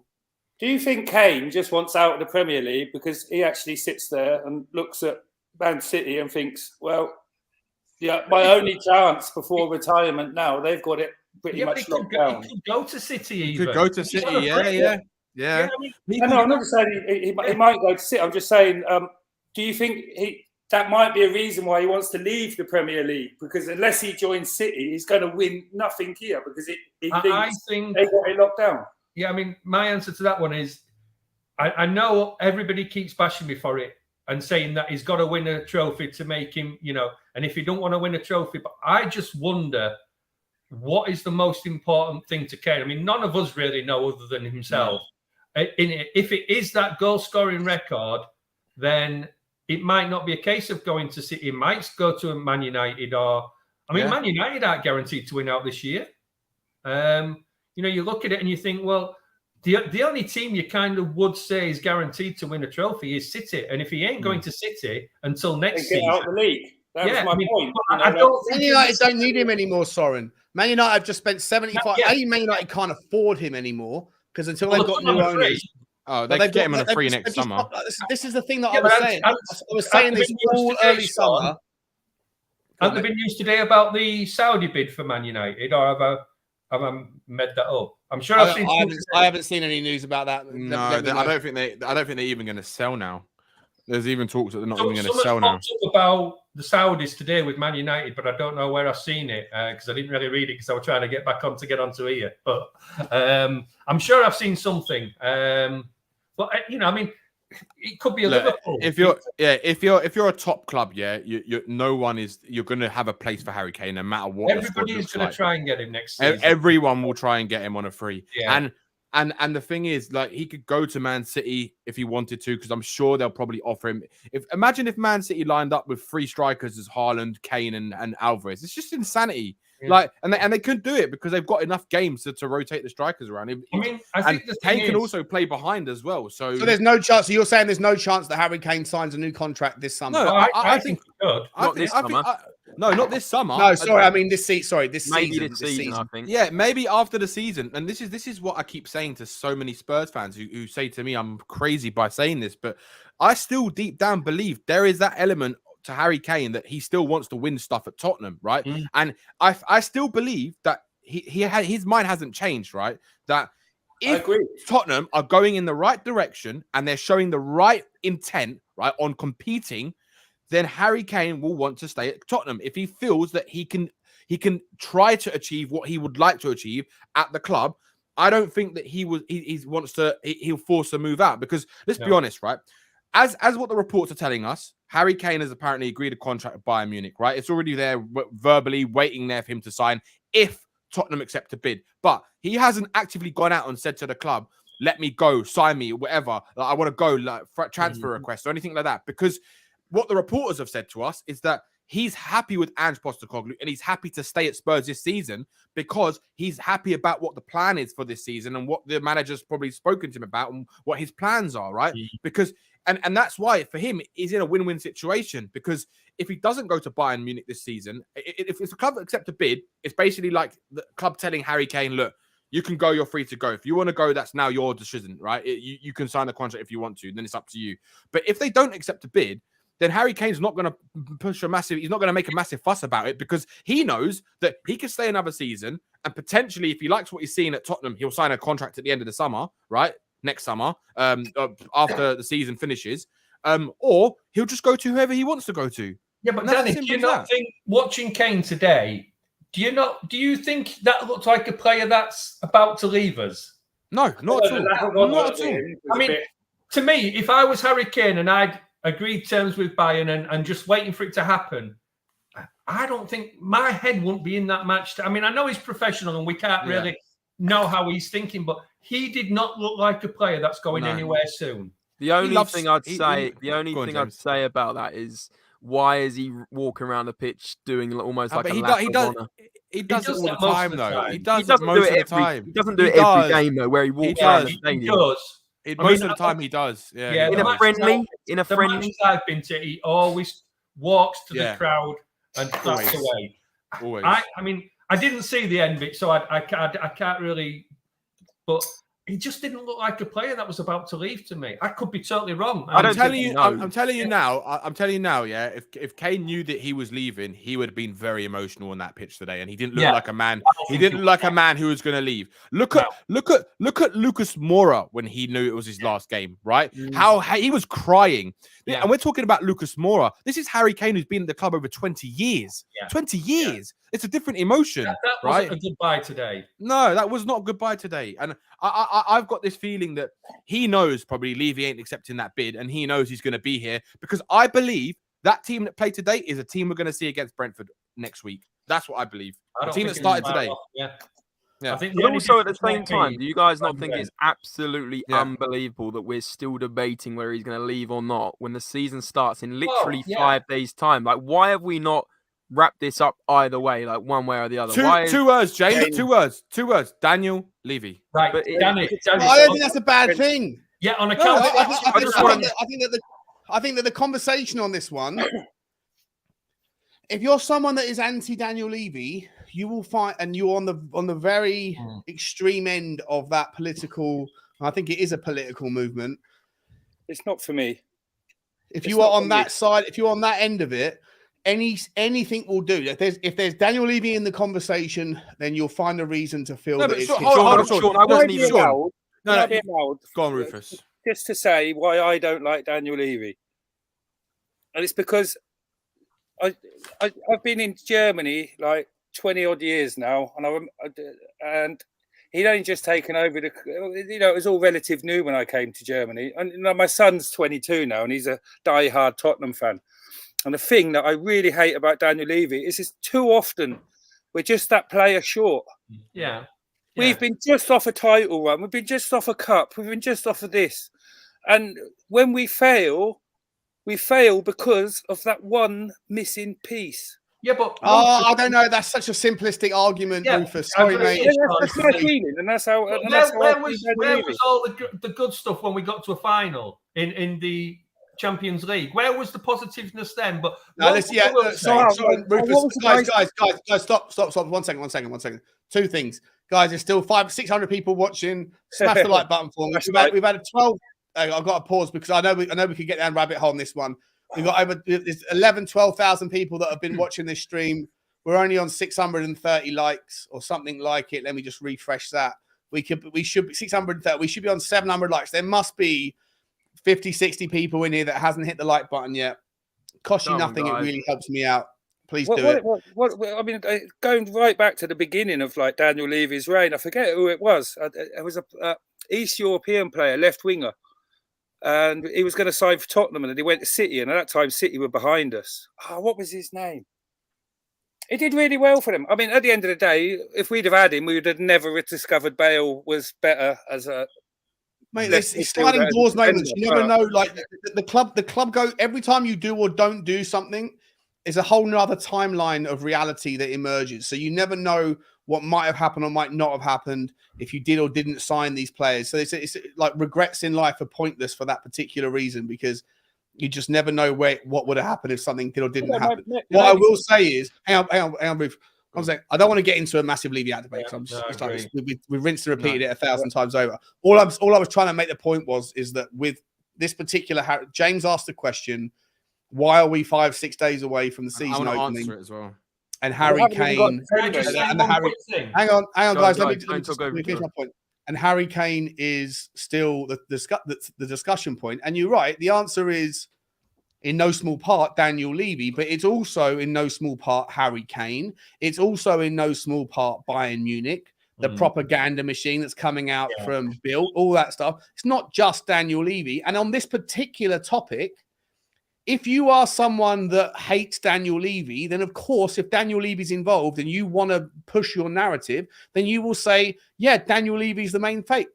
But if you're someone that stands back and doesn't let your particular political narrative or objectives affect it, there's so much going on. I don't think Daniel Levy's done anything wrong yet on this particular topic. He hasn't named a price. He hasn't responded to any of the shit that's coming out in the media. Bayern Munich have been an absolute fucking disgrace, and I'm going to swear my head off now because the stream's limited ads anyway. So who gives a fuck? But like, for me, no, fuck it. I don't care anymore. Apologies to any kids that are watching, but like, fuck YouTube and fuck Daniel Levy when he needs to be fucked, and fuck Bayern Munich and fuck them all. I don't care. To me, I'm at the point where like, I don't think that you should just blame Daniel Levy because you hate Daniel Levy. On this particular one, the story isn't finished yet. Haaland's about to break away. Sorry, go on. I'm going to say I'm happy with this window is like the season starts next week, and it's not because we're still talking about Harry Kane. The reason I'm pissed off is we still ain't got a centre back. Yeah, but the biggest reason, Sean's just hit the nail on the head there. The biggest reason we're still talking about Harry Kane to Bayern Munich is because Bayern Munich have been absolute arseholes over this, telling us that they're going to sign our player and he's promised to go to him and all this. Daniel, you don't do that with Daniel Levy, whether you like it or not. I mean, I'm sure Harry Kane must be sitting there and thinking, "Oh, what are they doing?" He can see his chances of leaving to Bayern Munich this year if it was all on and it was all signed, and he must be sat there thinking, "You've just fucked my chances of coming to Bayern Munich because he's not going to let me go now." The thing is, right? The thing is, that's Charlie Kane doing. Of course, that's Charlie Kane. Like he did with the City saga 2 years ago. You have to also look at it like Bayern Munich, right? That if this is, I wouldn't say it's Kane's fault because Kane hasn't said like actively to the club. Well, we don't know, but from what it looks like, he hasn't said I want to leave, because if he did, he probably would have put in a transfer. It's a Harry Kane issue as well, right? Yeah. So it doesn't look like today. It didn't look like he's someone who would have said to the club, "That's it, I want to go, I'm done." Like, it doesn't look like that, right? He wasn't holding off, was he? No, because if he wasn't keeping his foot out, he wasn't thinking, "Oh, I might get injured here." No, and the thing is, right? If you have to say, like, in terms of how the negotiations have happened, if Bayern Munich obviously have been absolute like see you next Tuesdays about this whole situation, but also you have to look at it from Levy's point of view. If Levy was adamant that he wasn't selling Kane unless a particular price was met, then he should be well, we don't know, but in my opinion, it looks like he could have been a lot more clear at Bayern Munich and say, "Look, this is the price, pay it or piss off." Like that's what I feel should have happened, because they've kept pushing and pushing and pushing in every way they can push, and they've done now a deal where it's gone over the £100 million mark, but not really £100 million. It's 186 plus add-ons, according to reports. But Danny, I reckon what's happened is Daniel Levy has turned around to them and said, "You can have Harry Kane," because Enoch above is saying we've got to sell him or either give him a contract. The contract's not going to happen. He's told them, "Give us 100 million, or Harry Kane's not leaving Tottenham." And like you said, they're now like scraping around going, well, Yeah. technically we've done 100 million, but Yeah, it's not yeah, 100 yeah. million. It's It's not, yeah. 86 plus add-ons, which goes to 103. And Yeah. these add-ons may not even be triggered because it's probably Exactly. involved him having to win Without being funny, trophies Yeah. and Without all being sorts. funny, So, but without Well, being I mean, funny, come on, all like, these figures say- that we're quoting are only what the media are telling us. We don't know if it's true. I have to say, on the as somebody that lives in Germany, for the add-ons, he's nailed on to win the German version of the League Yeah, Cup. but the German that's version not of the FA Cup, necessarily in the add-ons, German Rufus. League. The biggest one is for the It Champions needs- League. The add-ons goals might in be Champions the- Leagues. Yeah, The add-ons might be the Champions League, and I don't think that they're going to win that just because not they've gonna got win Harry the Kane. They're not good enough. no, they're not going to win the Champions League. No, they're not. Which at the makes moment. which brings you back to the fucking point. If you're Harry Kane, the individual, Exactly. do you really want to go to a place where the club isn't going to win anything more than they would already win I know. because you're there? There's a good point in the comments. Did anybody see if Levy was at the match today? No, he I wasn't. He was didn't see in it. I America. didn't He's see in it. Miami. He's in Miami yeah, with his family, isn't he? But has he? Because I mean, it's very rare he misses a match. If he's flown back, then there's deals going on. If he hadn't flown back, Kane ain't going. He's That's not there right. for 2 weeks though. He's got a house. Apparently, someone Yeah, but he was could've telling come me back. last night. He's got a family house in Orlando. Yeah. But if you're flying to Florida, why would you fly to Miami if your house is on Orlando? It's not that far. It's a 2-hour drive. But why wouldn't you just fly to Orlando? The thing is, none of us know, but you Probably know, a cheaper flight or something. Kansas City! Oh! Spot on, James. Maybe he's going to win to Miami. I mean, Savas just put a good, it's Bayern Munich, but we're the mighty Spurs. I think that's the way he meant it. We're the big team in this negotiation. 100%. Yeah. We're in the driving seat. We're in the driving seat. Look, It's Sabo won't like this, right? Because I know we had a little back and forth about this, but I've obviously thought about this, and for me, it doesn't bother me if Kane goes on a free, right? Of course, it won't be nice if he goes to Chelsea, right? But the problem is, I hear this argument with Spurs fans all the time, and they keep saying, "Oh, but we're not going to get money for it." But then we're not going to get money for Harry Kane. We can't let him go for free. We need to reinvest in the team. But the argument is, how many Spurs fans turn around and says, you shouldn't even worry about the money, right? Like they did about Richarlison. You shouldn't worry about the money. So you can't use that argument for that and then use the same argument for this Harry Kane situation. Yeah, but because in my opinion, right, we're one of the richest clubs with one of the best resources in the world, right? Selling Harry Kane for free shouldn't make a difference in what we're capable of doing in the transfer market. That's my opinion. Yeah, no, listen, I actually agree with you that if we're including fucking Porro and Decky in this summer's budget, and the budget looks big, but if you do that, then obviously where was the budget? There was no budget in January, and the budget from last summer was weaker. But I don't think Tottenham ever. I think where Tottenham really struggle is their ability to sell players. If we could sell players into a market, then we could. I genuinely do think that Daniel Levy's approach, generally the way that he's I think that there's a reason why Saudi Arabia haven't really come calling for any of our players, and I think it's in no small part because Daniel Levy spent the vast majority of the last 2 years trying to moan and complain to the Premier League about Saudi Arabia's influence. I think that's a big problem. And if you do that, you're biting the hand that could feed you later. Yeah, but haven't most of the players that's been sold come from clubs that have been partly owned by the Saudis anyway? Well, not just, but some of them have, but not just them. But like Daniel Levy has gone out of his way for 24 months to tell the Premier League every chance he gets that Saudi Arabia is a problem.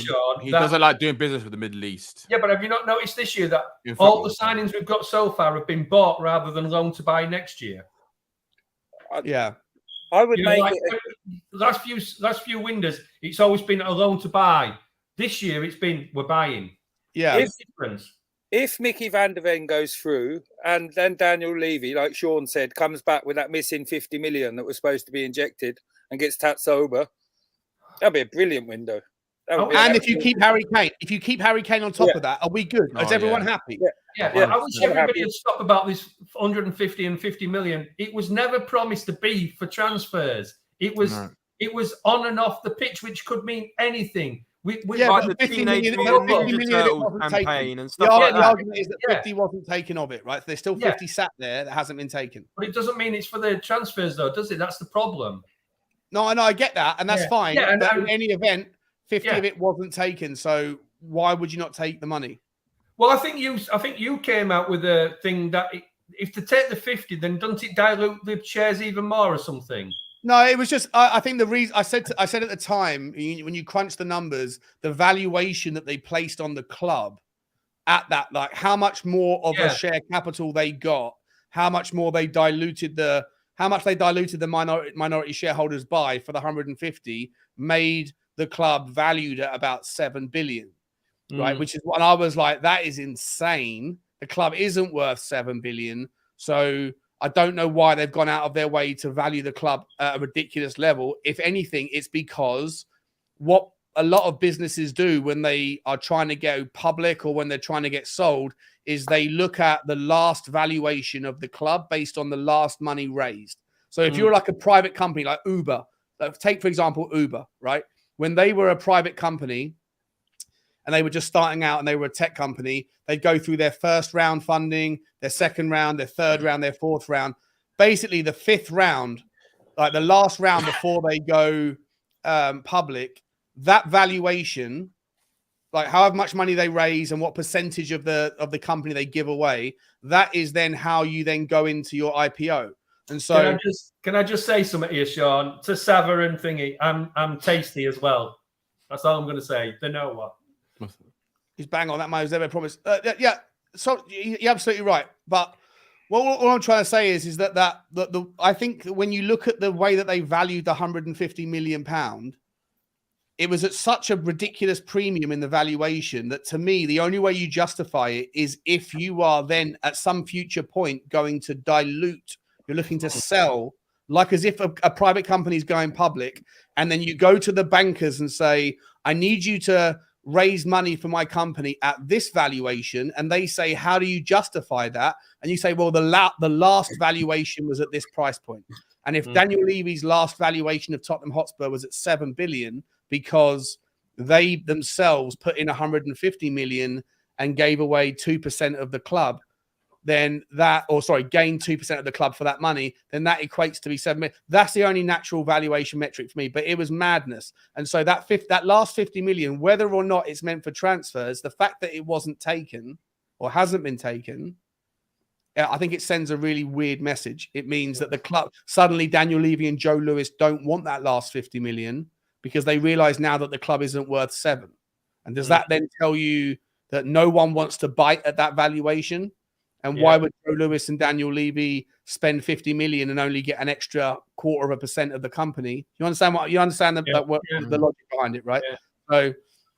So we'll see what happens. If I was a Saudi, I wouldn't be like trying to buy a club at top value. I'd be looking for something that I can invest in and build up. Do you know what I mean? Yeah, but Rufus, this is where Daniel Levy has done his masterstroke, because he's built a club where when you come in and buy, there's nothing left to do other than on the pitch. Yeah. You know, I mean, I know that's the important, but if you compare Man United and Tottenham, if you go into Man United, you've got a lot of infrastructure to sort out. You come into Tottenham, it's there. The only thing you've got to sort out is on the pitch. Yeah. Is that interesting? Also, that's not necessarily always interesting. It's not just that. It's not just that. It's also the revenue, the money revenue streams that they can generate. Tottenham can generate. That's the biggest thing. Like you're going to have the first F1 go-kart partnership go-kart track. You're going to have a sports center, which is going to have a diving tank and a climbing wall, a hotel. You're going to have the cinema. You're going to have all of these kind of things. So it's not just a football club. Essentially, it's like an entertainment company, basically. The biggest problem we've got as a fan base is we now support a football team that is a business rather than a football club, and that's where I think this is where it splits the fan base, because you get those that are, all they want to see is the football club, and I get that. I'm 100% behind that. All they want to see is what happens on the pitch. Then you've got the others that kind of, and I'm not saying I understand business because I don't, but you've got those that kind of look at it and think, as a business, as a whole business, we're doing well. But as fans, we don't give a shit about the business. We only want to see what's happening on the pitch. And that's where I think, people like myself, where I'm not Levy out, but I'm not Levy in neither. I kind of don't care who owns the club as long as I see something on the pitch, which obviously we're not seeing at the moment. But, going back to the Kane thing, Savas sort of just said, if he didn't want to go, he could have come out and said, I don't think it's that he doesn't want to go. I think he does want to go, but he's happy to stay as well. I agree. I don't think, if we accept a bid, he's gone. If we don't accept a bid, he's staying. I think that's the difference with Kane, that he's not set on staying. Yeah, he's not set on leaving. It's not I want to go, a full stop. Yeah. It's right. If I have to stay, I will stay, and I'll see what happens. And then he's even stronger, because then all he sees is, well, if I stay, I can go next year, and damn, that's a big pay. I'm going to go somewhere eventually to win something. That's kind of where he's. Soren, I don't like this, Soren. We're agreeing too much today, man. I know, it's horrible, isn't it? I mean, even on Twitter, I'm looking and thinking, oh, what's he saying? I agree with him. Give over. Why would I just wonder why he wants to go to Bayern, and I just stand by my point. I've been thinking about it tons and tons. I just think maybe he feels that just City have just locked down the Premier League for the last few years of his life. Do you know what I think, Rufus? I honestly, I think, right, that it's for him, it's an interesting opportunity, right? It's a super club, right? Bayern Munich is a super club. It's going to a new league, going to Munich, which is from what I've heard from people I know who live there, and it's a very easy city to integrate into, because a lot of people speak English. It's a big city. It's not too dissimilar from London, and I think it's a very good city if you got money. Well, this is the thing, right? So they're going to have international schools for his kids, right? They'll probably go to the best schools in Munich, and if the club accept a bid, right, that's basically the club telling Harry Kane that we're happy for you to go. We're fine if you want to accept this contract, you can go. And I think if that happens, then to Harry Kane, he's like, oh, okay, you've accepted the bid, so you're basically saying like you're okay to go. And then he'll probably say, okay, I'm signing the contract because the contract's on the table and he sees it as a new opportunity. He sees that he's going to win trophies there regardless, right? But if it doesn't happen and the club do not accept the bid, I don't think he's bothered by that. He's not bothered because, like Soren said, he knows he can go anywhere he wants next year. Wait, hang on, Rufus, 1 second. James, mate, you're going to jump off, yeah? Yeah, I've got to go now, guys. Yeah. Appreciate you, mate. Please plug your channel, mate. I really appreciate you coming on, helping us out, mate. Plug your channel for me, mate. Yeah, we'll do. Yes, Spurs related. Go and check it out. Plenty of content coming out on there. Loads of Harry Kane debates as well over there. I feel like we've been talking about Harry Kane for about an hour. But no, it is interesting, and hopefully he does stay, because what a player, what a guy. Yeah, same. I'll see you guys later. Take care. Cheers, James. Appreciate you, mate. I mean, let's move on, guys. Can we actually? It's a good point. I think he makes. Like, I think we've been talking about Daniel Levy and Harry Kane a little bit too long. I just closed the conversation because I had one little point. After I watched your show on Friday. Your phone in on Friday. Was it on Friday or Saturday, Sean? Last night, Saturday night. There's a lot of talk about Kane and take the money and don't lose him to Chelsea or something like that. But one thing I take out of today's game, that him and Maddison, the possibilities for this season is worth 80 million to me. Yeah, I changed my mind watching that game today. Honestly, I actually thought watching that game, I would rather have Harry Kane this season with Maddison. And do you know what, Rufus? Honestly, if you're looking at it from Daniel Levy's point of view, it's 86 million guaranteed, right? Apparently, from the reports, right? I don't know how much it is, like exact to the number or rough roundabouts. How much is Spurs will earn if just say hypothetical situation, we finished 5th and we got into the Champions League, right? Because next season, with all the TV revenue money that is generated from the Champions League, plus the finishing spot in the Premier League, right? What's the actual difference of selling Kane now? Very similar figure. Yeah.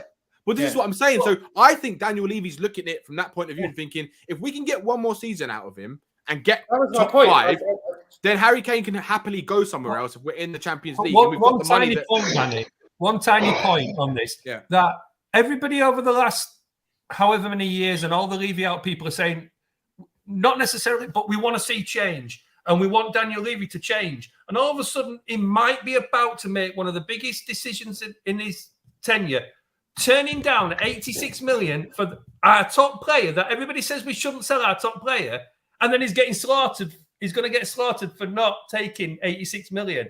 And you kind of look at it and you think, do you know what? There's people that are going to slaughter him regardless, mate. Yeah, people that are going to slaughter him for keeping him. People that are going to is- slaughter him for selling him or not selling him. But Sean, don't you think this is a massive change for the way he has been over the? He would have 2 or 3 years ago, he'd have accepted that money, no doubt.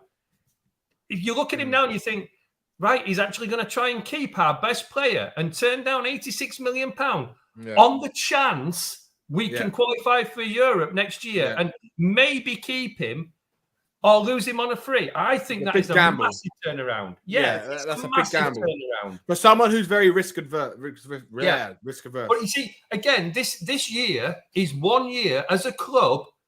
No Champions League, no Europe. No. We have to go for a trophy. And maybe he's looking at that and thinking, do you know what? We could actually go for a trophy, maybe win a trophy. All of a sudden, Kane's won something, and maybe he will stay. And maybe he won't. I think with Kane, we've got a good chance. Stuck. From what I saw on the pitch today, we've got a chance, to do something, especially like you said, with fresh legs every week. Oh, Sean, I mean, personally, I can see us going for one of the cups. I really can. And you kind of look at it and you think, it only takes for City to draw United or Liverpool. One of them gets knocked out, then another big team, and we just have a nice rolling, a nice roll. And all of a sudden, we could be in a final. I think somebody said on Sean's show the other night, we have to beat City to win a cup. No, we don't. Somebody has to beat City. And there's a lot of other teams and a lot of other weekends. We could go all the way to a final and have Aston Villa or, Newcastle or Nottingham Forest in a final. It all depends on that role that everybody else gets. But we can easily get knocked out by fucking Nottingham Forest. Yeah, we could. I mean, that's the point of a cup, though, that it's a roll of a dice. You could get City. I mean, we've played City. Why should we be afraid of them? We've won them before. We won them in the semi-finals of the European Cup. Sorry, not the semi-finals, the bloody quarterfinals. Why can't we beat them? No, we have been their bogey team for a number of seasons. I mean, I do think, though, playing City the way Ange might play, I do think we could actually get a battering off them, though. That's the only other worry about with that high line, definitely. Yeah. What's everybody's views on the goalie today? I quite fancied the Ukrainian one at the end of the game. What, the one that went off in the first half? The 60-year-old one. Jesus Christ, it looked like he had... God. I think the thing is, with today's match, it would be very unfair. I mean, he had a couple of flaps, but without having a lot of pressure, I don't think you can rate him still. I don't think we've seen anything from him. He made a damn good save. Then he took the ball from the feet, and you kind of, like Sean was saying on his commentary, that's the big 2 minutes. But until we see him where he's getting a lot of action, I don't think you can. You can't rate him today. No, definitely not. Bottle down. Sean went all Australian there. Hey. No, I'm on my phone for now because my internet's destroyed on the 4G, so on the Wi-Fi. So I'm currently I've dabbled. I've moved in a different direction. Jeez, Daniel, welcome to the show, mate. How you doing? I'm good, mate. How are you? Good, man. Talk me through your thoughts on the game. Let's get back to the game. Yeah. Well, okay, sure. I mean, that was the best Spurs game since God knows when. Fuck me. Totally, mate. Totally, Daniel. I mean, now I'm happy clapping again, almost. I mean, it's insane. It felt a little bit like I got my Spurs back. I mean, you could, but again, this that game was so open though. Like we played such a high line, and if we continue that against Premier League opposition, we're gonna see lots of goals. Yeah, but the nice thing about it, Daniel, is obviously we've got Van der Ven to come into that defence. And he's quick as well, so he could probably. I think the thing is, you know, we look a lot stronger in the sense of we've always looked weak when teams are attacking us, but you've got that feeling back, same as we had with Poch. I don't care if they score one, we're going to score two. I don't care if they score two, we're going to. Right up to the last minute, you always felt under Poch that we could still go and score. Under Conte and Mourinho, you always thought, oh damn, we've gone 1-0 down, we're going to lose again. And I know it's a friendly and I don't want to get carried away, but you kind of watch the football and you think, we're always going to score. We're always if we play like that against Brentford, we'll destroy them. And that would be a lovely start to the season. That would be a lovely that's true. Sort of like get into it. You know what is weird though, right? Let me get the let me bring it up. When we played last under Conte, I don't want to sit here and slag Conte off because too much. We do. But we can. But we do. Under Conte, we at least were a team that took our chances. Let me. I don't know if this is just a consequence of but the we way didn't we're have playing. any chances. That was the problem until we went 2-0 down. Right, but we did. But when we did have chances, we took them. When we won games, we generally won them. Let me get this up. So we finished the game 5-1. Look at that. I don't know if you can see this. Look at that dominance stretch. Right. Yeah. All that green is Tottenham Hotspur. That's nice. Second half. That's what you love to see. Look at the. That's what you take that all day long, wouldn't you? And that's Shakhtar. They're not a bad team either. They're a Champions League team. Yeah. 32 shots today. Yeah. 32. It seems it's like our average at the moment, like 30 shots a game is kind of what we're looking for. Yeah, but how many saves did that goalie make? I mean, that goalkeeper had a worldie, by the way. Yeah, and he still conceded 4. You know, a lot of our shots were shots that were straight at him. Basically, that was the downside. You know, a couple of inches either way. That's the point I was going to make, Soren. Right? Yeah. Sorry, just quickly. That's the point I was going to make is under Conte, we had 6 shots, we'd score 3 or 2 or 1. 4 shots, score 1. 10 shots, 8 off target, 2. If Harry Kane stays in it, stays. And listen, I've been advocating him to leave, so I don't want to come across like a flip-flop. But I'm just putting it out. Go on, Sean. You know you want to. I'm the biggest flip-flop. I am sponsored by Javiana. Right? Javiana's reached out to me. Javiana's reached out to me and said, we'll pay you 10 grand a month if you flip-flop your opinion all day, every day. And every time you do it, you drop a video that says, this flip-flop is sponsored by Javiana. It's a picture of you. Sean, I'm actually going to reach out to them to try and get you a Javiana sponsorship. I've already done it, mate. I'm on their affiliate program. Somebody's going to be able to mock that picture up. Oh look, Sean just walked in. But the point I was going to make was, if you're looking at the conversion ratios last year, we didn't get. I think we got maybe 10, 12 shots a game once in a blue moon, right? Well, I don't think we ever got 30 shots in the goal. If Harry Kane stays, is Harry Kane not going to be looking at those ratios and going, I could score 40 goals next season if I'm there. I could break the record. I could outscore Haaland next season if our team is going to create on average 30 shots a game. Is that not a little bit of a little sweetener, like I said, a little bit of spice to add to the mix? If you look at a lot of our shots, the work from, I mean, Papsai had quite a few. Kulu had a few. You know, how many did Harry Kane have? I bet he only had 4 or 5, didn't he? And scored 4. Yeah, I think he had. Let's have a look. Let's not speculate. Let's have a look-see. Let's accumulate. Exactly. Lineups. Harry Kane. He played 80 minutes, 4 goals. Yeah. 6 on target. 6 shots on target. Which 8 shots, 4 goals. What about 50% ratio? Yeah, but you look at Kane, and that's about normal for most of his games. So he could have easily had 2 or 3 of those saved and only scored 1 or 2. So, you know, it's hard to say that it's the ratio, but I think most of our matches going forward, there'll be an odd one that we won't. We'll create a lot of chances. There's going to be a lot of chances. Sorry, Soren.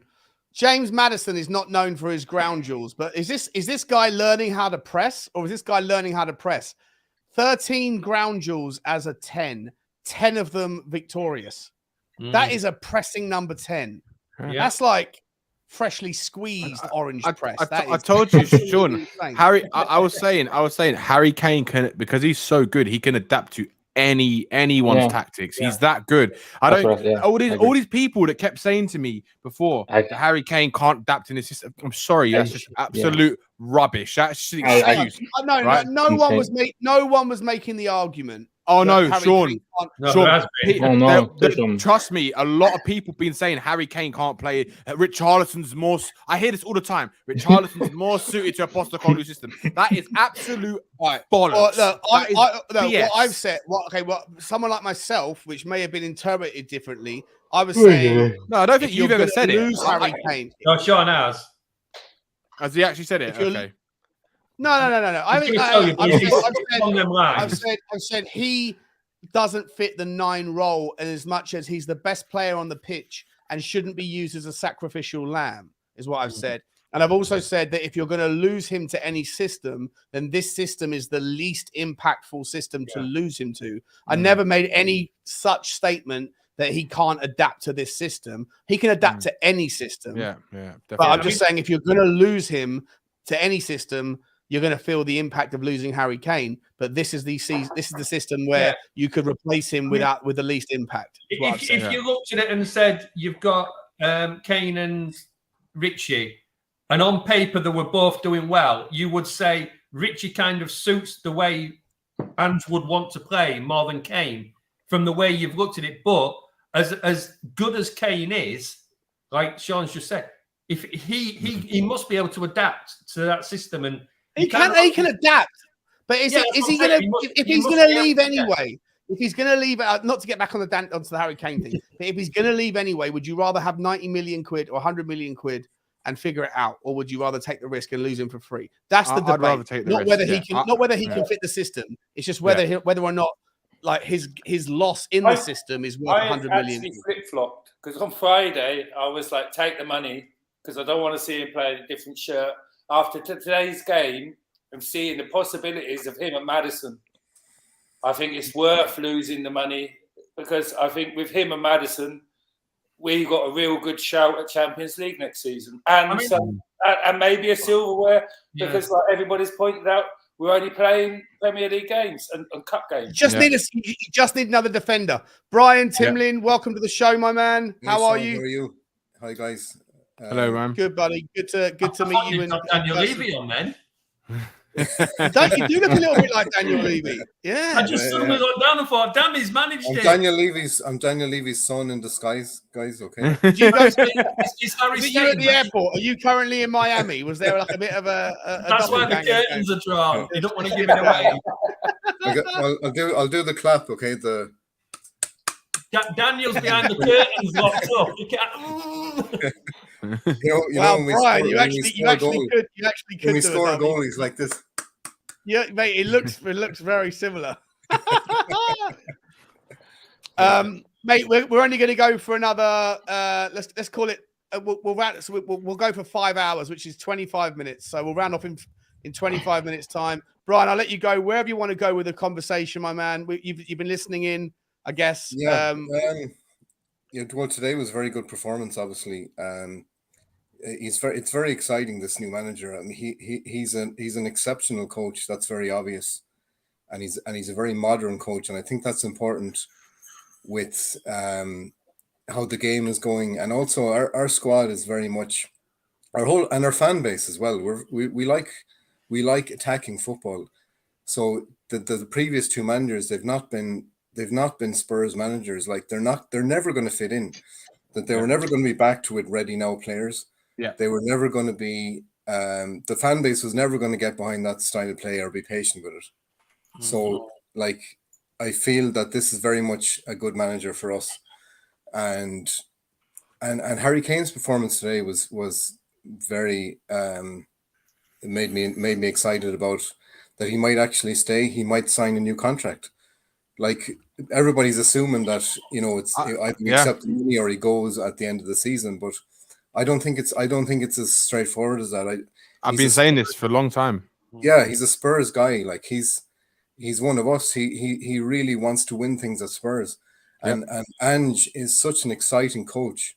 If we start the season well, and I know that's a big ask because it's a new manager and all new players, etc. If we start the season well, I feel that Kane will sign a contract, and I don't know what there might be a release clause in it, whatever. But at least he'll sign something. I think if we start well. Well, I also sort of like think if we start well, then like I said, if we don't start well, I think with Ange ball we'll accept it a bit more because it's actually attacking football. I think the problem has been for a long time is when we've lost like, and we've looked shameful. I just miss. I hate saying that happened with Klopp. That happened with Klopp. Sometimes we lost, but it was an exciting game, and I always felt we could have won that. Not we just got slaughtered. I'm embarrassed. Well, that happened with Jurgen Klopp at Liverpool. Yeah, and it happened to a certain extent with Pep. Yeah, that they started off and people were like, they're not actually doing that well, but the style of play is good. They're like, we can see a future here. But the question to ask yourself is, do you want one season of Kane where absolutely everything is electric on the pitch and we lose him for free, or do you want to get rid of him now and then the money might be dream world scenario for me, Soren? If I'm entirely honest, mate, I think it was Rufus who made the point earlier. It was Danny. Danny made the point earlier. Sorry, Rufus. Danny made the point earlier. We've got the money. We should have the money. Yeah. Daniel Levy doesn't want to spend it. Yeah. Like, for me, I would love to see, and I take Sava's point in the comments saying we may be going with our heart over our head here, because to me, the risk about not selling Kane is that he goes to a rival next year. But then that's where it's not going to go through, right? Like he goes to that's the whole argument over the last 2 years about heart and head, where everybody wants to slag Levy off because of the heart, and it's saying I'm acknowledging that.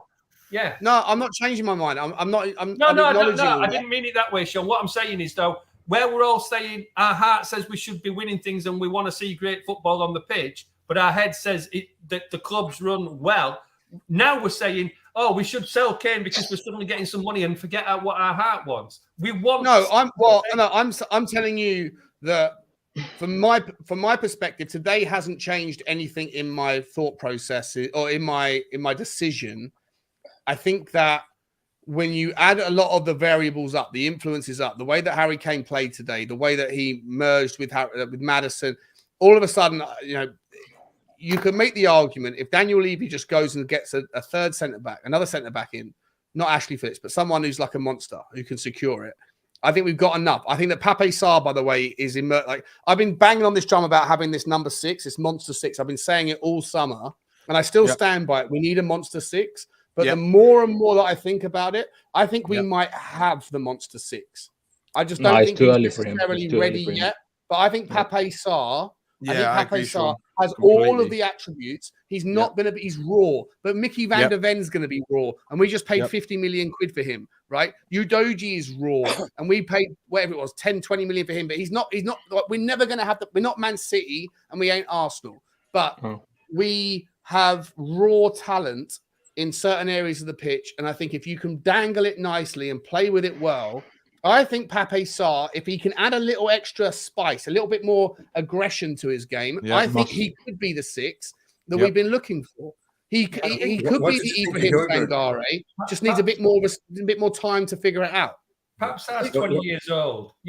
He's still got to develop. I mean, I've said it several times now. He looks like an absolute player, and the more you watch him, the better he gets. Wait a minute. Sorry, Karen. Hang on. Sava, what are you talking about, bro? I love you to pieces, mate. We'll debate this tonight, as long as I'm not too drunk. But Pape Sarr was not terrible or poor in the first half. He gave the ball away. He just says things to get you going. He gave the ball away. I don't think a few times, but overall, but he was everywhere on the pitch, and he was covering ground like the guy that used to play for Leicester and Chelsea. What's his name? Conco. Kante. N'Golo Kante. Kante, He reminded me of Kante today. He was everywhere. See, he reminds He's me. everywhere. was everywhere, That's what you need. That's what you but need from yeah. a six. You need Yeah. when you put eight or seven of your team in the final third of the pitch and you lose the ball like we did. You have the guy who's sitting back and who can cover that ground. That's what he can do. He's got he can gallop. He can gallop across. I think in fairness to he didn't have Højbjerg, a bad game at all, in my opinion. I thought he was no, he great. had a good game. I mean, between him and Skip, Højbjerg was good that's today. like Sar all. I mean, the interesting thing is, I mean, Sav has just come back with he gave it away a lot. Well, if we're going to slag Pap Sarr off, what about Sonny? We're doing it again, Drew. We're doing it again. I mean, no, like what Sarr Sav looked was. good.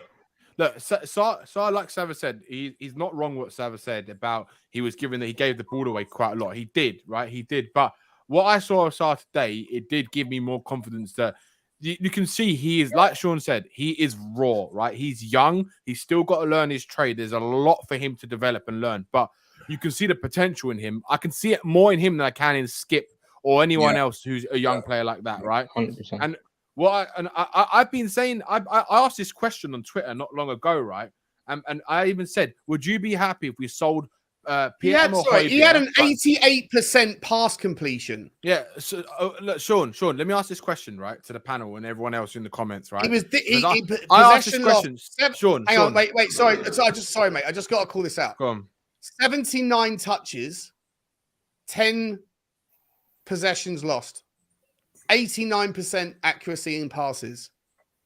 Like 2 shots on target, by the way, from a guy who's playing in a double pivot. Because I don't believe that Højbjerg wasn't playing. It was more of a double pivot today. Two shots on target, 1 off target. He got himself one big chance missed. The only thing you can criticize him on, according to the stats, in my opinion, is that he didn't win enough ground duels. Okay. And what I saw was he missed a few passes that were easy passes, but like I'm telling you the stats, Tabba. I'm telling you the stats, mate. The stats are there. He gave the ball away a lot in your mind, but he 88% pass completion is more than appropriate. More than appropriate. Yeah, he overall, I thought he was really good, and he also was unlucky not to score. He struck that ball really, really lovely. Can I ask you a question, guys? Right? Would you be happy? Maybe your impression of the game didn't add up to the stats, mate. The stats don't lie, bro. If he didn't lose the ball 90% of the time he passed it, it's not a bad performance. You find me an average midfielder who's got an 89% pass completion, and if you think that that's because you've seen it in a different way, that doesn't mean that you're right, bro. The stats don't lie. Let me ask you a question, Sean, right? If this was a hypothetical scenario, right, and Tottenham sold Pierre-Emile Højbjerg, and we used that money to go and buy Tapsoba, and we didn't buy another midfielder, do you think that's too light in the midfield of what we've got right now? And what I'm saying is utilizing Sar's Højbjerg's replacement essentially, and then maybe bringing in Alfie Devine as well to play more games, and then have Tapsoba, or would you rather have Pierre-Emile Højbjerg and not sign a Tapsoba and sign a Tosin instead and keep it how it is?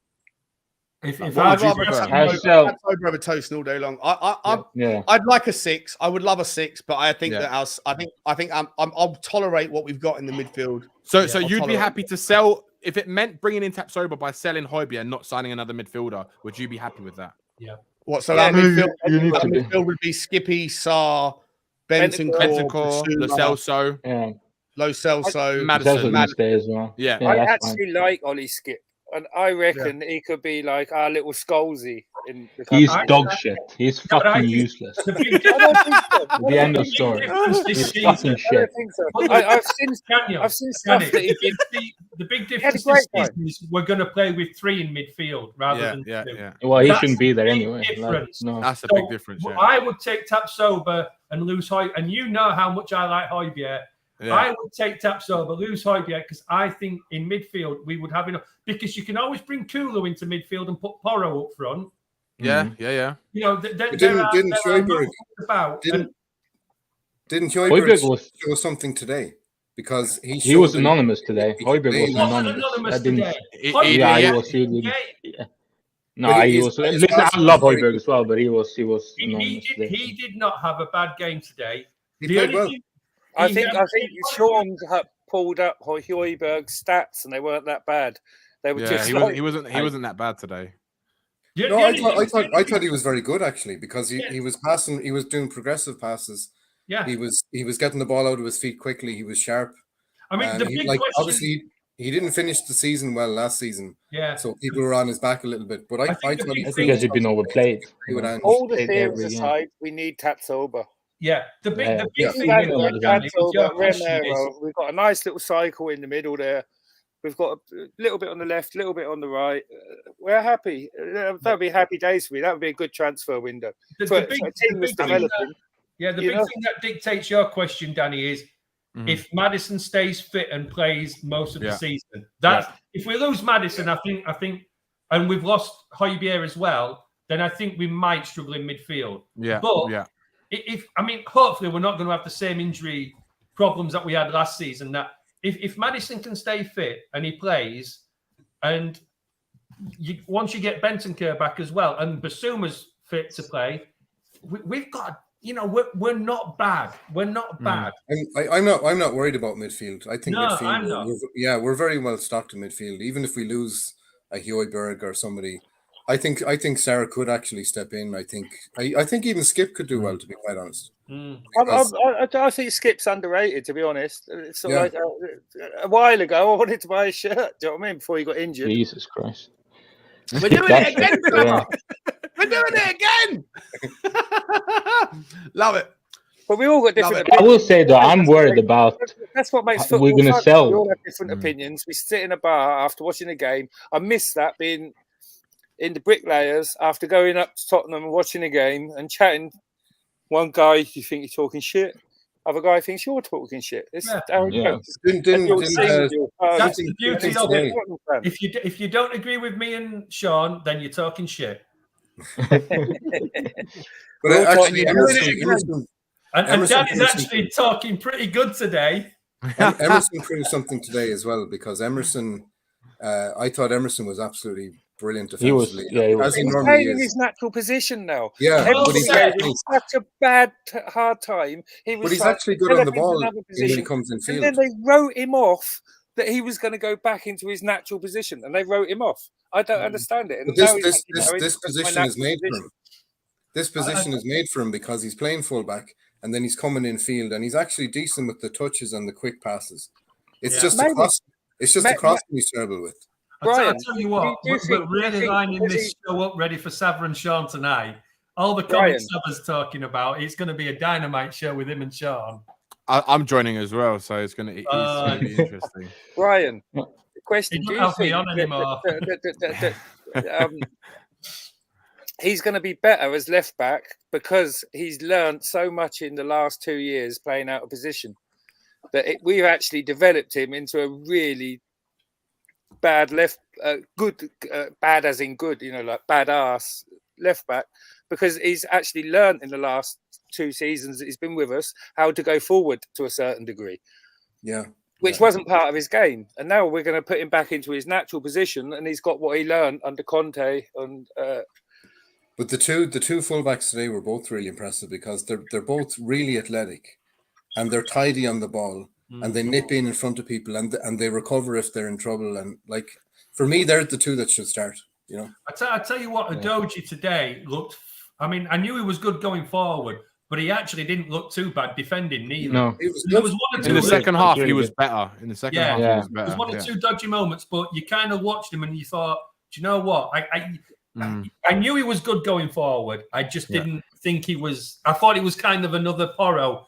But he's far better than Porro. He's looking good. Yeah, and apart from the only mistake Emerson made in that game, from what I saw, was that first goal that we conceded, because he should have the Kulu and him. One of them could have closed down the play to stop that. To stop that ball coming in, because that ball never should have come in. And then Ben Davis, of course, being Ben Davis, was awful for that defensive. The goalie didn't do much. Neither. I mean, he didn't seem to. He sort of dived like that as though he. He didn't seem to try. I mean, whether it was too far, it wasn't Vicario's fault, that goal. I don't think he did any glory for himself neither. He almost looked like it was either past him before he noticed it, or I don't know. I mean, I only saw a couple of. It's exactly what for me. What the whole reason for that goal was the initial closing down of the player that whipped in that ball. Kulu or Emerson didn't go up to their man. Didn't go up to their man to close the ball down.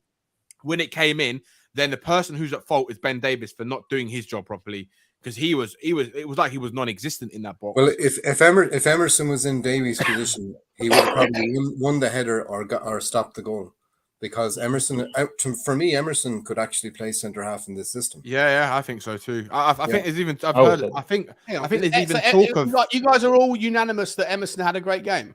Oh yeah. Not a great game. He had a good game. Yeah, I just wanted to confirm that, because we got someone who might talk about a different version of Emerson Royale. I can see his face.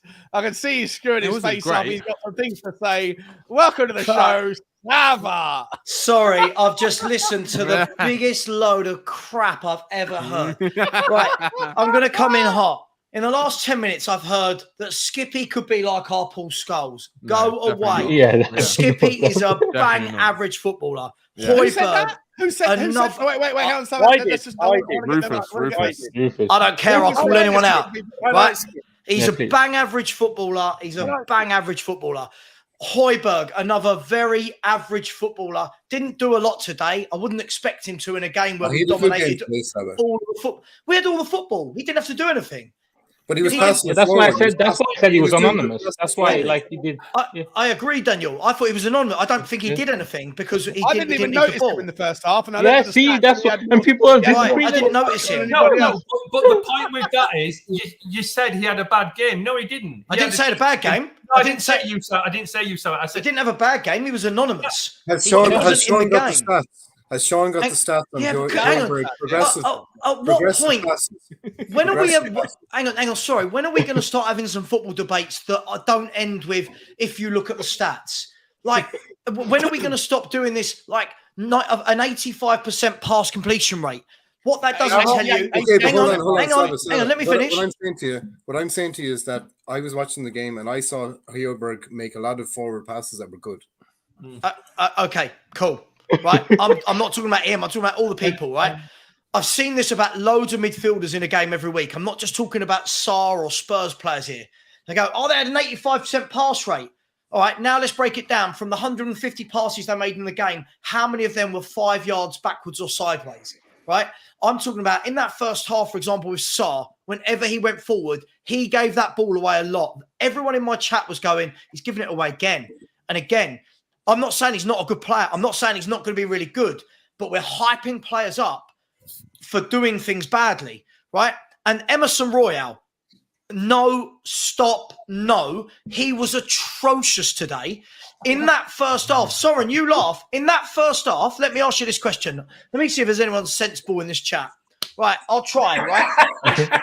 Right, in that first half,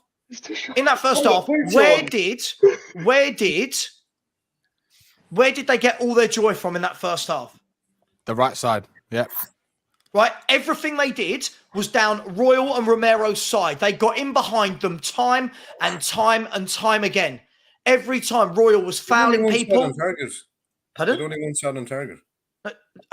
Brian, okay, two of these, one of these. I never mentioned anything about shots on target, right?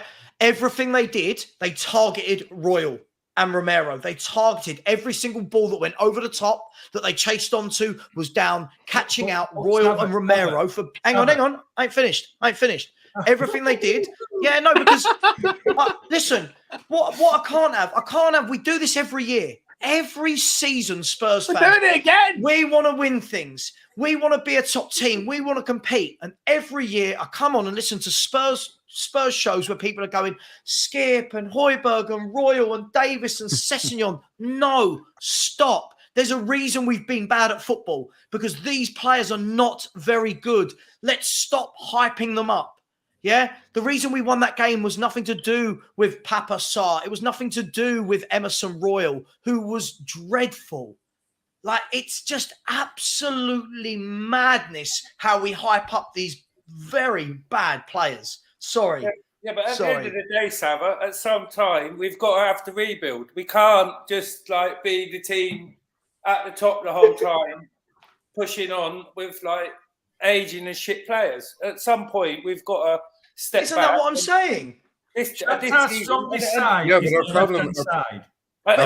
Isn't that what I'm saying? Young Like, players are what we need, even if they're not perfect at the moment. These are the players we need. This is exactly how we were when we. no, first these are the players started. we've got. These are the players we've got, not the players we need. Huge difference. Hey, Saba, let me just grab back. Who are the players that you think that were good today? Just name some, and who are the players that you think were poor today, and who are the players that you think are being overhyped? I think Sar's being overhyped. I thought I like Sar. I don't think Sar's going to be a bad player, but I thought first half, he had a really poor first half apart from the shot. He kept giving the ball away in the final third. He did. Go back and watch the first half. Watch how many balls forward, loose passes. He wasn't perfect. He wasn't perfect. No one said he was perfect. Loose passes all the time in that final third. Loose passes. Kulu. All the time, mate, but he got 90% 88% pass accuracy. Again, I'm not a computer. I don't listen. You could say I this. don't care if you're a computer or not a computer. The stats don't lie, mate. If you're giving the but ball the away, stats don't always tell you the truth, if Sean. you're giving the ball away less than 1 in 10, you're not giving the ball away all the time. But if it's just mate. No, Sean, if 9 out of those 10 passes, go and watch coaches coach football. They'll tell you, right? If a coach is watching a game, they'll tell, oh, that bloke's completed 9 or 10 passes. Okay. He wasn't a Harry Sideways. Hang on, let me passing finish. game, mate. Let me finish. What were the 9 out of 10 passes? All of the 9 out of 10 passes, I bet you, were 5 yards sideways or back to the centre halves. Anytime he tried, they weren't. No, they weren't. Go and watch the first half. If you watch it, the guy was trying to hell, put balls Sam, through they in a weren't, crowded mate. area as well. So No, yes, no. some are going to go off. There were lots of simple passes. I'll tell you what, someone else who was really guilty of it today. Simple passes given away time and time and time again. Sonny. How many times? Sonny was awful. Sonny was atrocious. Let's not compare the two. No, I'm not comparing. Can we just context for 1 minute? I'm not comparing those two. What I'm saying is lots of the passes that he tried, it wasn't like they were all through the eye of the needle balls. When a player does that, yeah, they're going to give the ball away. When you've got playmakers that don't make a lot of successful passes in the final third, you know they're trying to angle something. Watch that first half again. Yeah, then come back and tell me that Sarr didn't give the ball away needlessly. He was a little bit. He gave the ball away a couple of times. Needlessly. He gave the ball away a couple of times, mate. Yeah, he gave the ball away a couple of times. So did James Maddison, and James Maddison, I think you would agree, was the best player on the pitch today.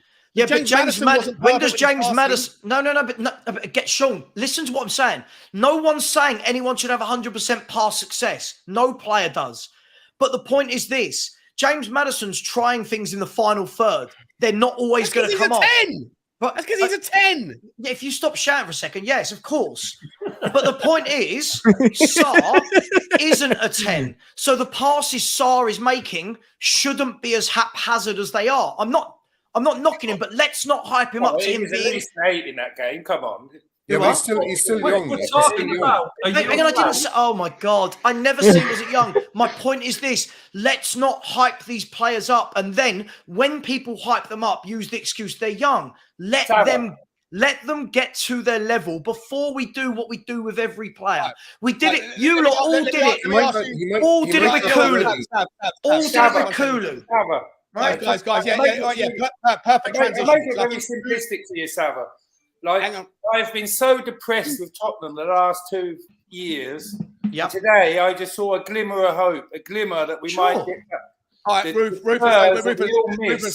let's stick on the game review for the purpose of the conversation. I saw a spark of that today, and it gives me hope for the coming season. But Rufus, again, I feel like every time one of you is responding to me, it's got nothing to do with what I've actually said. Stop.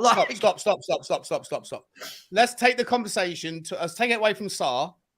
Let's look at a player that I think is for me, I thought Sarr was a good player, but let's move away from it. Let's take it to a player that was, I don't know, you look at I think a lot of people thought he was really good, a lot of people thought he was really bad. Decky. What was your take on Decky today?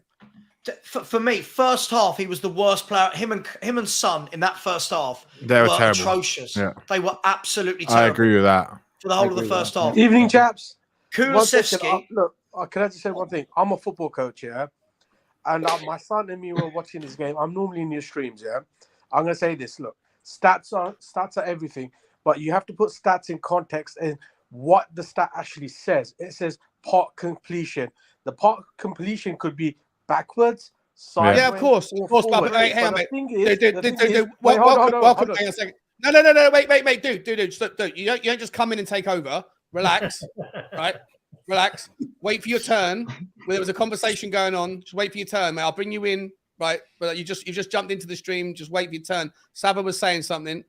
I know what you're going to say about the stats. I get it. Context. But Saba, carry on with your take on Kulu. Yeah, by the way, people in your chat, just calm down. No need to be some vile people in vile. Look, my take on Decky is the same that it's been for over a year. The same way at the beginning of last summer, I said everyone has got to relax on this guy. Spurs fans, exactly what I said when I came into this. We put him on this pedestal up there. Everyone hyped him up to be this top-class footballer.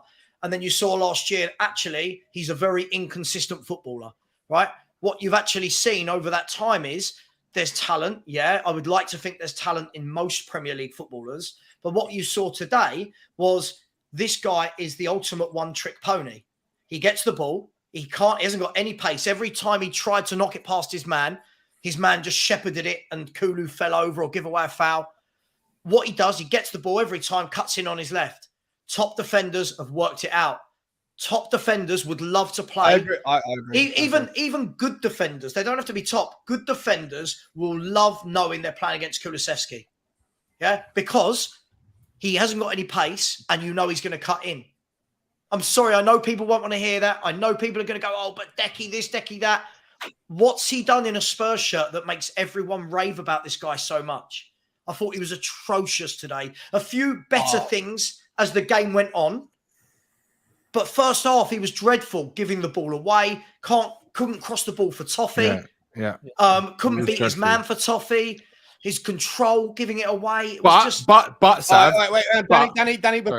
I'll let you speak now. But I don't want the next person to come in and say the same thing Sav has said. So if someone has got a different argument about Decky, I do. Different take on Decky and say, hold on. One at a time. Opinion. Wait. We have different opinions, and the different opinions should be respected by all. We're not vile. We're not horrible. We're not dumb. We all have a different view, and it's about time people started respecting all them. No, 100%, Rufus. Appreciate that, mate. Well, there's 8 people here. Everyone is passionate. I'm certainly getting a little bit tipsy. That's not going to bode well for Savage show later on. I have a different view on. Has anyone got a different take on Decky to what Savage just said? Yeah. Let me hear. I'll start with Danny, and then I'll come to Brian. My take on Decky is that what I saw in the second half was a complete opposite of what I saw in the first half. In the second half, it was like watching the old Kulu. Like he was much more direct. He was trying to run at players. His passing was a lot better. His crossing was a bit better. So it was more of that. And it's like for Decky, it was like a game of two halves. Essentially, is what it was. In the first half, he was like Sava said, exactly. He's spot on. But the second half, I saw it was a lot more promise to make me believe that maybe he can get back to those levels of where he was before. And that's just what I say on Decky for today. He got 2 assists today, according to J Mac. Yeah. So Brian, you wanted to say something? You wanted to say something on Decky? Yeah. Well, like Sab was talking about context. So I think that there's a context with the whole team that happened last year where we had a manager who was not signing a contract. And we had finished 4th the year before with an inferior squad to what we had last year. But the whole squad the morale was gone, and a lot of players were struggling, and a lot of players got injured. It was a whole shit show the whole last year, in my view. And one of the victims was Decky, in my opinion, because he was a player who was clearly playing within himself for a lot of the season, and I think he's going to take time to build his confidence back again, because he was really good when he first came in. He was amazing, and we saw the second half today. I think we saw, as Danny said, a lot of what he used to be. And hopefully he'll go on that track again. But I think the whole team last year was apart from Kane, was really struggling morale-wise in terms the system wasn't working. Because I think they lost respect for Conte not signing the contract. Yeah. All that stuff came into it, in my view. I think just to sort of go at Sabra a little bit with this, like Danny said, and I don't disagree that he didn't have a great game, but I think atrocious is not the right word. He had a poor game. I'm kind the first half he was poor. First half he was atrocious. First half but second half he had a far better game than but it's a game of two halves. But I do think when you look at it over the whole game, which we've got to do, atrocious is too strong. First half atrocious, second half he was better. I don't think even atrocious. I think to me, unlike what did he do first half? Let me finish. I think if you say he had a poor game, then I agree with you totally. But I think atrocious is the word you put to Sonny in that game. Sonny was. I thought they were as bad as each other in the first half. They were both atrocious in that first half. Showed a little bit more than Sonny did. Every time Sonny passed, he never looked up. I'm asking you what then? I'm asking you what, sorry. In the first half. He had a couple of good little runs. He had a couple of good chances in the first half. But he wasn't atrocious. I mean, I'm not disagreeing with you that he didn't have a good half. He just wasn't I don't atrocious. think he was atrocious. I don't think he was atrocious. I thought he was. I think he's predictable. Predictable, I think is the word I describe him. Yeah, but that's a bad game. Gave the ball away loads. Listen, maybe I watched a different game. I thought he was let me bring in the man Balpinder. Yeah. You've been waiting somewhat impatiently. I have to go right. Sorry, comment. No, what I'm going to say is this, I've got in the first half, most of those players were awful. It was just what you call it. We just kept the ball for ages. Kept the ball. So they didn't have a lot of chances to attack us. But when they did, most of our players either overran the ball, made bad passes, made bad challenges, or caught out of position. At halftime, I think I just opened like a Ferguson hairdryer and shot a rocket up them. Second half, they were a complete different team. It was just like, it's like. But isn't that the same? Isn't that the trend for the previous two games, Balpinder? Yeah, even against exactly Singapore, different team, but same. We saw it the last three games. Second half FC. Yeah, what it was, I think what he did was he was just like, let me see what happens when we actually play a team who play in who are actually playing most of their first team, not a West Ham B team who hands up who wants to play today, or a Singapore pub team. It was like, who wants to play today? Let's all turn up to their stadium. The second half, I think he just shot a rocket up them and was like, if you're not going to play, I'm going to take you off. That's what Decky started playing. Song carried on playing the same he did in the first half. He got taken off. The minute Solomon came on, I think it was his third or fourth run. He cut inside, took the shot. Kane scored the fourth. Right. Okay. Interesting. Cool. I mean, the thing coming back with that one is that we've got to remember we've just got a new manager and we've totally changed tactics for the team. It's chalk and cheese compared to last year, so things aren't going to be smooth for the first few games. We know that, and you kind of look at it. You could see the difference in tactics today. Even in the first half, you could see it was a different way of playing for us. So those players have got to get used to that system. But to me, there were still a lot of positives in the first half. No, but technically, they've had, say, a game, 45 minutes playing in that half. And they've played exactly the same in every 45 minutes, except for the second half of today, where Decky actually started playing. Son did exactly the same thing. He cut inside, passed it, or he would put it around the outside for Adoji to take across. There were times Maddison was on the outside when Kane scored the header. He got the ball on the outside, shifted it, crossed it straight into the box, goal. Why couldn't Son do that? He had plenty of chances to do that all game. He could have shifted on his right and crossed the ball in. Madison had one attempt at it, goal. I don't understand why. If all Tottenham fans say he is one of our best players, he's world class. How come he hasn't adapted to play out there in 245 minutes and about a 60-minute today? He's been awful for ages. I don't know if it's an excuse, and I don't mean it to come across, but we've got to remember he's just coming back from surgery as well. But look, Sonny was absolutely rotten today. He showed the same as what he showed last year when he was supposedly injured. So to me, Sonny's got to be dropped instantly. You've got to bring Solomon in and start. But if we're looking at things on a macro level, the biggest issues we've had in the last 12 months are, number one, the morale has been terrible at the club. Yeah. The system hasn't been suited to the players, and we've had a centre back issue where we've brought in a centre back now. We have a very good coach who's playing a style of football that's going to suit the players, and everybody seems to be behind it. So I think we need to just see how things develop with the different players. Like if Sonny comes back, if Kulu comes back, and things like that, and just give it time, and we'll see what's working and what isn't. Can I ask a question though? At what point are we allowed to judge them? It's felt like for a long time now that whenever these players play badly, there is constantly an excuse. Like I agree with you. Yeah, I mean, we're talking about it was the manager's style, but the manager's style the year before was when Kulu, for example, was getting his plaudits. And Son was having his best season.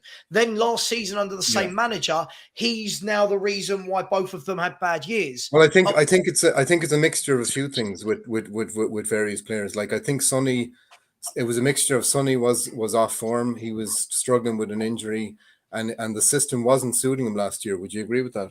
No. No. Why? We played counter-attacking football. We did the year before under Conte.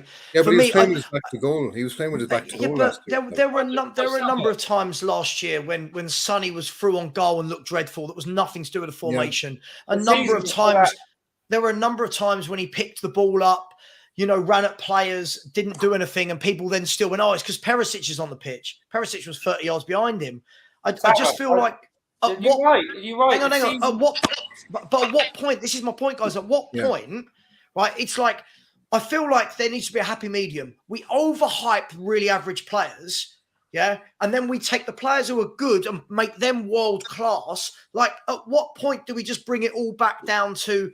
There's a reason we've not been great. Well, every player is going to be judged by different criteria, because with Sonny, he's been so good for so long that you can maybe excuse him one bad year and give him time and then see what happens. But this is small club mentality. This is the problem. We talk about wanting to be a bigger club. We talk about wanting to be a bigger club. We talk about wanting to win things. We talk about implementing philosophy and plans. But then, just have a bad year. It's fine. Have a bad year, and then the next season it's but he might be injured. Another excuse and confidence.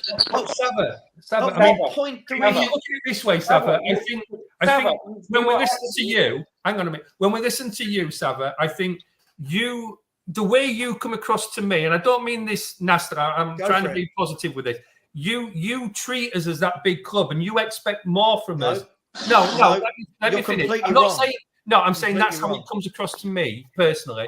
But when you say these players aren't good enough, but maybe they are good enough for the level that Tottenham Hotspur is. That's what I mean. I don't mean it funny, but where we say Pape Sarr had a good game, but he's a player. Second half, thought he had a good game. Yeah, I said that. I said second half, thought he had a good game. You also said he was atrocious, which he wasn't atrocious. No. I didn't. No. Hang on. Get right. If we're gonna say things. I didn't say Sarr was atrocious. I thought Kulu and Son first half were atrocious. No. Sarr for me. Said Kulu and Son. But you said he had a really bad game because he kept passing the he didn't say Sarr was atrocious. Two of these. I didn't say that, Soren. You're doing it again. You're doing it again, mate. You're telling lies. I never said that, right? First and foremost. Hang on, no, Rufus, hang on. He's just attacked my character. Let me defend myself. Right? Yes, you did. Yes, you did. You've lied. Soren, you've lied. I don't talk. Right? I don't talk like we're a big club. My point is this: Spurs fans sit there and say they want to be a big club. We want to be better. We want to win things. Then fans like you, I'll call you out for this. Yeah. You praise so many bad to average players. It's embarrassing. Other fans look at fans like your opinion and go, you deserve that. Because you rate Royale, Højbjerg, Skip, these very average players. So because I want more and better, doesn't mean I think we're better. I think we need them to be better. Sava, you're talking bullshit. No, I'm not. I've called you out now. One thing I will say, Sava. I have said many a time we want a better right back, but I've also said Royal is the best right back we have at the club right now. Name me a better right back that we've got at the club right now. For this That position. doesn't make him good. That doesn't make him good. In the team we've got, he is the best option we've got. Sure. Now, but what's the if point? you remember last year, me and you were agreeing all year saying he was shit going forward and he was a better right back as a defender than he was going forward. I never said he was a world beater. So you tell me when I've told you he is. I never said you said he was a world beater. Again, you're putting words and phrases into my mouth. You've done I've it not said. again. Right? I said he was a great player. So tell me when I've said it. Oh my God, flippantly. But I I'm tell saying, you like, what. did you think Royal had a good first half? I didn't think he was bad. Okay, so why did everything they did? Why did it all go behind Royal and Romero? Because their strongest side is the left-hand side, and our weakest side is our right-hand side. So therefore, if their strongest side is the left and our weakest is the right, it's still going to come together. Right. So why did they get in behind him time and time again if he didn't have a bad half? Saber, a lot of people in the comments were saying Emerson Royale had a wonderful game. I don't remember it, but a lot of people were saying it. Mate, they can say it all they want. Go back and watch the first half, right? Right, go back and watch the first half. He didn't have a great game. Right, He didn't have a shit game. He was average. Okay, do you know what? Again, the standards, this is what I mean. I keep saying it's the standards. If that is what we expect from a right back to say he didn't have a bad game in the first half, players getting in behind him constantly, cool, we're never going anywhere. If that's what our standards are. What they did was they figured out that Royal was coming into the middle, covering while Sarr was going forward, and all they did was put the ball over the top. When it worked 2 times, they did it every single time, and he got caught. And then when all fans are going to have a go now, when people say, we call it Romero, I forgot his name now. Our right-sided centre half here is world class. Romero. Did you see that stupid tackle he made for no reason and get a booking? What was the point of that slide tackle? He was so far away, it was ridiculous. And then he's laughing about it. And I'm just thinking to myself, well, if that was a Premiership match, he got booked in that game, I would have told my midfielder or winger on that side, attack him, get him another yellow. He's off the pitch. Tottenham down to 10 men. He's too rash. And the thing is, too rash. Too rash. We've always known that about Everyone's Romero. saying It's Romero was good. Romero's this, Romero's that. Romero, when he got caught out 3-4 times, started dropping deeper and deeper. What happened? When he started dropping deeper, the winger just stopped, crossed the ball in. No one challenged that ball. It went over to Davis, goal. They figured him out so brilliantly.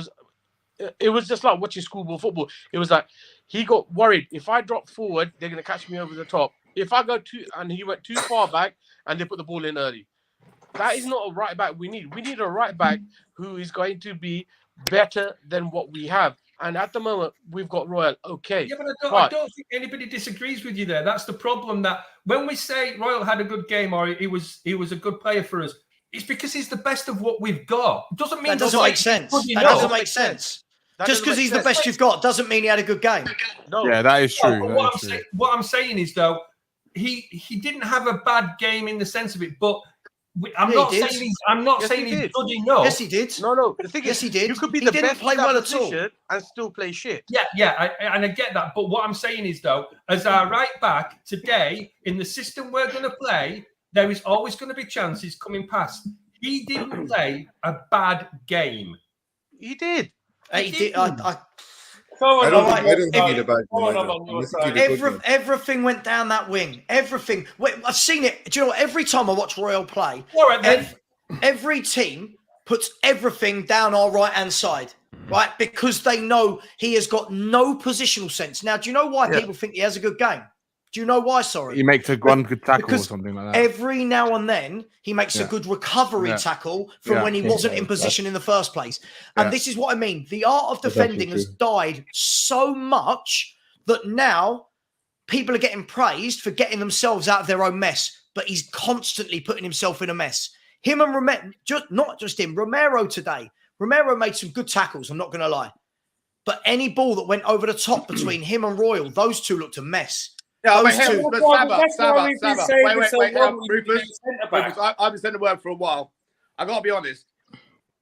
Are we guilty of. That's why you haven't said anything for a bit. Oh, look at the face. Expecting the defense to be able to handle every single defensive.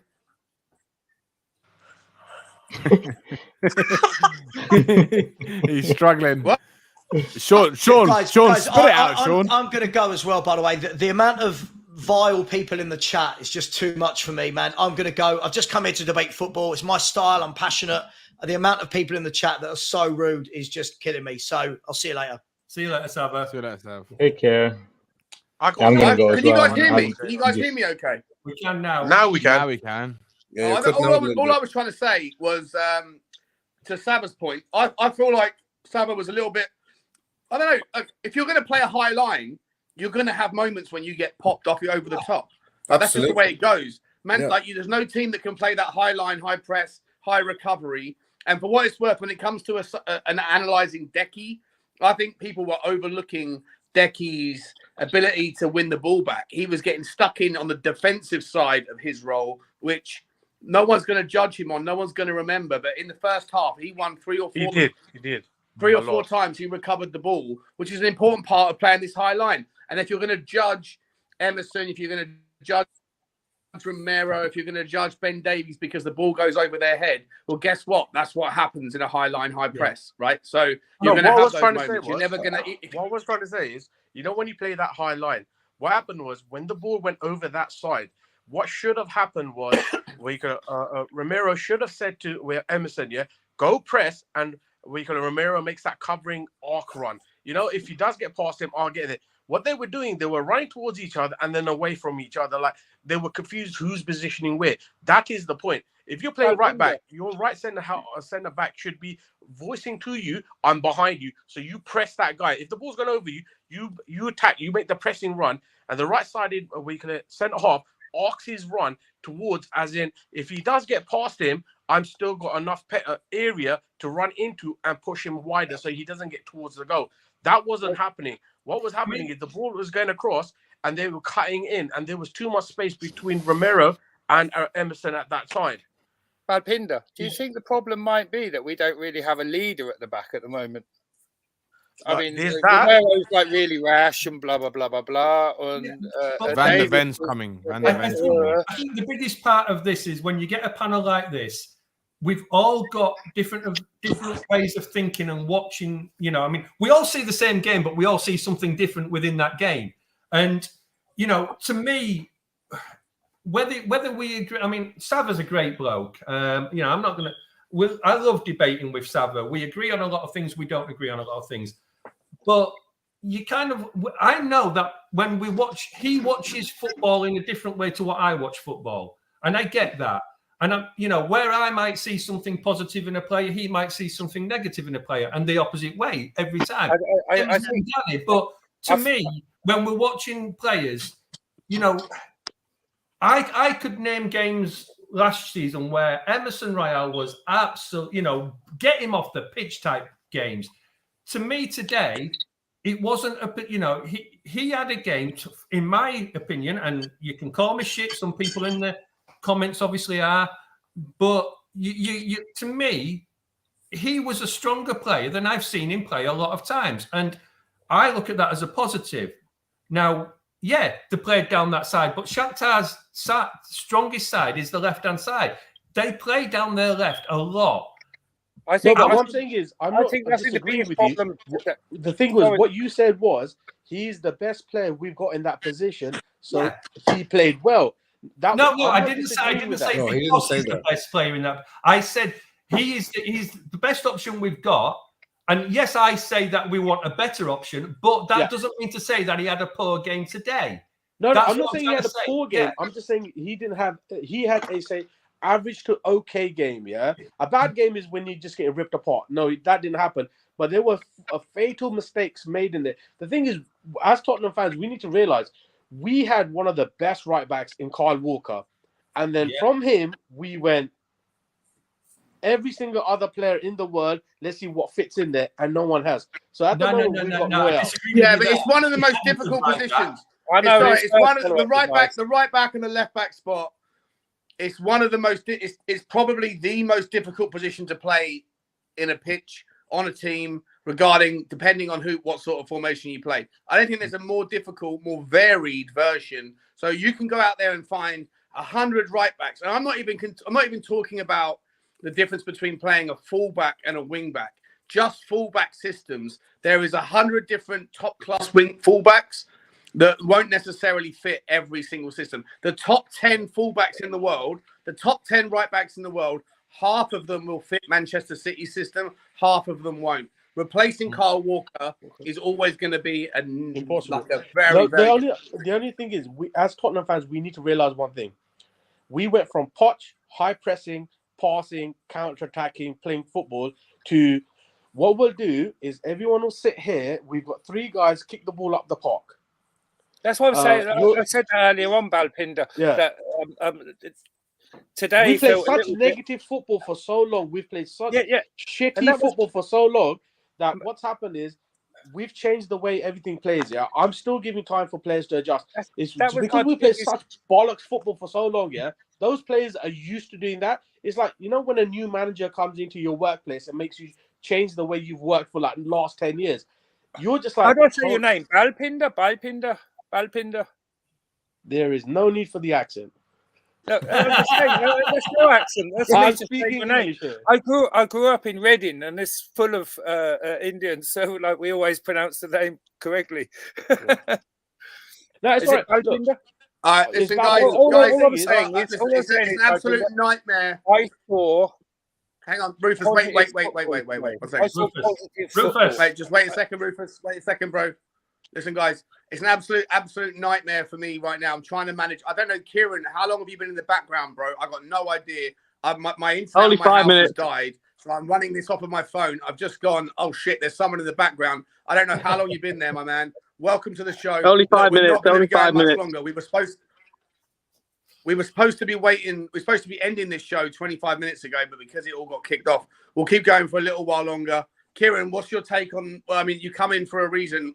Welcome, by the way. What is it you want to say, my man? This is the right back situation. I think Emerson isn't good enough. I don't think Pedro Porro will be good enough either. I think it'll be very much. I'll speak to my old man before, and he's similar sort of thing to me. He reckons it'll be different games, different right backs. So if you're playing Luton, you'll be playing Pedro Porro. If you're playing City, you'll have Emerson.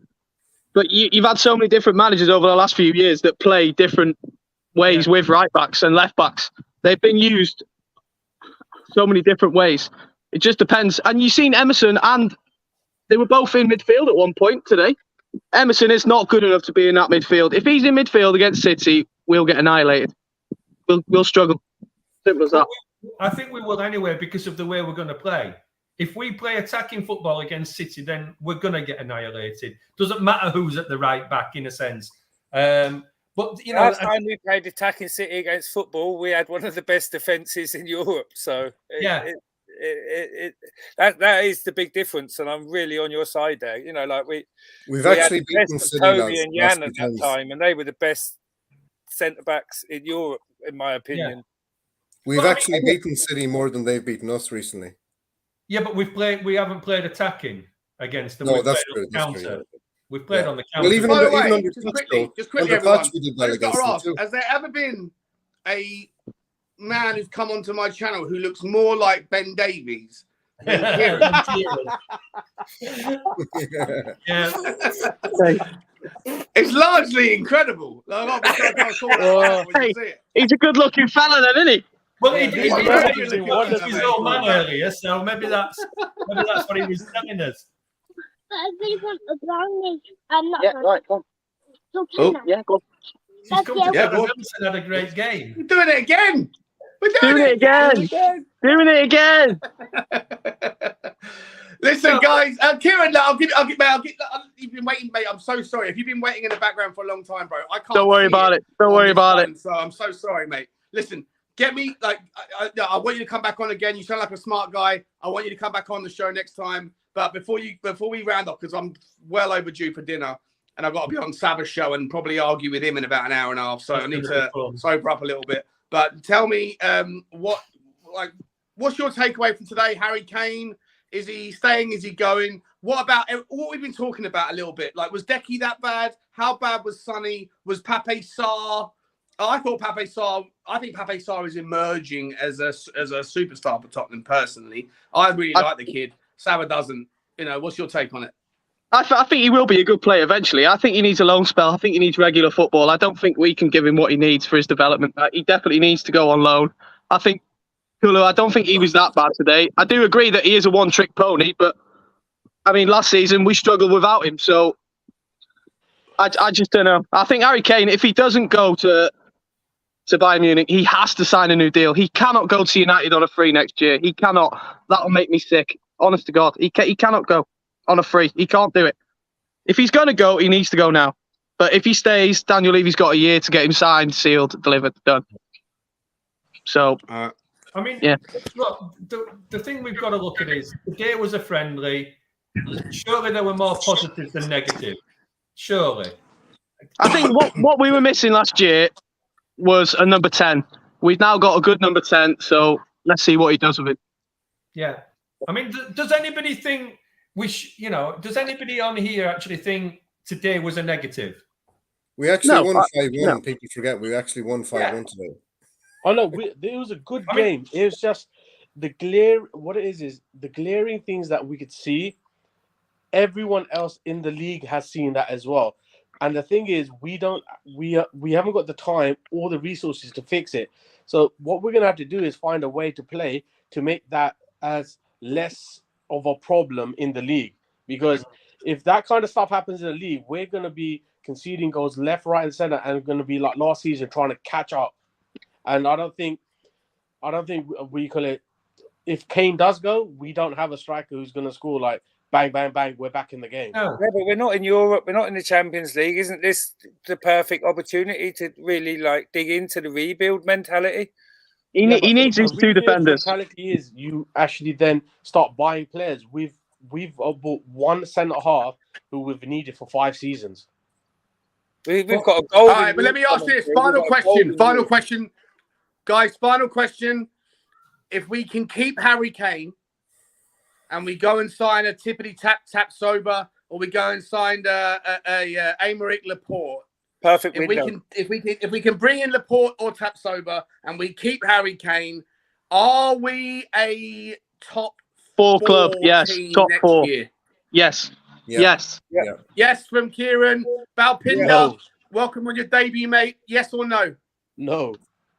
No. No. We're top Rufus 6. Rothcutt, yes or top no? 6. Top 7. What if we keep Harry and we sign Tap Sober? We're still top 7. Yes, Sean, go on. You miserable bastards! You absolute miserable bastards! I love it. No. Danny Kiriakou, top 4. I'm yes saying or no? positive.